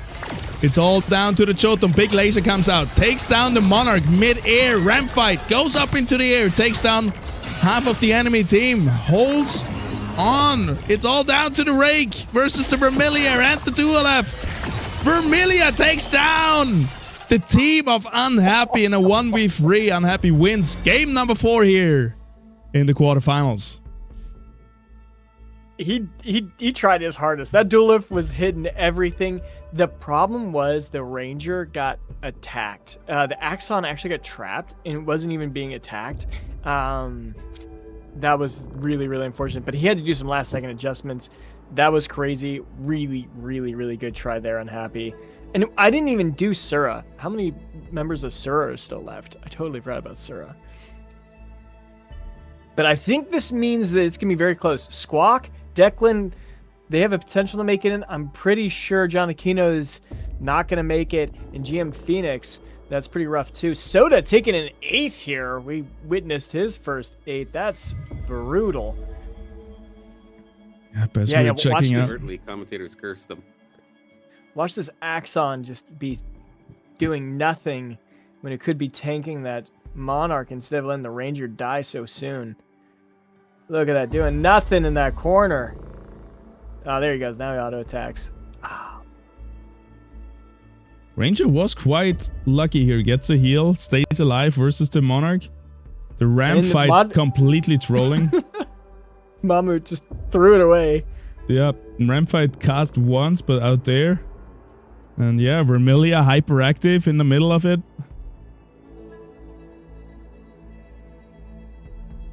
Boom, a swing and a hit. Yeah. Goodbye. Vermilia is happy. The Spore as well, being a part of that composition too, so that Vermilier that entire time was able to kind of keep itself relatively healthy. I don't normally think of Vermilier as a clutch unit, but when you do have the Spore on top of it, sometimes it could just out-sustain, and it does have that tiny little bit of burst damage in its Omega, and was able to just get the job done. Nice team coming out there. All right, the only question now is... We can still watch Game 1. I think Game 1's still going on right now. If we want to still have a game. Match 1. I want to see I'll see some if it's final still moments. active. All right, let's see. Oh, Furies. Where's Furies? Did he get knocked out? We're going to have the top two players knocked out already? Definitely a potential. Match No. 3 still. All that's left is Furies. Look at Oh, that. no and kidding. Slicks. Wow, well played. Good job. Good on him. And the fight is underway. Furies with a nice rogue comp slashing, fully amped up. We see that nice augment for him. He's looking pretty good. I think it's over. Blaze Knight and a Ranger, all that's left. Slashing, slicing. Yeah, that's the end of Slicks. Should be. There it goes. Furies coming back. He's like, nah, gotcha. I'm hustling. Good on him. Slicks again, also performing well. Has been on a roll. We haven't seen him perform all this IPL season, but he comes out to play when it's most important.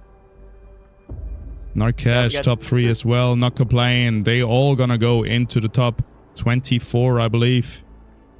And Stars will be out. Yeah, Stars. Yeah, that's definitely a cut. Hollow might be cut too, honestly, at that point. Yeah. I think he was pretty low. Back to the studio. We're gonna see soon, shortly. Well, like yes, sir. Fury's just right on brand. 4 games down. We have 2 more to go. We're gonna cut 8 players now down to 24, and then 2 more games, and then down to the final 16. And then we're gonna have to wait 1 long week till the next weekend when we're gonna get our final World Finals weekend. Are we getting a patch this week? No, I would doubt it. No. I doubt it. I have that too, but we are locked in. I think this patch is great as well.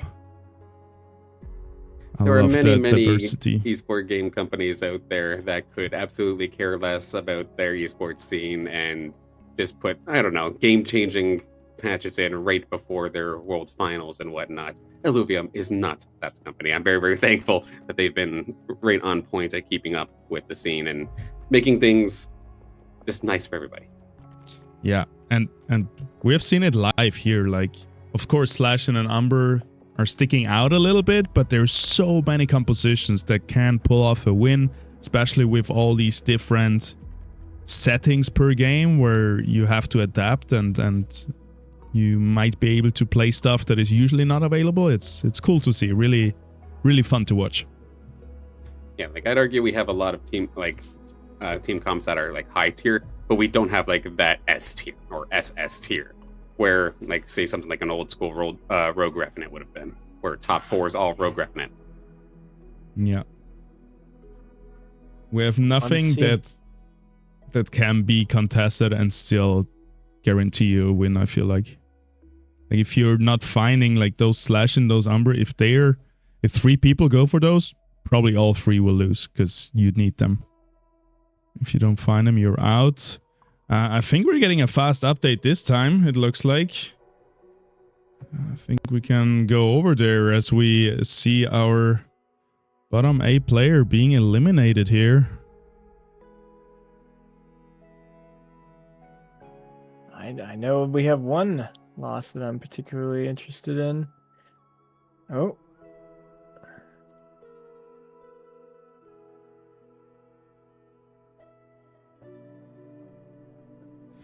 All right, let's see it. Stars is out. Well played. Out in 30 seconds, I believe. Let me just put those numbers in here. Then we have the show out in 31st place.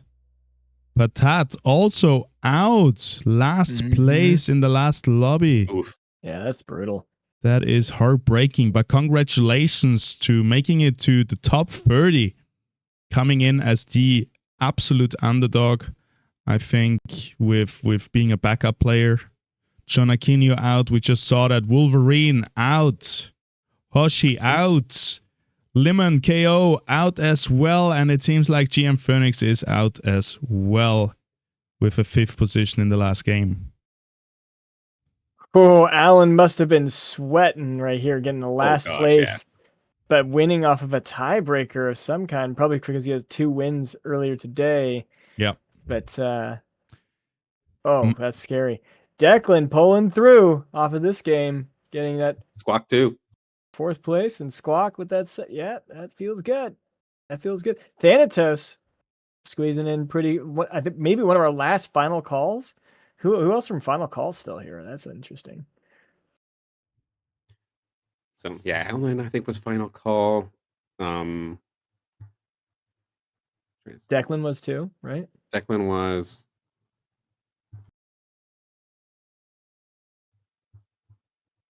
Louis and no. Squawk, I think, right? Or no, or Squawk was IPL. I can't remember. So here are the next 8 in the hot seat, starting with Hollow. Web3 Gaming's in the hot seat after only getting 3 points in that last game. Guziera, even with the win, in the hot seat. And we jumped from 35 being the cutoff to 47. 12 points. And right now, our top players are 19 points apart. I want to highlight that the gap is not that huge, actually. So, for example, if Slicks or Fox Spirit loses 2 games in a row, they probably are out, or well, maybe not yet, but it's going to be tough. So our mid players here are definitely in danger now, I would say. I'm sure you want to get past to the finals in that first round. You know, you don't want to have to fight the extra couple games. Yeah, exactly. We can have a look at this actually, just to keep the audience updated how it's gonna work. So you see in green right now we have our 3 times 2 games. We're gonna go into the last set, into the last 2 games, after which we're gonna have 16 players, and then next week on Saturday we're gonna have 2 games, after which we take the top 4 straight into grand finals, and then the bottom 4 get eliminated, and the 8 players in the middle are gonna have another 2 games, after which the top 4 are the last to make it into the grand finals. So that's gonna be cool, I think. I love that one. I think that's cool. And ideally, that's also when we're gonna have our first interviews, because it's only 4 games on Saturdays. We're gonna have a little bit more time to get some of these top 16 players, maybe some that have qualified, but also some that have been knocked out, and we can talk to them a little bit. So yeah, there's a little bit space for that. And then on Sunday, obviously, we have the grand finals, checkmate format, 20 points. Once you have 20 points, you need another win the tournament. I mean, we still got 8 people getting cut today, though. Well, you haven't made it yet. You haven't made it yet. There is still quite a long way to go, but we are getting down to the nitty-gritty, to what everybody, I feel like, has been waiting for. And here we already see the lobbies for the last 2 games, it feels like. But yeah, I think the back end is still working on that. We always want to double check everything just to be sure everything is all right. Our organization team is doing all of this manually, which is great in some way because they have full control and can really double check everything. We can make sure everything is going to be all right. But also it takes a few moments longer, which we're going to give them right now. And we're going to be back with game number 5 out of 6 games here in the quarterfinals of the Illuvium Pro League after a quick break.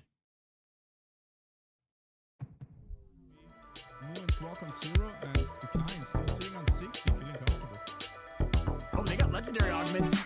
We got Power Cube on there. We got a Common Spark there for Squawk. Oh, McCrow and Kenny shoot through. I mean, that Power Cube legendary augment could definitely be the difference maker, but you actually have to hit the units first, which is Spiriox might have a bit of a hard time doing for these first seconds. Going to be able to eventually take down this Goliath. They do have one unit directly into the center, one shot to the skies with that ramp fight does a pretty decent amount of damage. So the front line here of the green side here from McCrowan is all gone. The true side comes online, but it might just be a case of too late. Even though the Ranger tried to take it into their own hands with the nasty Omega, it is not going to be enough. McCrowan, a much better around this time. Going to end up falling, though, in 4th, as we do see actually Decline pick up Scoriox and case scenario here. Or for Miga going up against the lobby leader. The uncontested rogue play coming up here from Slick. Looking beautiful. The Bird Vanguard, it is back, but a lot of other players are finding some big upgrades. And guess what? This just beat the Afisto top 2. So this may be the top of the lobby right now. Currently. So this is really going to be tough. For me to beat this, he could be in a Action might be kind of lacking on damage, but it has plenty of sustains to make up for it. And paired up with a Ranger like that, tag teaming the Illuvials like that, just basically 3-tapping them, including Katarina. The healing is gone. Grandpa is going to be able to do some big chunk of damage to that corner as well. Lura is also fully involved, just getting right involved with that corner composition. Everything is falling. This doesn't even look close. Absolute massacre coming out here from Slick. 20 HP, walk on 0, and still sitting at 60. Doing something. Oh, they got legendary augments. Got power cube on there. We got a Omni Spark there for block. Ooh, the Crow and Kenny shoot through. I mean, that power cube legendary augment could definitely be the difference maker, but you actually have to hit the units first, which Furiox might have been a hard time doing for these first couple of seconds. To be able to eventually take down this Goliath, you do have one unit directly into the center, one shot to the skies with that rip fight does a pretty decent amount of damage. So the front line here of the green side here from the Crown is all gone. The true side comes online, but it might just be a case of too little too late. Even though the Ranger tried to take it into their own hands with the nasty Omega, it is not going to be enough. Throwing much better around this time. Gonna end up falling though in 4th as we do see Decline pick up Scoriox, and even if they win the one more in these areas, then you're still shot. You might take each other out at the same time. With the Enter racing scenario here, we have that Spirits versus Tyrants. It's not a little bit of a harder time to play. At least got Malura and now have the line. Yeah, that's a 3 Vanguard coming in here. That's going to chew some units apart. From Siren, his injectors are untouched. That's all he can do at this point. Last second, both Katak and Siren rolled forward. They're going away. So we're going to see them, and it looks pretty good here for the Rocket units. All hyperactive. Sinat goes down. His level is looking pretty solid. The rate is looking pretty good. Taking down last few units. Only the Malura really left alive, but the units are all dodging him. And Siren holds on another round, but that takes a big hit.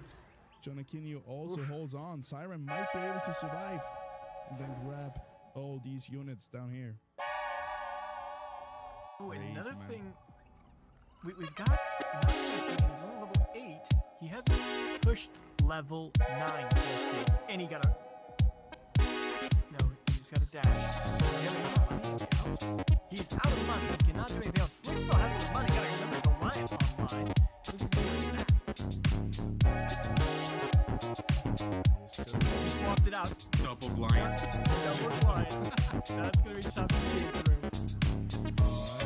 Let's see how that one goes. Everyone is going to be stuck on the invulnerable Scarabons here in the background. One goes down, the other one is still standing strong. In the meantime, did the slash and get knocked down? No! He gets eliminated before he can kill anything, and now it's time for the slash and to take its revenge on slashing and slash their way towards the win. Not the blind is going to win game on 5 here. The idea I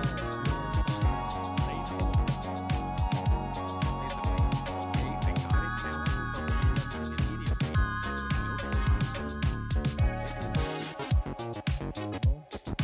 but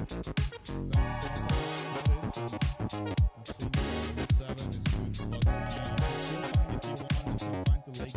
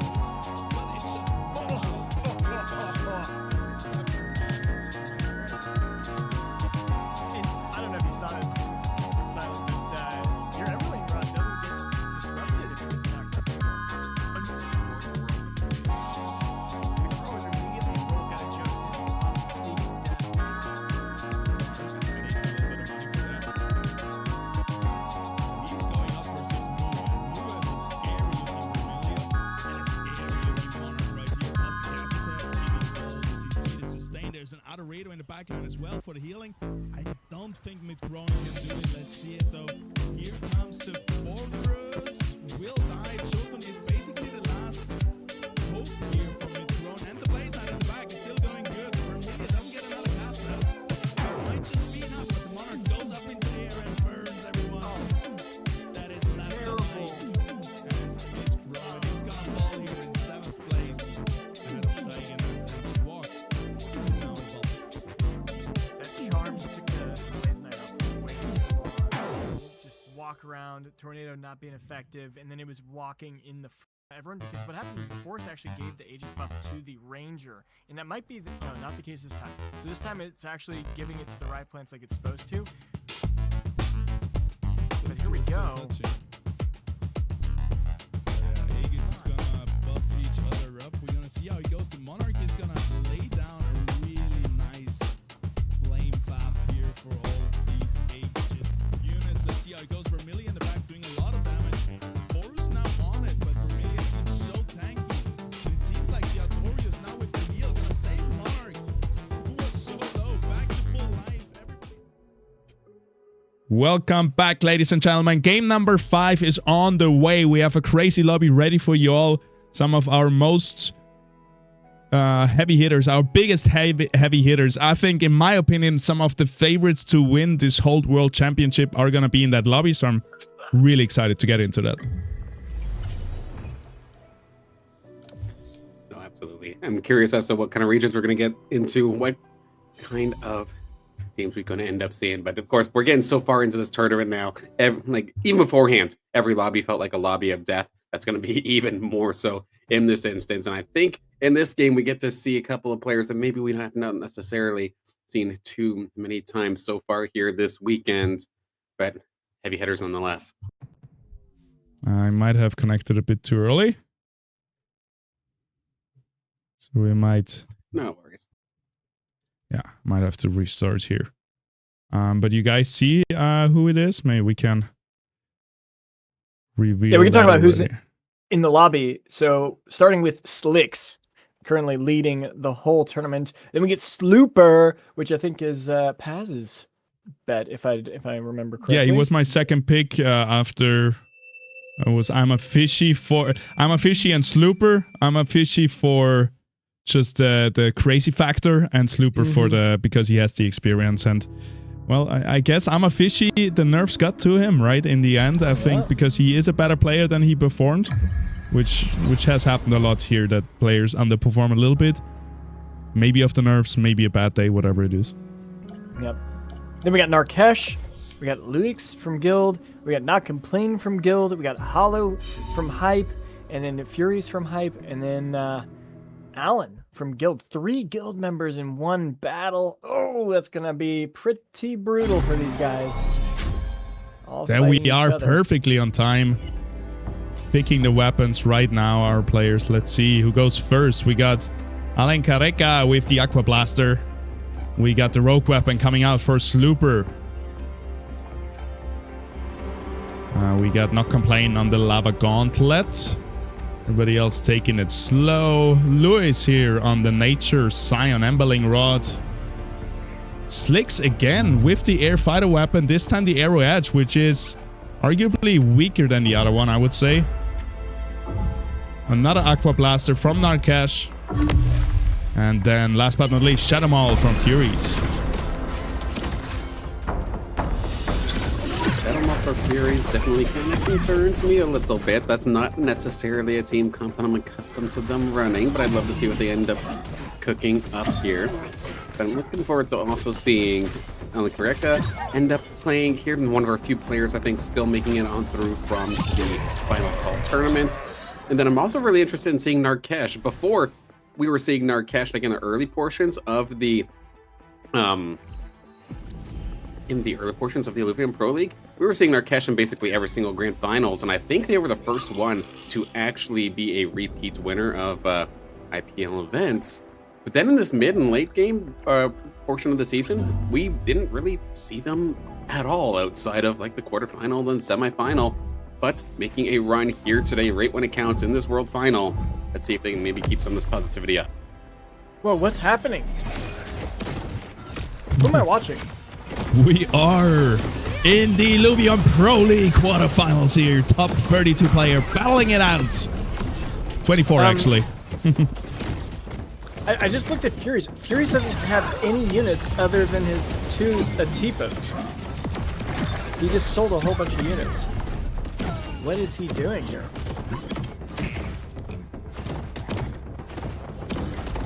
Two greater Earth Atipos. This is strange. I've never seen this done before. And Furious does some strange things, but this seems extraordinarily out of the ordinary.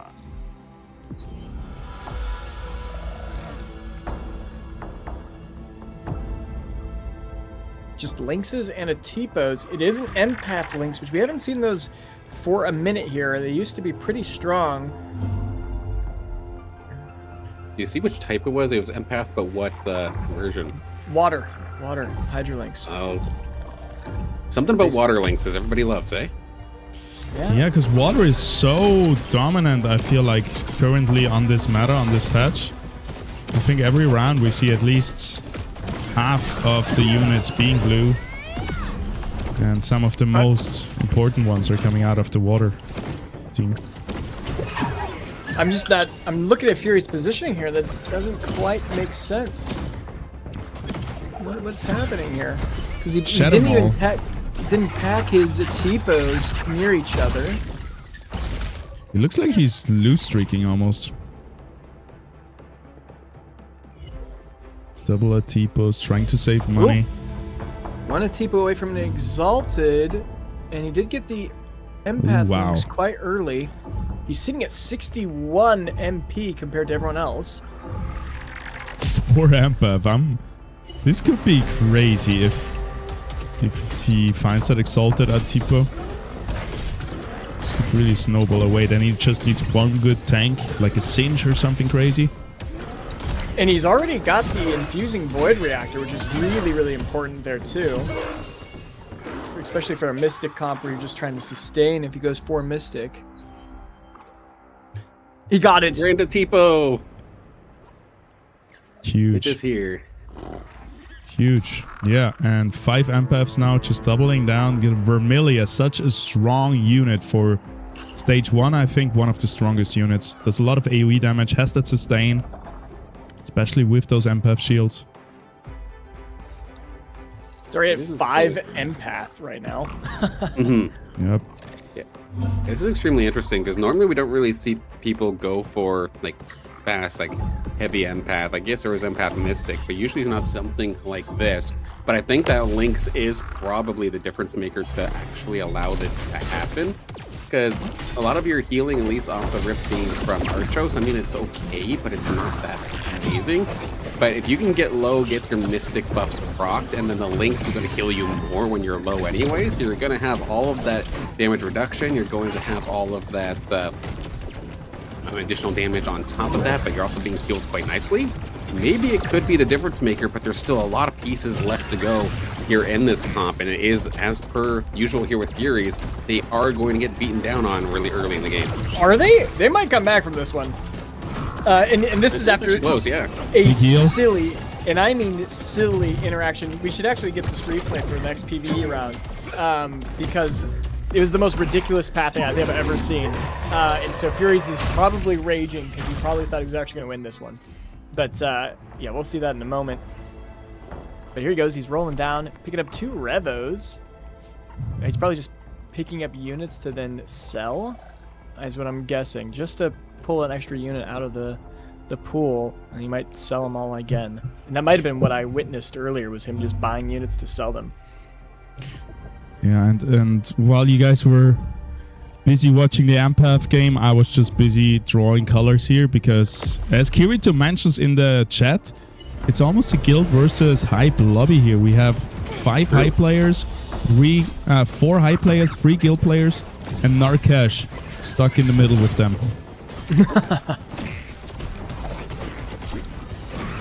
Well, it's kind of interesting to see here. It's definitely unfortunate for the guild side of things, considering there's obviously a lot less of them overall in the tournament. But, I mean, if they can make a dent into Hype's dominance right here, right now, by all of them doing great, that would be incredible. But as of right now, Furies is trying to prove me wrong here with this Empath squad. 1 away from getting the full 7 Empath, and they were able to sustain. They can try to swarm now onto this Ranger. Granted, the Ranger and the Fern gonna do some decent damage. That Tornado was kind of nasty, but I think the two of them should be able to huddle them down even through the overtime. So that is going to be Furies coming on through. I can't wait to see this comp if it actually sustains, because he's going all in. Even with an Empath Matrix for his drone augment, like he really wants to get. And he's got 7 Empath online now, so he's going all in on the Empaths. And that finally gives him some damage, which is cool to see. So we didn't have 7 Empaths last round, because I want to see the. No, it's 6. Okay, I want to see the power spike, the difference that it's gonna make. Just giving everyone attack speed and attack damage while shielded. 10%, that's a lot. Of course, you've got that damage amp coming out here from the Athon as well. So just even more damage to these relatively weak units normally. But now with all of these buffs coming on through, it will be very tough to deal with. Just these auto attacks alone. Even the Ranger doing a solid job trying to take care of that Queen. And look at that, just stun after stun, shield after shield, heal after heal. It feels like it's so tough to actually get through this team. Grant stunning it up is definitely one way that you can do it. That Scarabak here on the red side is doing a pretty good job of just kind of messing with the links at least a little bit. But as it just slowly but surely, it kind of feels like a wet noodle fight of sorts as these auto attacks come on through. There isn't really any burst damage with the exception of the red side. That Umberling Rod is doing quite well. And as these health bars get lower, the damage reduction gets into play and this Lynx heals more. But it is still not going to be enough this time. It is going to be Luis going to be able to take Furies down. It was interesting to see an Emberling Rod do next to nothing. Like, it was not doing... The shields were coming up almost every time that the Emberling Rod hit, and it just couldn't out-damage the shields.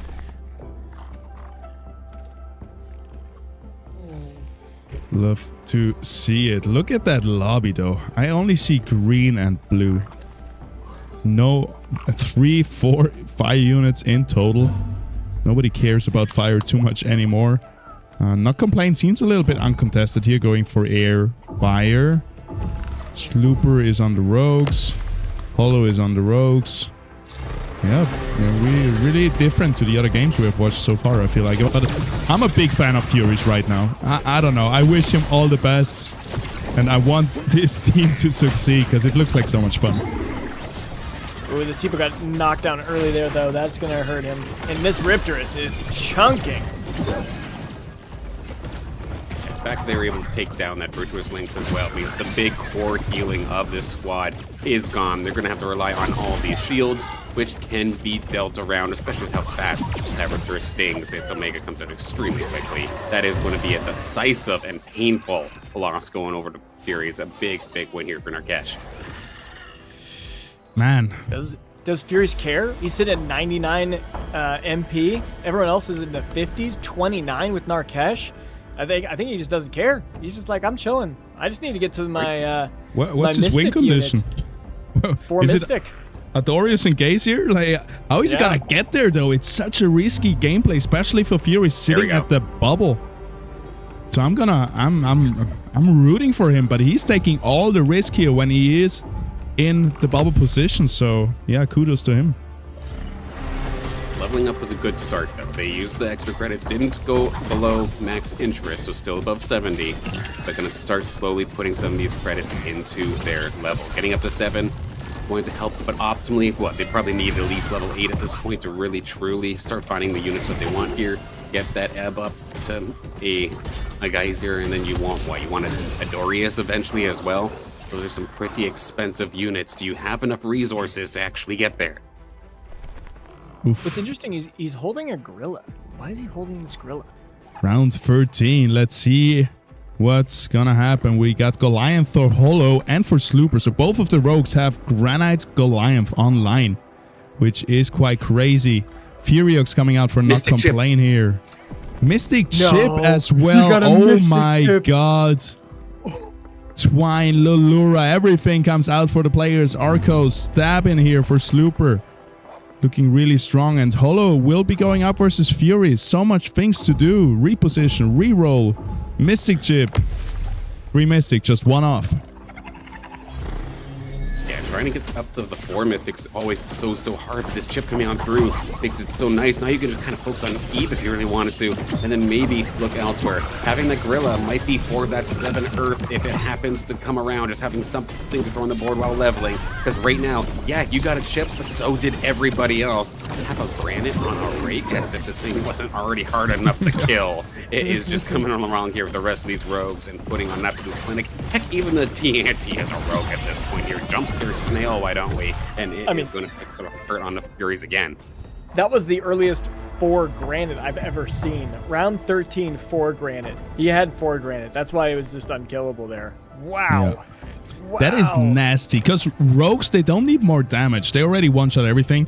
They need sustain, and if you can get that with either that Verdant, or in this case 4 Granite, which is just obscene. I don't know how to describe it. That's gonna help so much. And Fury's just slammed to level 9. He's like, okay, shoot, I gotta throw some units in. So he got an Adore in here. He's still rolling. He's got the 6 Earth. Is he gonna go for 7 Earth? Oh my god. 6 Earth. And a bunch of stage 1 units. We have the Foe, the Gorilla, even the Lesser Monk here. And without 7 Earth, those stage 1 units are completely useless at this point. We have the Foe, though, hyperactive on the outside, so finally some damage for this 7 Empath units. And that's gonna look really good. Foe cleans up one by one. Now on the Riptorus, one of the most important targets. Can it take it down? Here comes the heal from the Lynx, keeping it alive. Falls in the end, and that's gonna be Furies down to 22 HP, actually. That is dangerous looking, and if he loses this one, he needs to win the next one, I believe, to stay in this tournament. Yeah, I mean, Slicks had 4 Templar too. He's just going against the only 2 people that actually have their 4s locked in. Really unlucky to get those 2 now it's right 4 after Revenant. This. It is 4 Revenant. Like, actually, there's only 3 people with 4s locked in, and he got all 3 of them. 4 composites. And he was trying to get that Virtuous Lynx, but I think he had to give up on that. He's fighting all these other players for Floods. Yeah, they did manage to get at least up to Flood, but yeah, that's not a Mystic yet, so it's still not quite where they want to be. Still stuck with 3 Mystic. Can they survive this Rogue onslaught, though? This is the 7 Rogue, 4 Revenant coming on through. At least that's not a slashing, but I mean, we've seen Stabin do some good work too, and it's so far so good here for the Rogues. They've taken care of one of the healers. Granted, the little forest in the bottom right is able to hang on. That might be critical the later this fight goes on. Can this tank line hang on just a little bit, though? This is where things start getting scary. When you start seeing the Rogues swarm you like this, this is where things get problematic. One more heal from the Lynx is going to keep everybody alive just a tiny bit longer, but now the Flood, we need your heals right here, right now. Rains it down, but these shields coming out. The forest is stuck on the Ranger as it's shielding, which means the Penguin gets to go absolutely crazy onto it. Furies, one more round like that, and they will be out of here in this game. Got Natarito. He's slowly getting stronger, but it is tough, and he's on 0. He's on 4 right now. Nothing left in the tank for him. Misses 1 Lynx, which would make it so much easier with the Earth. He would be able to take out that Monk here, replace it with something more useful. Yep, that might be it. He's going up versus Alan Careca, who is also sitting on the bubble, so Alan is not gonna take it easy on him right here with the water squad. Here comes the first double laser out, but it's looking pretty good so far. The backline is getting a lot of damage here for the red side. Fleece falls.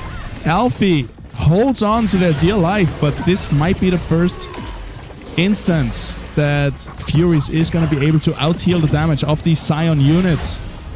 Lynx holding on to their life. The Mammoth trying its best to throw units around, but it is too little. It's not going to be enough. Phosphorus trying to take down the Ranger, but here comes the Rake.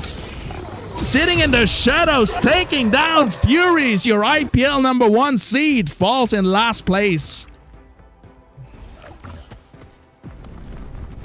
Might have just flew a little too close to the sun here. I love the creativity, but there were a few things that did definitely not go their way. The big one, the fact that Virtuous Lynx just did not show up. You had, unfortunately, got yourself into a spot where that kind of choice had to be made. You had to either level up and stop taking so much damage, which they did end up doing, but by doing that, trying to find those links were so much harder, and unfortunately, they got punished for it big time. That would have been a big difference maker had that 7 Earth come online that much sooner, while having that fully evolved links did not go in their favor. It's absolutely a heartbreaker here for Furies. Again, love the creativity, but again, just not going to work this time.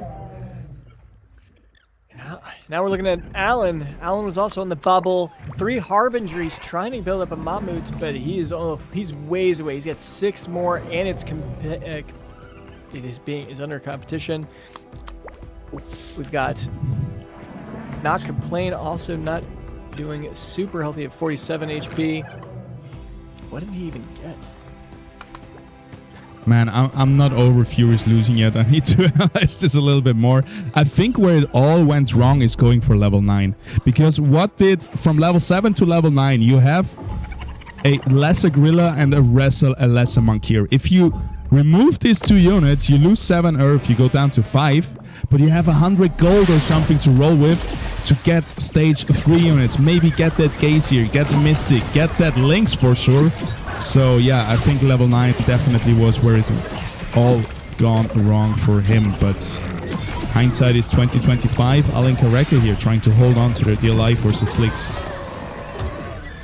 And Slicks just put the absolute mollywhopping on them that time. That was a brutal display here against Slicks. With these hair compositions that I always get confused, like what is the goal of this? Well, I mean, that just damage and fighters apparently is the way to go. And you've got the support from the Ferna as well, and the Quinks. So doing quite a decent number here on to Alan's health bar. But now Alan and Hollow, a player we haven't gotten to see too much here so far here this weekend. Let's see if Hollow can maybe hold the line. That's Malura, and they are broke. Yeah, they do have 4 Granite, 3 Vanguard, though. I think it's going to be okay. I think it's going to be okay. With a Rake, too. Jerry going up versus Lewis. It's a real unit. It's going to be tough. 5 Scion, 5 Bulwark. The classic Invoker build coming here out from Lewis. Such a staple these last weeks in the IPL. 4 Granite Rogues, we haven't seen that a lot, but it seems to be working so far really good. And every 20 seconds, those units are going to be invulnerable again, which can be really good versus those Invoker units. They are all hyperactive though. The Scions are ready to blast, and here come the casts. Taking down the Rogues one by one. Only really the Slap and Enter Ranger left to right. Malura goes back into the ground. But here comes the Octius, 1 more cast, gets the reset, kills the Ranger, and it's all over. Hollow down to 14 HP. That Octius did 15k damage. Shoo. If they get that up to an Ophisto, it is going to 100% win this lobby, I think. That is nasty. That's only 2 Invoker, too. They don't even have the Sinelf online. Why is that so strong already? And that was like a pretty tanky team coming from Hollow, but it just was paper against this team. That's crazy. Yeah, let's see, Hollow only 1 more loss in the tank here. Has to go up against lobby leader Slicks, and this could be problematic. Lots of damage, of course, but at least they do again have that invulnerability, and even the TNT is kind of acting like a tank, oddly enough, in this instance. Just gonna essentially whip it at the forest to try to hold it in place for just a little bit longer. But now that they've been freed, they have free reign to just take down this Penguin, take down the Rake. An absolute atrocity here for Hollow as the carries do end up falling. It's just a matter of the tanks falling now, and I think we will see Hollow fall out of this game as soon as this Malura goes down. Out in due time. Sure enough, -4, Hollow out of here in 7th. Ouch, ouch, ouch, ouch. Yeah, you hate to see a 4 Granite fail. What are your guys' thoughts? Do you think you should have put the Granite on the Stabin? I'm curious if that would have been better. I think so, right? Because Malura was last unit standing. It's somewhat the tank. Stabin. What augment would you take away though? You need the restoring impact reactor. Echoing force reactor seems like a good choice. Yeah. So yeah, the Omega power is not really needed on it. 5% attack speed. That's not gonna change a lot. Yeah, I agree. Granite on that might have been better. Well, now we got Alan going against Luix. Guild versus Guild. Jumping in back. This Octius is about to do its first cast. It goes up, goes down. It doesn't get the reset, but then he's got a giant heal from the second wind. This Rake with Harbinger is trying to shoot through this blood, but it just can't kill it, but it finally gets it down. All that's left is the Rake and the Ranger. Ranger's about to do a big cast. Kills the Octius. I think he's got it. Harbinger. We Harbinger Rake. Oh my god, it's happening again. Lewis taken down here. Alan Carreca holding on. Good for him. 16k on the Rake, 11k on the Ranger. Yowie. And he's only 2 away from an Umber, 1 away from a Mammut, and then he's gonna have 4. Harbinger. Oh, yeah. golly. At this point, he's probably gonna win this lobby. 4 Harbinger Umber is pretty much the deadliest thing I've seen yet on this patch. Except for the Slashing, but they're contesting each other. I mean, I feel like Luix still has a lot of room to grow. He doesn't have the Sin-Elf yet. If he gets that, then there's 3 Invoker. And then if he can get the Fisto, he can easily get 4 Invoker. Ooh, versus the lobby leader. To actually roll this. Yeah, you have to spend it now, right? Yep. Slick's also rolling down. Wants to knock out. I think Kareka here. With Hollow falling, that opened the door there for Slooper to pick up the Malura right from them. So that's a big spike here for Slooper, who definitely needs it. Also on the bubble here for a kill shot. Yeah, let's watch them. Going up. Oh my god. Versus Not Complain here with the Inferno chip on the Scoriox. Looking dangerous, but my eyes are peeled for this Vermilier. Not even perfect position, just gonna hit the Seer. Magma is gonna do such a good job versus those rogues. Ram fight goes up, hits a decent amount of units, takes almost down the Stabin. Stabin holding on though, taking down the Scoriox, taking down the Jotun. It almost was able to restore its way back up, but Slooper is gonna be out of here.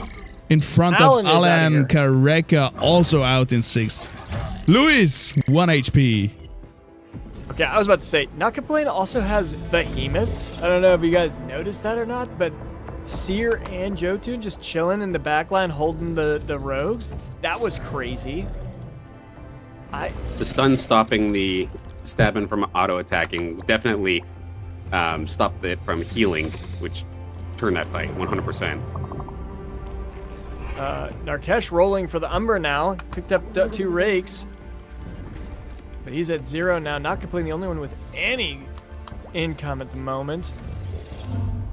Luix did pick up a Sin-Elf. Just threw in an extra Alfie too. Must have slam level. Just trying to get that 3 Invoker online. Going against Slicks. I think we're going to watch that. Yeah? Okay, cool. Yep. Can you hold it? This is going to be a tough one here for the forest. Or for Slicks, but we'll have to see where does this Sin-Off beam end up going. Should in theory, is it the Fernite or the Quinks? It's going towards the Quinks, and that's the only thing it's hitting as of this moment. Some good burst damage actually going down. There's going to be some resets coming on through here from this Octi as it is doing a ton of damage. Right now, it's looking good for the green side. One more shot from the Sin-Off goes right into that Fernite. It is a 2-on-7 at this point. Slicks might be leading, and thank God they are, because they have health still here. They can take that hit, hang in there, and Luis with a fantastic win to keep them in this game. Yeah, Narkesh also losing to Slicks, I believe. So now, Narkesh lost to Not Complain. Not Complain is clearly a unit right here with 3 Inferno and then the 2 Behemoths. Ooh, what's gonna happen here? Luix might actually have the upper hand here because he can sustain the Inferno burn. Yep, lucky. If the Behemoths somehow get onto the Invokers, they have 5 Scion, they're invulnerable. Yeah, lucky for them, there is not 4 Inferno online, so it's not gonna reduce the healing. Dinge right here doing a great job in the front line, holding on. And here comes the Jotun from the right side in the bottom, trying to get their way in. And everything is falling. Skoriox is damaging. Ranger is doing a good job as well, and no chance here for Luis, going down in 4th, Narcash in 3rd, just 1 HP more than Luis. We are in the top 2. Slicks versus Not Complain. Well, I think if we were talking about the Guild War, Narkesh managed to hold his own in 3rd place, and the Hype taking 1st and 2nd. The guild members being knocked down, but then the bottom 2 are also Hype. I'd say this is a very balanced lobby right here. Yep. Best and the worst come out from Hype, and then the middle is held by Guild. Let's see it. Who can take it? Not Complain or Slicks right here? I mean, these behemoths are absolutely nasty here from Not Complain. We'll have to see if Slicks has the answer to maybe at least breach that little mini bunker going on through. For the most part, Not Complain has not been contested with these fire units essentially all game long. They could build the dream team, and this dream team just absolutely burns down this entire lobby. Not even close. Not Complain. Beautiful win. That's got to feel good for Not Complain. There's a reason he's atop of the ranked leaderboard for so long. Yeah. Well he knows done. what's up, and I think even more than playing like a good composition, he played uncontested, right? Yeah. Exactly. How many fire units do you see? I see 3, maybe 1 really that has him contested, right? Yep. So he gets that Singe, he gets the double behemoths as well. It's the Skoriox. Doesn't even find a Ray Lee, by the way. Ray Lu. Quite crazy, even though it's not contested. There's only one other one. He just bailed on it. He's like, no. I'm not wasting time rolling for it. Exactly. Yep, doesn't need some it. units that you're just kind of happy with the one, and like, no, my levels are more important right now. My later game units are more important right now. I have to move on. And having that discipline, especially while you're not contested like this, that you're able to just get exactly what you wanted, beautifully done. Man, I'm just looking at that number 8 though. Furies, what happened? Oh my god. He got crazy with it. Playing Mystic here, like really risky gameplay. I love it. I love that he's going like, I'm going first or last, but sadly was last. I think that honestly that composite chip also destroyed him, because he was like, 4 Mystic is possible without chip, and when you get a composite chip, that actually devalues his comp, and it gives everyone else an advantage that's going for something that you can't normally get. That is true. Because he's fine waiting for the late game to get his 4 Mystics, but everyone else getting 4 Revenant and then whatever they were able to get, that accelerated the mid game so much where he couldn't keep up with it. That's a big point, actually. Yeah. And he already played so nonchalant the first 5 rounds, taking hits, getting 30 damage down, and then the mid game taking another 50, and then he's trying to stabilize, and it's too late at that point. Couldn't get the Goliath, couldn't get the Adorius. What I'm thinking he should have done is what you were saying, don't slam to 9 and sell the Flood and just go for an Adorius. That was the win condition, because there was too many people already with Floods, and going for the Adorius was potentially the only path to get 4 Mystic. Yeah. Yeah, or just roll instead of leveling, because yeah, it was heartbreaking to see him try to go for 7 Earth and bring in a stage 1 Gorilla and Monkey, which just, it feels like 100 gold wasted. It is spot either. Yeah. Just because even if you do find a Dorius in this instance, so that's fantastic. You got heals and you've got more shields, you've got more buffs and whatnot. But that team still doesn't have damage, even with the 7th empath buff. And your damage dealers, again, like you were saying in their past, it was a lesser Monkier and a lesser Gorilla. Those get pumped within 2-3 shots, and you're done. At this point, the Adorius would have, with the AoE damage that it does around the healed targets, would have been the top damage dealer, actually. And yeah, I would have loved to see what would have happened, but well, they are on the hot seat once again. Furious has to dig himself out of this. Nothing is lost yet. I think if he wins, he can still get out of it, but definitely tough position now. Yeah, we could probably pull it up. See Yep. where things are. Yes, sir. Backend has been super fast with these scores. Almost instantaneously. I just need to organize it a little bit. Yeah, that should be enough. All right, so There's the bottom 8. here's the bottom 8. So bottom 8, we're looking at these players currently. So top 16 make it, which means at the moment the cutoff is at 55 points, and our bottom is looking at 50. So even if Squawk and Alenkareka here have a win, they're just 3 points above the current line. So yeah, that's gonna be tough. Fury's 52 as well. So definitely these 4 players. Everyone, these here, these. I think Thanatos has a little bit of an upside here, being in the 55 group, but all of these, they need a win or second place. In that regard, then what floppy do we take a look? Some of our best players too. Sika Perico, Hollow, Web3 Gaming, Furies, Decline Squad, and Alenkareka. Like, these are crazy talented players here at the bottom 8. And of course, that's just the bottom. And a big shout out to everybody who's kind of been just showing up this last little bit here. Slicks, of course, I don't think they even really won anything IPL-wise since what the very first 2 IPLs. They were on an absolute tear, and then we didn't see them easily for months. It sticks out as a crazy moment. I know in my head seeing them have I think their 3rd grand final run away from them because a Monarch literally just broke the game and destroyed that lobby. But since then we've like not seen them much. But these last couple IPLs, the IPL 1000s, we've been seeing them like a little bit more and a little bit more. Seeing them up the top here is an incredible run here so far. But at the same time, we're also seeing some newer people that maybe we've not necessarily expected. Zabrojson, for example, Fancy Pants. They're doing so well right now. Unhappy I put up there as well. We've seen Unhappy in many tournaments, but never doing this good. And they're in such a great spot. Yeah, I mean, which lobby do we want to watch, guys? Like, we have 3 people in the bottom 8. Easy, like really rough. But lobby 2, we have 4 right on the bubble. And then same with 3, we got 3. I'd say 1 or 2. What are we thinking? I would say something else than the one we just watched. Mm-hmm. Yeah. So 2 then? I would go for 2. Or, sorry, 3 maybe. Yeah, okay, there's 4 2s and 4 3s across that.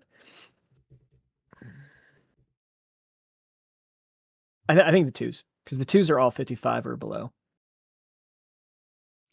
I like it. We got Ola Nariba, Guziera, Web3 Gaming, Declan. Yeah, let's see it. Squawk. Yeah. Wonder if the drinks are helping or hurting at this point. We'll see. Like next round. There's one more chance. Last place definitely hurt them. Oh my god. That's gonna be crazy. Yeah. We've got our top 16, my goodness. One more game and the quarterfinals are over. And next week we're gonna have semifinals plus the grand finals on Saturday and Sunday. And yeah, I want to double down on what you just pointed out. We have Slicks on top, which is a surprise for most of us. And then we also have Fox Spirit on top. He has been showing up more, but this gives me a flashback to 3 years ago or whenever it was, when those 2 were just dominating every single tournament. Everything. And then all the new talent came in and kind of stomped the old guard, and we have seen just Guild and Ola and everyone from Brazil basically dominating the old veterans, and now we see them back on top again. It's obviously not over. We're just in the quarterfinals, but good for them, fighting their foothold again in the World Finals when it matters the most. Yeah, Atlas coming in here leading the pack, I'd say, with 2 in the top 3. That's pretty impressive. Okay, we said lobby number 2. Yeah. Lobby number 2. It looks like they're getting ready to get moving too, which is perfect timing. Everything has started. We're gonna jump into the final game here of the quarterfinals. Woohoo! No, this is exciting. Crunch time for a lot of players right here, right now. And oh god, Caven, what'd you find?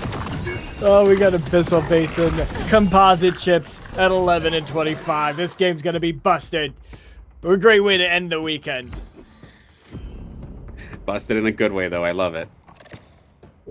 Yep, love to see it. I think this one has a lot of skill expression. You gotta, from the beginning, you gotta plan.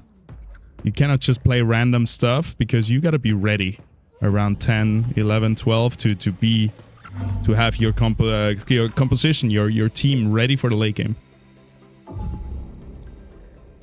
Yeah, at least it's not the one where it gives you the 2 base imprints right off the rip and it's like, hey, here's your team, good luck. No, this one's like you can actually plan around quite nicely and can really get creative too at the same time. I'm already looking at this, and I see Web3 already has an Arcos at round 3. Okay, nice. He's claiming Aegis. He needs that Aegis chip. 5 Aegis? Oh, that'd be a busted comp.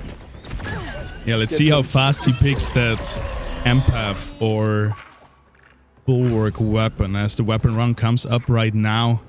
This is my second favorite part of the game where I love to see people like slam stuff, just make a statement. I'm playing rogues. Come at me.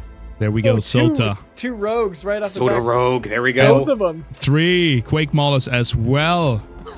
Strike Boomerang coming out for decline. Web3 Gaming with the Ember Bastion looking for Magma. Aegis probably. Yeah. We got the Shadow Maul Earth Empath for Fox Spirit. Aqua Blaster seems fairly uncontested for Guzera here, and then we have the Ambling Rod for Moo. Oh my. This is looking really good for Guzera. No one's going water except him. He's going to have uncontested water rain. And what is the Lynx? He's got a Stoic Lynx on it. What is this? Yep. Air bulwark. Stoic Zephyr Lynx. It's going to be so interesting too with Web3 already finding Arctos again, like you had mentioned. That just opens the door for Aegis. But I at least personally love about Aegis, it can still be so flexible, even with just the weapon they picked right here, right now. Like, yes, we saw the Magma Aegis do pretty decent, I think, earlier in this tournament. But you can potentially bring this to Bloom Aegis. All of a sudden, you maybe bring in a Apon of some sort and bind yourself to that, and all of a sudden now you're Granite Aegis. There's a few different ways that you can play this, and what that essentially means here for Web3, just build your tank line, see what carries are available, and then just pivot to that later. You know what we haven't seen much of is Frost. I think we can see 4 Frost. Never. We hardly ever, even though it doesn't feel too bad. I don't see it that often, but I don't think I've seen it in this patch like at all. Yeah, I think a few Chocals have sneaked in with the slash in, just if you have like an extra slot in the late game, but not really. The players don't really play around it anymore. And don't let this be the second time I get to watch Soda play and then they get absolutely bulldozed, because the way that this is unfortunately starting off, they are in direct contest there with Olanariba. Same weapons, same everything, and that is causing them both, even already, to be hit hard early. Literally same everything. They both have not a single rogue unit, some fighters, like Rocco, and they're not sure. Like, I think all these rogue players, all 3 rogue players here at the bottom don't have a single rogue unit. So they're all waiting. Does it come naturally, or do I re-roll to another weapon? Because 3 rogue units is at least 1 too many. Like, at least Unhappy could pivot this into some sort of like Dust or some sort of like Revenant focus compared to both Nariba and Soda, which are actually playing each other right here, right now. We're not at it, but if they're both going for some sort of Verdant Vanguard, this is going to be extremely painful. But with them being so close, this is actually one of the closest battles we've seen in a good while. But a good stun coming out here is going to make it so that it is going to be Nariba taking the win between the 2 of them. Yeah, phase-breaking impact phase-breaking impact reactor really saved that monkey here. Lured everyone into that ranger who had his Omega up and was just sapping all that health back. Fox Spirit on a huge win streak doing the Quake Mauler. Are we going to see the proper way to work this Quake Mauler this game? We'll see. Yeah, with a damage dealer. Proper way. There is a Fury. So, yeah, I don't know. See, just 7 empaths. It sounds nice, but it wasn't. No damage is no damage, and anything else can also sustain a bit, but anything else that has damage on their team will win against you.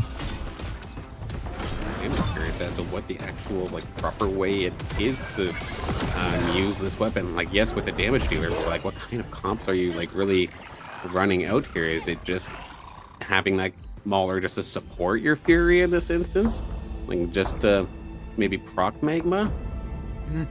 Well, Soda's going against him now, bottom versus top. Can he break Fox Spirit? Is he even gonna try? He's at 66 MP. Looks like he's just chilling. Probably just gonna try and not take too much damage.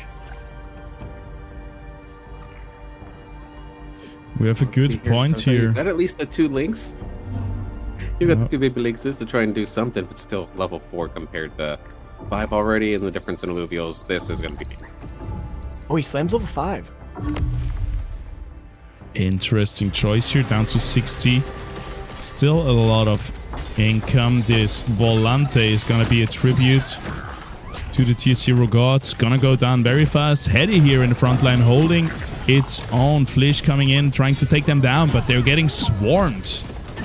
Fox Spirit might be able to still take this, though. It's gonna be a close one. Flish Laser comes. Instantly shut down. One more cast from the Lynx might be enough. Doka or Fury, it's gonna be the Doka. Sota takes down Fox Spirit's win streak. Oh, what a cheese. He's like, you know what? Maybe if I just slam level, I can break his win streak. It only will take me down to 60. Let's give it a try. And he did, and it worked. Paid out. And all it took was a Rye. That's all he did. Just throwing a Rye at a key position to tank that Volante. Very, very cool. Well, we see a similar playstyle here from Fox Spirit with the Maul. We have another Exalted Atipo. Magma Mystic? Yeah, the thing is really, there is 2 Scion units. That is making the big difference. And 4 empaths to Scion is gonna outperform 7 empaths to 0 Scion, I believe. And yeah, we see it happening live here. One unfortunate thing here for Fox Spirit, though, that Apon is not next to its Fury to give it a little damage buff. That amplification is not going to be able to reach it. But if anything, it's at least buffing up the Fleesh, who's doing a surprising amount of damage here, leading this team. Just barely with 2,000. Fox Spirit going to take that one. Nariba, that, again, another rogue squad, but this one, that looked rough. Well, and what was it really surprising was actually the damage from the Heady. That radiating impact reactor, that's another thing. If Furious would have had that in his team, that would have done some serious damage too. Because it just burns and poisons, and that's something I could really think that could have made a difference there also. Now we've got both of the Ola players forced to play up against each other, and to be fair, neither of them are in a very, very comfortable position right now. Yep. We're looking at Enchanter from one side, for the red side, versus the Predators coming in. 2 composite traits that are very different, but similar in strength, I feel like, on this patch right now in the mid-game, and it looks like that. Red team is a little bit dominating here, but here comes the Gorilla, takes down the Fleesh. Will it take down more units with the next cast? But it is in a 1-on-4, and your name is not Drake, so you won't win this. Your name's not Drake. Love it. Love it. All right, we're coming up to round 11 here. What are they going to be changing? I'd be curious. I'm looking at Web3 particularly. Does he want Bloom? I don't think so. So I could imagine him getting a Tipo, throw it in, and bond it so he gets Magma Aegis if he does something. Because I don't think a Bloom chip is desirable in this situation. Here's what else we're going to see. Potential Predator chip from Nariba, which will also be Bloom. toxic enchanter for Oaksmoor. That could be pretty disgusting, potentially. Revenant Dust for Unhappy. Definitely is gonna be happy either way. Web3 actually did. He rebonded with Ace to get Arcanite. So he wants Arcanite. He's really pushing Arcanite Magma. Interesting. Arcanite with Declan as well. Inferno. Definitely got a lot of excitement right around the corner here after this round. But for the meantime, Nariba, let's see if they can stop the bleeding a little bit. Up against Unhappy Kusura, trying to take them down. We've got essentially a little bit of a mixture of a rogue battle as this moment. So right now, Unhappy, look at this. This is just complete swarm once again. Nariba really in for a world of hurt. Look at that, exactly. 7 rogues compared to 3 rogues. That hurts. Okay, but we have to point out some other really interesting tech right here. Look at Guziera, no bond. Look at Sota, no bond. Look at Nariba, no bond. They're actually intentionally not bonding because they're going to force something else, which is really interesting here. Like, specifically, I things will start bonding, but like Guziera has a Harbinger, so he's really banking on a Harbinger chip there, I think. But why would he could, and he didn't want to even risk getting a... Okay, Sota found what he wanted. Vanguard is online, going for 4 Vanguard. If he finds that, that's going to be huge. He already has 3 of them, just Malura missing. Guzera tactic did work out. We got Harbinger online. Invoker for Mu, also what he wanted with the Ambling Rod. Needs a little bit more time though for the Synod. Revenant's coming out for Nariba. Also really good. Has already 1, 2, 3, 4 Revenant with that.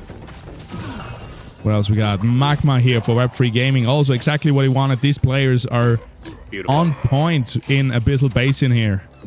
Love to see it. Guild, he doesn't have it equipped yet. Maybe it didn't turn out the way he wanted. We'll see in a bit. We got Dust for Unhappy. And then we got, last but not least, Aegis for Fox Spirit. Oh yeah, he's gonna have 4 Aegis pretty quick here. Already got a Crunk online with 2 Headies on the bench. That is a solid push for Aegis.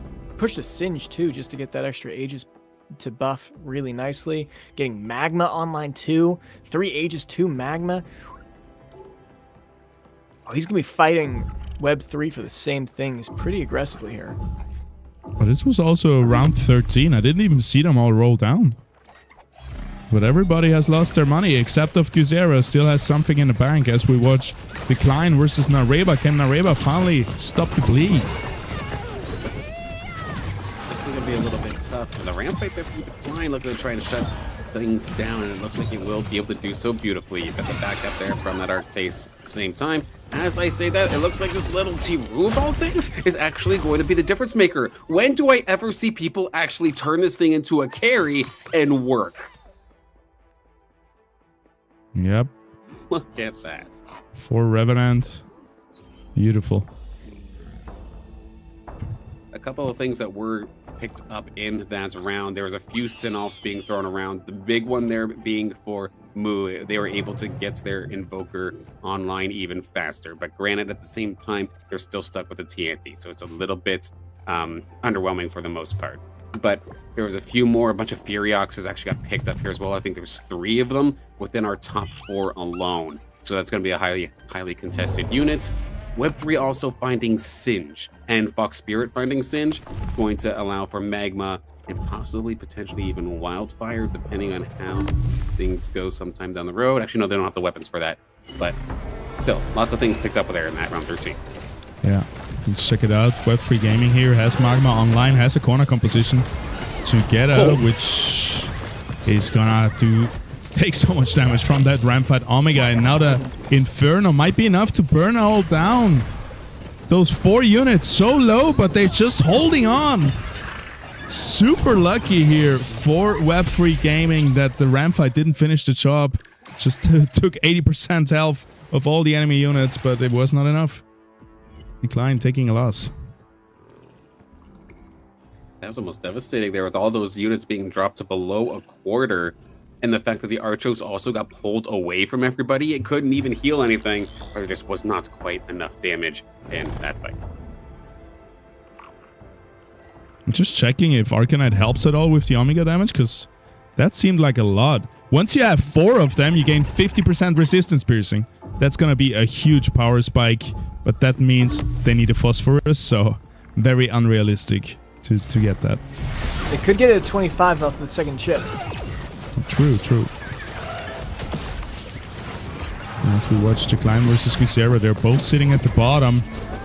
It looks like a pretty even fight here. The Artes is burning. The ramp fight not gonna go up in the air, and the Rake with Harbinger takes them down. I'm thinking to myself, Arctace is there with full HP, and it's gone. Okay, never mind. It got immediately popped.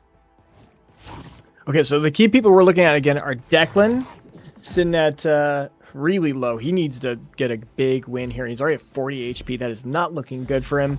We've got Web3 Gaming looking solid at second place here. He also needs a pretty good placement. Then we've got the Ola, Gazira, and Nariba. They both need good games, and they're at the bottom right now. That is not a good place for them. They need to get up. So the bottom 3 all need improvement, and then Web3 needs to maintain if they want to stay in this tournament. We'll see how do we go here. Web3 looking to maybe send Nariba into within kill shot if they get a bad enough win this time. And these rogues going to dive directly into the bunker on top of the magma as well. They're going to need those Revenant shields to try and sustain through this, which as of right now, they're doing a-okay. With the healing coming out here from the corner comp of Web3, playing the team comp that he loves to use over and over again, is tried and true with the chips on top of it, is exactly what they're known for, and they will be able to hold. They withstand the rogue onslaughts, put the hurt here onto Ola Nariba, and probably put them within kill shot for this next one. And oddly enough, most damage on that round, as Paz was pointing out, that came from the Goliath. Good cast. But I'm a little bit scared for Web3 late game. He needs to kill both Fox and Declan to get those Fearoxes so he can get Scoriox. Without that, he's not going to get the 4 Magma, and I think some other comps will outscale him. But if he pushes hard, he has the advantage. He has 47 MP remaining. He is only level 7 compared to Fox Spirit's level 8. So there is some things to consider there. I see Paz circling the 3 rogue players, all contesting their things right now. Yep.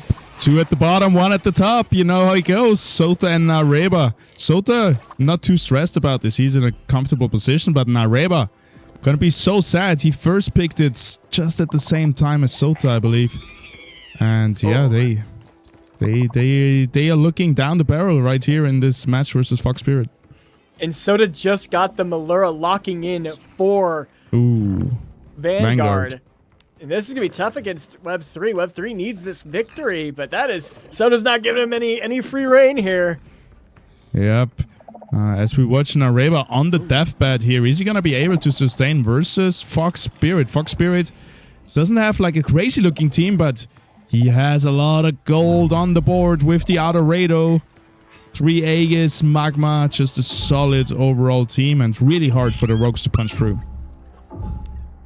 By having these 4 Revenants, you do get the attack speed debuff, so if they can somehow get to that Furiox in the back line, that could slow them down rather nicely. The thing is, it's pinched into that corner so tightly that I highly doubt that anything is going to be able to contest it. It should be able to just open fire freely at will. But can these rogues somehow break in and start doing damage? There is no ramp fight in this instance. There is no burst damage. It's all single target, and because of that, it's actually the perfect case here for that Singe to just get maximum efficiency with every Omega it casts. It is finally, I think, going to end up falling, but it's not even going to end up going down. Everybody is so healthy, over 12k damage, and Nariba is going to be our first player exiting out of this one. But if Soda's not careful, they might be short to follow.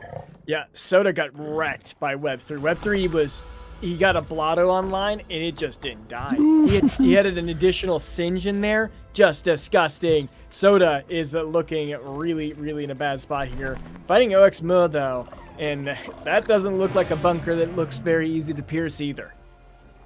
It could be worse, though, to be honest. We got an Atlas, so that should be all right. There's still a Groko in there as well. Plus, it doesn't look like a really good setup bunker. It feels like a Malura, a Ramfight might be able... Oh, now they squeeze it together. Good change. Yeah. Okay, now they won't get in. Let's see if Ramfight gets in a good position anyway. No, it's all the way out here. So that's perfect. Squiz is in no danger in here. Here comes the first laser going out to the Revo, taking it down. Volante was still in there. Dies on the side of things, but the front line is dead. But everything else is melting in a split second. But here come the Vanguards. And they fall in the end to the range of damage with 9,000, almost 10,000 leading the charge here. That's going to be it for Sota, down in 7th. Oh, that's 2 rough games in a row for Sota. Sota's not happy about how the end of day 2 went. That must have hurt. Web3 holding a win streak of a 7. Really pulling it through. Yep. So we've only lost Nariba, who is really on the bubble, and that performance is probably not looking good for him. Another one of those bubble players is going to be, of course, Web3, but at the same time, also Ola Gazera was also within that bubble spot. And right now, not too bad. They're one of the few people that actually still has some sort of like pocketbook, so to speak, with having 55 credits still to their name with plenty of health left to go. They needed a good game, and they might be finding it right here. All right, we got the Ramfight straight jumping onto the Octius. This is huge. Big cast coming in, taking down much of the backline, but the Sinalf is still alive. Mammoth throws away the Riptorus. Here comes a laser. That's not gonna be enough. Monarch flies one more time over the Invokers to seal the deal, and that's gonna be Moo out in 6th place. We're gonna have some upsets here. Because Moo wasn't in the hot seat, I don't think. It was Declan, Guziera, Web3, and Nariba. So yeah, look at the top 3 are right where they need to be. If they want to stay in this tournament, all 3 of them need to hold their position, knock out Fox Spirit, knock out Unhappy, and pray that they have enough points to survive. Fox Spirit going against Declan here. Declan on a big win streak. Guziera fighting Web3. That's one of those who will lose their win streak. But let's watch Fox Spirit, see if he can survive with his giant Exalted Fire Tipo. Will this Quake Mauler work? He didn't get Aegis because Web3 stole the Blotto, so that just ruined his plan. Yep. He's still got a little bit of Aegis, and it looks like they're going to be kind of buffing up the Singe, so it's probably also another reason why they're doing so much damage earlier. A nice way to do it. But here comes a Ramfight up to the skies. It's not even going to be able to bounce down that Archos. They do eventually get it, but they had to find some auto attacks to get that job done. Flying, though, has on Monarch. It's going to immediately get shot down. Everything within the airspace does get shut down, but it had to move. The Fur Knights and the Furiox doing a fantastic job. The Ranger also in the corner, basically untouched.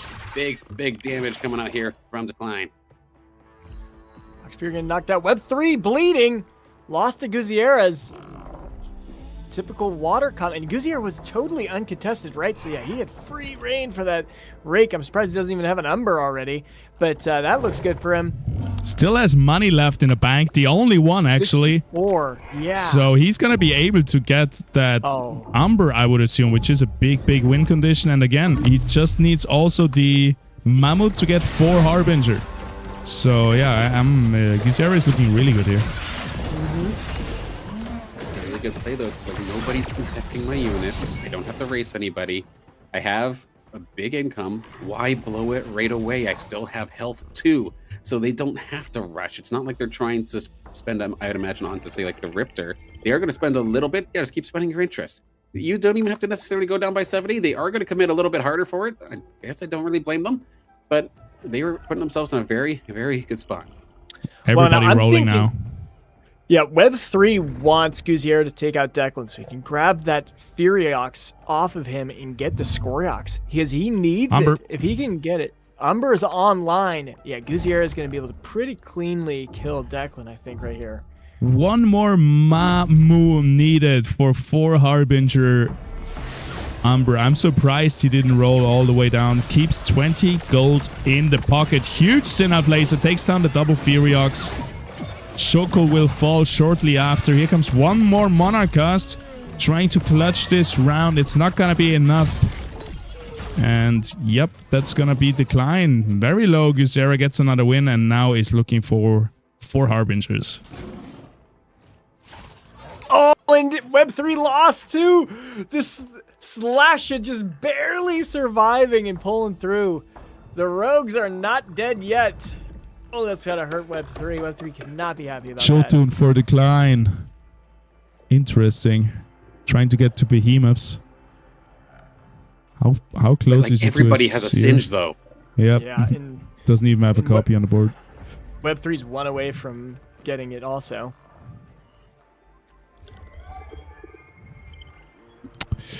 So brutal, but now we have our bottom 2 in this one. Granted, they both have some pretty scary teams. I'm very nervous for decline, though. I think theirs was a little bit worse off. Hop on over to the top here. We do have Gazera and Web3 Gaming TV hype. Web3 kind of bleeding out a little bit so far in these last couple of rounds. I do worry, do you have what it takes to stop this Umber and the rest of the squad? Double sin off right into the back line when it immediately blow up that Archos nice and quickly, but to be fair, that was the only target taken down. The second casts are going to be the critical ones as well. Right into the Blasonite actually does pretty decent damage, does end up taking it down. The backline will end up falling. It is going to be a 3-on-1. No, it's actually a 2-on-1 in the reverse direction. The Ranger's still here, the Umber's still here, and it did big damage. Declan getting knocked out. This is Web3's chance. Does he have any money? He gets the Scoriox for Magma with 2 singes on the board. Granting a 3% damage amp. And it expands 50% faster. That's what you needed. He might have reached his win condition. Also getting the Wildfire Blotto. Like, that thing is going to be a tank. It's not going to die very easy. Is it enough against Unhappy with his giant rogue army? As we watch Unhappy versus Guzera, the live match here. Unhappy definitely also on death's door with 24 HP, but such a strong team here. We have a Slash and we have a Vermilier. We have everything you could ever want. This is the dream of a rogue player. And the only thing standing in their way is this Umber right here, which is a Harbinger, which does a lot of damage. One more cast is not enough. Here comes the charm of the Malura, and it's gonna fall. Looking over to Web3 Gaming against the Ghost. He barely killed. No, it died in after. See, Goliath actually winning the round here for Web3 Gaming. Clutch. Oh my gosh. But now you're up versus Guzera with a dual F. Oh, dual F. Hitting It's that over. one and just missing one more Mamu. Doesn't have any more gold, but this is as good as he gets. And as always, we have 3 different compositions in the top, and any one of those could take it. Like, does Web3 sell the Mamus and go for a Seer? Or does he want the extra Magma? We'll have to see. This is such an odd spot. You want to spread everybody out because you know that dual F is coming directly for you. But at the same time, Umber would absolutely eat you alive. And that is the devastating part of this Steam-based composition. Both of these Singes are going to get absolutely blasted. Blasonite as well. Going to start spreading the fire. It is onto this Umber. But Blasonite goes down. Dual F with the assist onto the Scoriox. Takes away big DPS. It's just down to the tanks now. And Umber's going to say thank you very much as I take care of Web3. Knocking him out of here. And now Unhappy as well. 1 HP, 1 shot to try and overthrow Guzera. And Guzera saw him die and immediately picked up his Mammoth because he knew those the Mammoths were in the pool again. Guzera 5 Harbinger. 5 Harbinger. GG. You can go home, I think, Unhappy. That's it. That is it. Both of these players have made it into the next week. I believe Guzera, even with a 2nd place, it should be enough. So congratulations either way, but I really want to see how this turns out. I just don't think anything can take down a 5 Harbinger Umber. Big one way they're trying this. We kind of spoke it into existence. Unhappy does have Frost. Could maybe slow down a number? Maybe. Is it gonna be enough though? We got 5 Unlikely. Dust, Rust, 3 Revenant Vanguard versus 3 Steam, 5 Harbingers. This is crazy.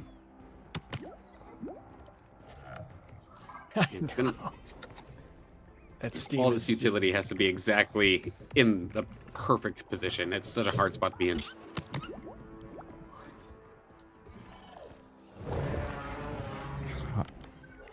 One more battle, potentially the finish off the day. Let's see who ends up making it into our grand finals week 2. Going on to next Saturday. We've got the Rogues. We've got the Harbingers coming on clutch with that Umber. That scary looking doggo on the right-hand side. Has, go for it, mate. Let's see how that goes. Axon is trying to do its best versus all the big rogues here in the backline. Here comes the laser, takes down the Gazatep out of the back. Ramfight Omega is not gonna do anything, it seems like. Here comes one more laser, doing so much damage. Umber comes back to save the day.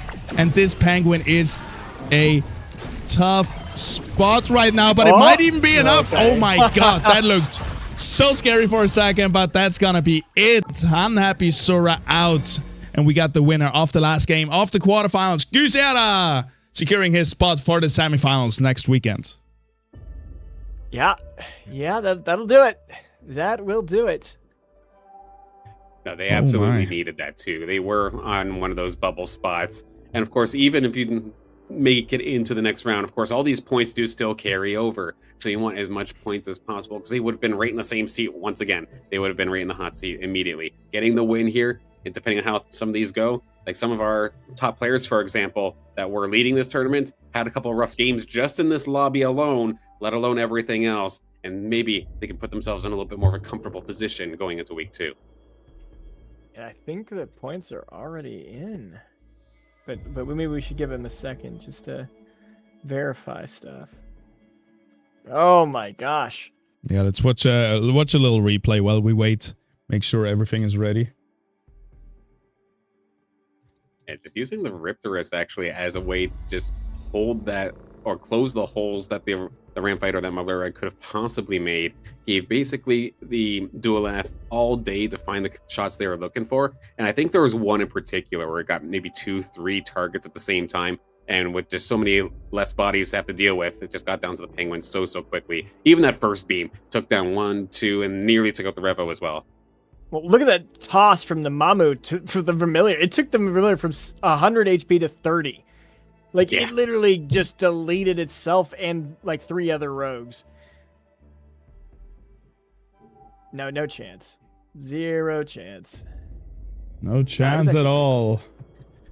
But, oh, man. Even if that Umber somehow got popped, you still have the Ranger that is Harbinger that would have absolutely loved to have had a one-on-one, like, snipe competition. I would have loved to see how much you could do in one single shot. Well, it was just crazy. All 3 of the top players, 5 Harbinger, 5 Dust, 5 Magma. Like, they were really doing some gross, nasty comps. Declan in 4th place. I'm actually wondering if he made it through. It's going to be very, very interesting to see. He didn't make it to round 25, so he did get his second composite chip. Just that one Arcanite. It would have been cool to see another Arcanite chip in there because he would have had 4 Arcanite, but didn't make it. I don't know if it had a chance anyways. Umber, Slashing, they've been consistently some of the best units in the game, and they still are today. Well, with the Umber, especially in this one, uncontested Umber, which was just that much crazier to have to deal with. As we see here, our top 16 has been here, and that wasn't enough for Web 3. Oh my god. Oh. Wait, what? Wait, what? Oh my goodness. 1 second. Spreadsheet magic here just to confirm what we're looking at here. But here, I'll quickly take it from the top to kind of take us through who is making it in. Did you finish 3rd or 2nd? 3rd. It was 3rd. They got 3rd. That was the difference maker. Like, big congratulations to those that unofficially, of course, made it on in. Slick Type, Fancy Pants from Atlas, Fox Spirit from Atlas, Unhappy Sura, Not Complain from Hype, Narkesh making it in, Selfless from Guild, Zabroshan from Hype now is going to be there as well, Luis from Guild, Slooper from Guild, Moo Hype, Sota Hype, Ola, Detective Alanay, and Gazera. Gazera, that win was definitely enough to get you on through. Congrats there. Maru's going to be making it, and Thanatos again on the last game makes it on through. This is the second day in a row that they've pulled this off. Beautifully done. But with that, a few people did not quite make the cut, and there are some absolute upsets here. Web3, after our third place, was not able to get it, and I'm going pretty long here. Someone else want to take the rest of these? Yeah, we got Hollow also out, Decline, Nareba, Siko Perico, Furies, Alinkareka, and Squawk all out here. 17 to 24 eliminated. We have our top 16 for next week for the semifinals. 2 more days of IPL before we go into winter break. 2 more days of IPL before we are crowning our grand champion in the first competitive season of Illuvium. I cannot wait. This is going to be $1,000 tough. What? $150,000 on the line. Let's quickly check out for all these players that are now watching and want to maybe double confirm, hey, what do I win right now if I'm out in this or that position? Let's check it real quick. We got, of course, here the format, but more importantly, right now, anyone that got knocked out right now was in the $1,000 price category, 17 to 24. And everyone that's still in gets at least $1,500 for the top 16, all the way up to first place, $50,000. Absolute insanity that is going on here in the Illuvium Pro League. Absolutely, of course. I'm just Congrats so on the sad. run. Furies is out. My bet is over. The profit is not me Well, I will- anymore. With, I think, your both of your first picks being out, I will say, W, thank you, Sota, for having me be the best The new predictor of prophet. sorts of our first picks anyway, but there is still, of course, plenty of work to go, especially the last two games that, unfortunately, whatever it is, Soto, anytime that I'm watching you causing yourself to get an 8th and a 7th, I am so sorry. I'll make sure to recommend the other lobby from now on. No, I'm just kidding. But yeah, had a couple hard ones, not enough to knock them out, though, thankfully, here for Sota. But this top 16, absolutely full of killers in this instance. Love to see it. I'm Really looking cool. at that point gap, though. 20 points. 20 from points. Slicks to Thanatos. I mean, Slicks Yeah. at this point, he said that the scores don't carry over into the grand finals because you've been building on this. I mean, Look at that. Almost 6 second places. Sorry to cutting you off, but that's Incredible. crazy. Yeah, he's got second every game. He's probably a little bit pissed about that. He's like, why can't I win a game? Yeah, because you got to win a game for the grand finals. Otherwise, you're not going to get to win the tournament. I can hear his voice saying that the game's trolling him in my head from watching his streams and whatnot. But another player with a fantastic last little bit there. Look at Fancy Pants. I 4 know. wins Oh my God. in a row. Whew. What a way to get Ooh-wee. yourself up there. My goodness. Figured out this game. Yeah, Or he just definitely really- something to analyze here for those players. Those 2 top players. And everyone up here, they have figured something out, as you say. Yeah. Absolutely crazy to see. It's setting up for a fantastic finals weekend going into next week. Just pick this back up right once again, eliminate a few more players, and then right away having our top 8. I honestly cannot wait. So these 4 in the hot seat. Thanatos, Maru, Guziera, Detective Adeline, sitting at 64 as a threshold. But then look at all these people at 64. Everybody is going to be sweating it. It's literally top 8 versus the bottom 8. Because, ooh, Yep. that's a 3-point gap there. Then it's a 5-point gap. Yikes. These players are gone. Like, these 4. Okay, maybe not those 4. These 4, sorry. These 4 are pretty much going to be the confirmed for the first 4. That's got to feel really good. You know, it's going to be like maybe like these guys fighting for like those last 2 spots. I don't know. It's going to be a pretty cool fight. Yep. even Unhappy kind of flying under the radar here a little bit today. That's what? Win, 7th, second. Like, okay, that 1/7 definitely hurts. But then everything else was absolutely almost perfect. Mm-hmm. Yep. Is there anyone who's gotten... Yep. Zebroshin's the only one who's choked out of like the top 9, getting an 8th place here. And Slooper on a 1 right there. Paz's pick, right? Whoopee. Well, I kind of cheated my way in there. I think he was my 3rd pick, to be honest. I did pick Siren and I'm a Fishy. Oh, yeah, and I wasn't sure if I'm a Fishy or Slooper. And I decided for I'm a Fishy, but yeah. Yeah, I think you will get a 3rd pick as well, just so you have something to hold on to here in next weekend's competition. But it cannot be up here. But no, this has been an absolute exciting day, and it's setting up for a exciting week of preparation as well, especially for these players. I'm not sure how much they're going to actually like be open about streaming things, but like say Super, for example, I know they stream often.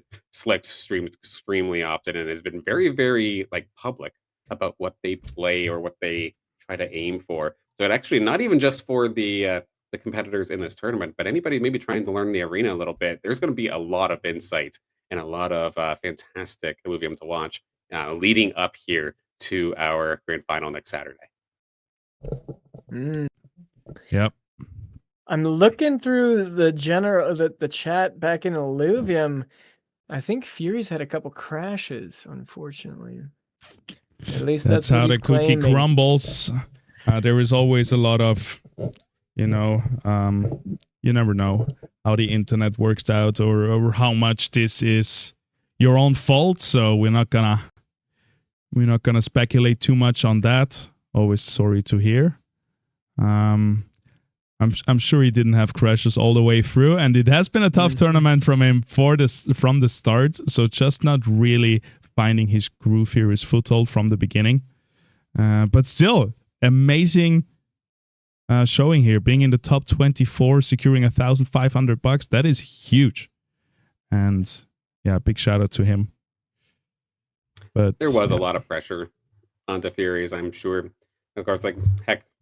Probably the player that we talked about the most so far in this weekend, just because of course you were the leader of the IPL leaderboard, and sometimes that does paint a little bit of a target on your back, not because anybody wants to like tear them down, but they're just on the top of everybody's mind, and just unfortunately did not work out. I definitely love the creativity that they were trying here, but some of the plays just were not quite there. I know it's the one match that we did see with the Mystics, it just could not quite get the units that they were looking for, and just didn't unfortunately perform that time. There will be another season, hopefully. There is always another chance to be the grand champion of Illuvium, but right now we're looking forward to another action-packed weekend next weekend with the semifinals and the grand finals of season number 1's Illuvium Pro League World Championship right here. It's gonna be an amazing one. We have our top 16 locked in, and Saturday and Sunday 2 p.m. UTC we're gonna go live to find our number 1 in Illuvium, who is gonna win $50,000. So that is gonna be absolutely amazing. I can't wait. It's gonna be a tough 6 days to wait till Saturday, but I hope we all see you then. Thank you everyone for tuning in. Thank you to Illuvium for making this all happen. Thank you to the viewers, the players, the casters, the team in the back end, and everyone that has been involved. We see you very soon next weekend with another crazy one. Until then, have a good one. Peace out. See you later.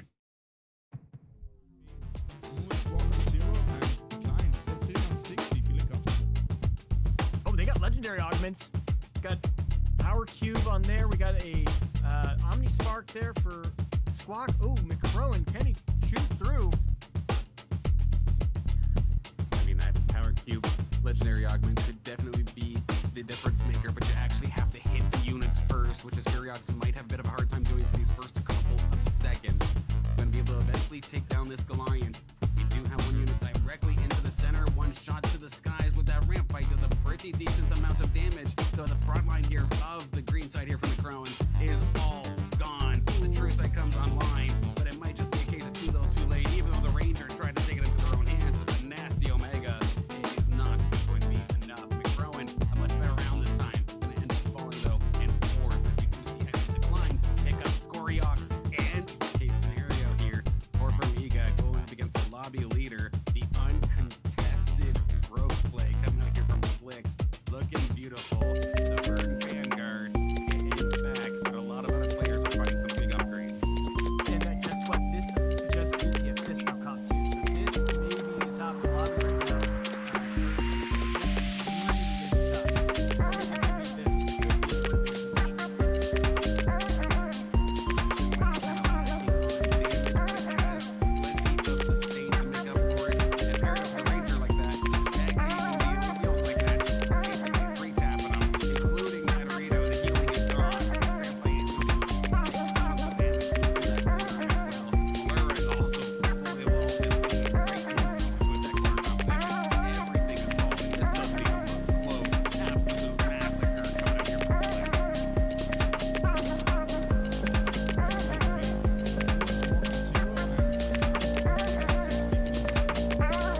Oh, they got legendary augments.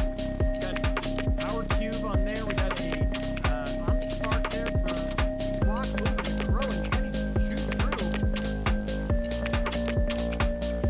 Power Cube, legendary augment could definitely be the difference maker, but you actually have to hit the units first, which is Furiox might have a bit of a hard time doing these first couple of seconds. But they will eventually take down this Goliath. We do have one unit directly into the center, one shot to the skies with that ramp bite does a pretty decent amount of damage. Though the front run here of the green side here from the Crown is all gone. The true side comes online. And it might just be a case of too little too late, even though the Ranger tried to take it into their own hands with a nasty Omega. It's not going to be enough. Rowan, much better round this time. Pick up Scoriox and, you think win one more this year. Then the other side might take a shot.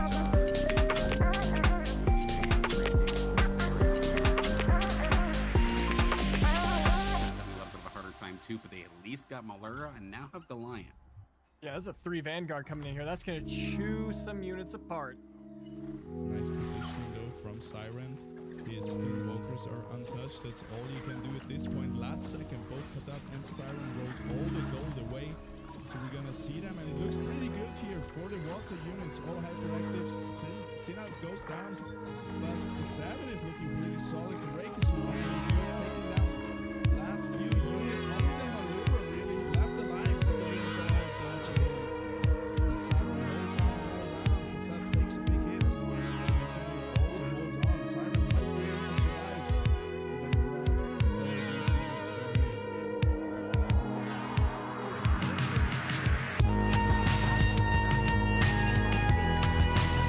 Push level 9 just any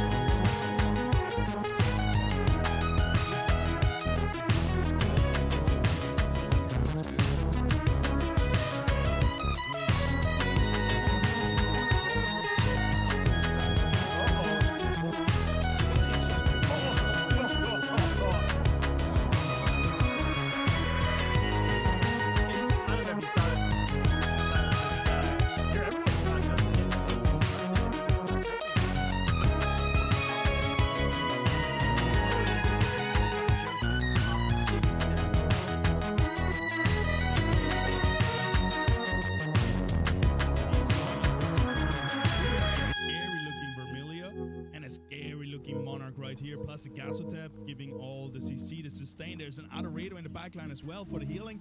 I don't think mid-growing can do it. Let's see it though. Here comes the will die. Children is basically the last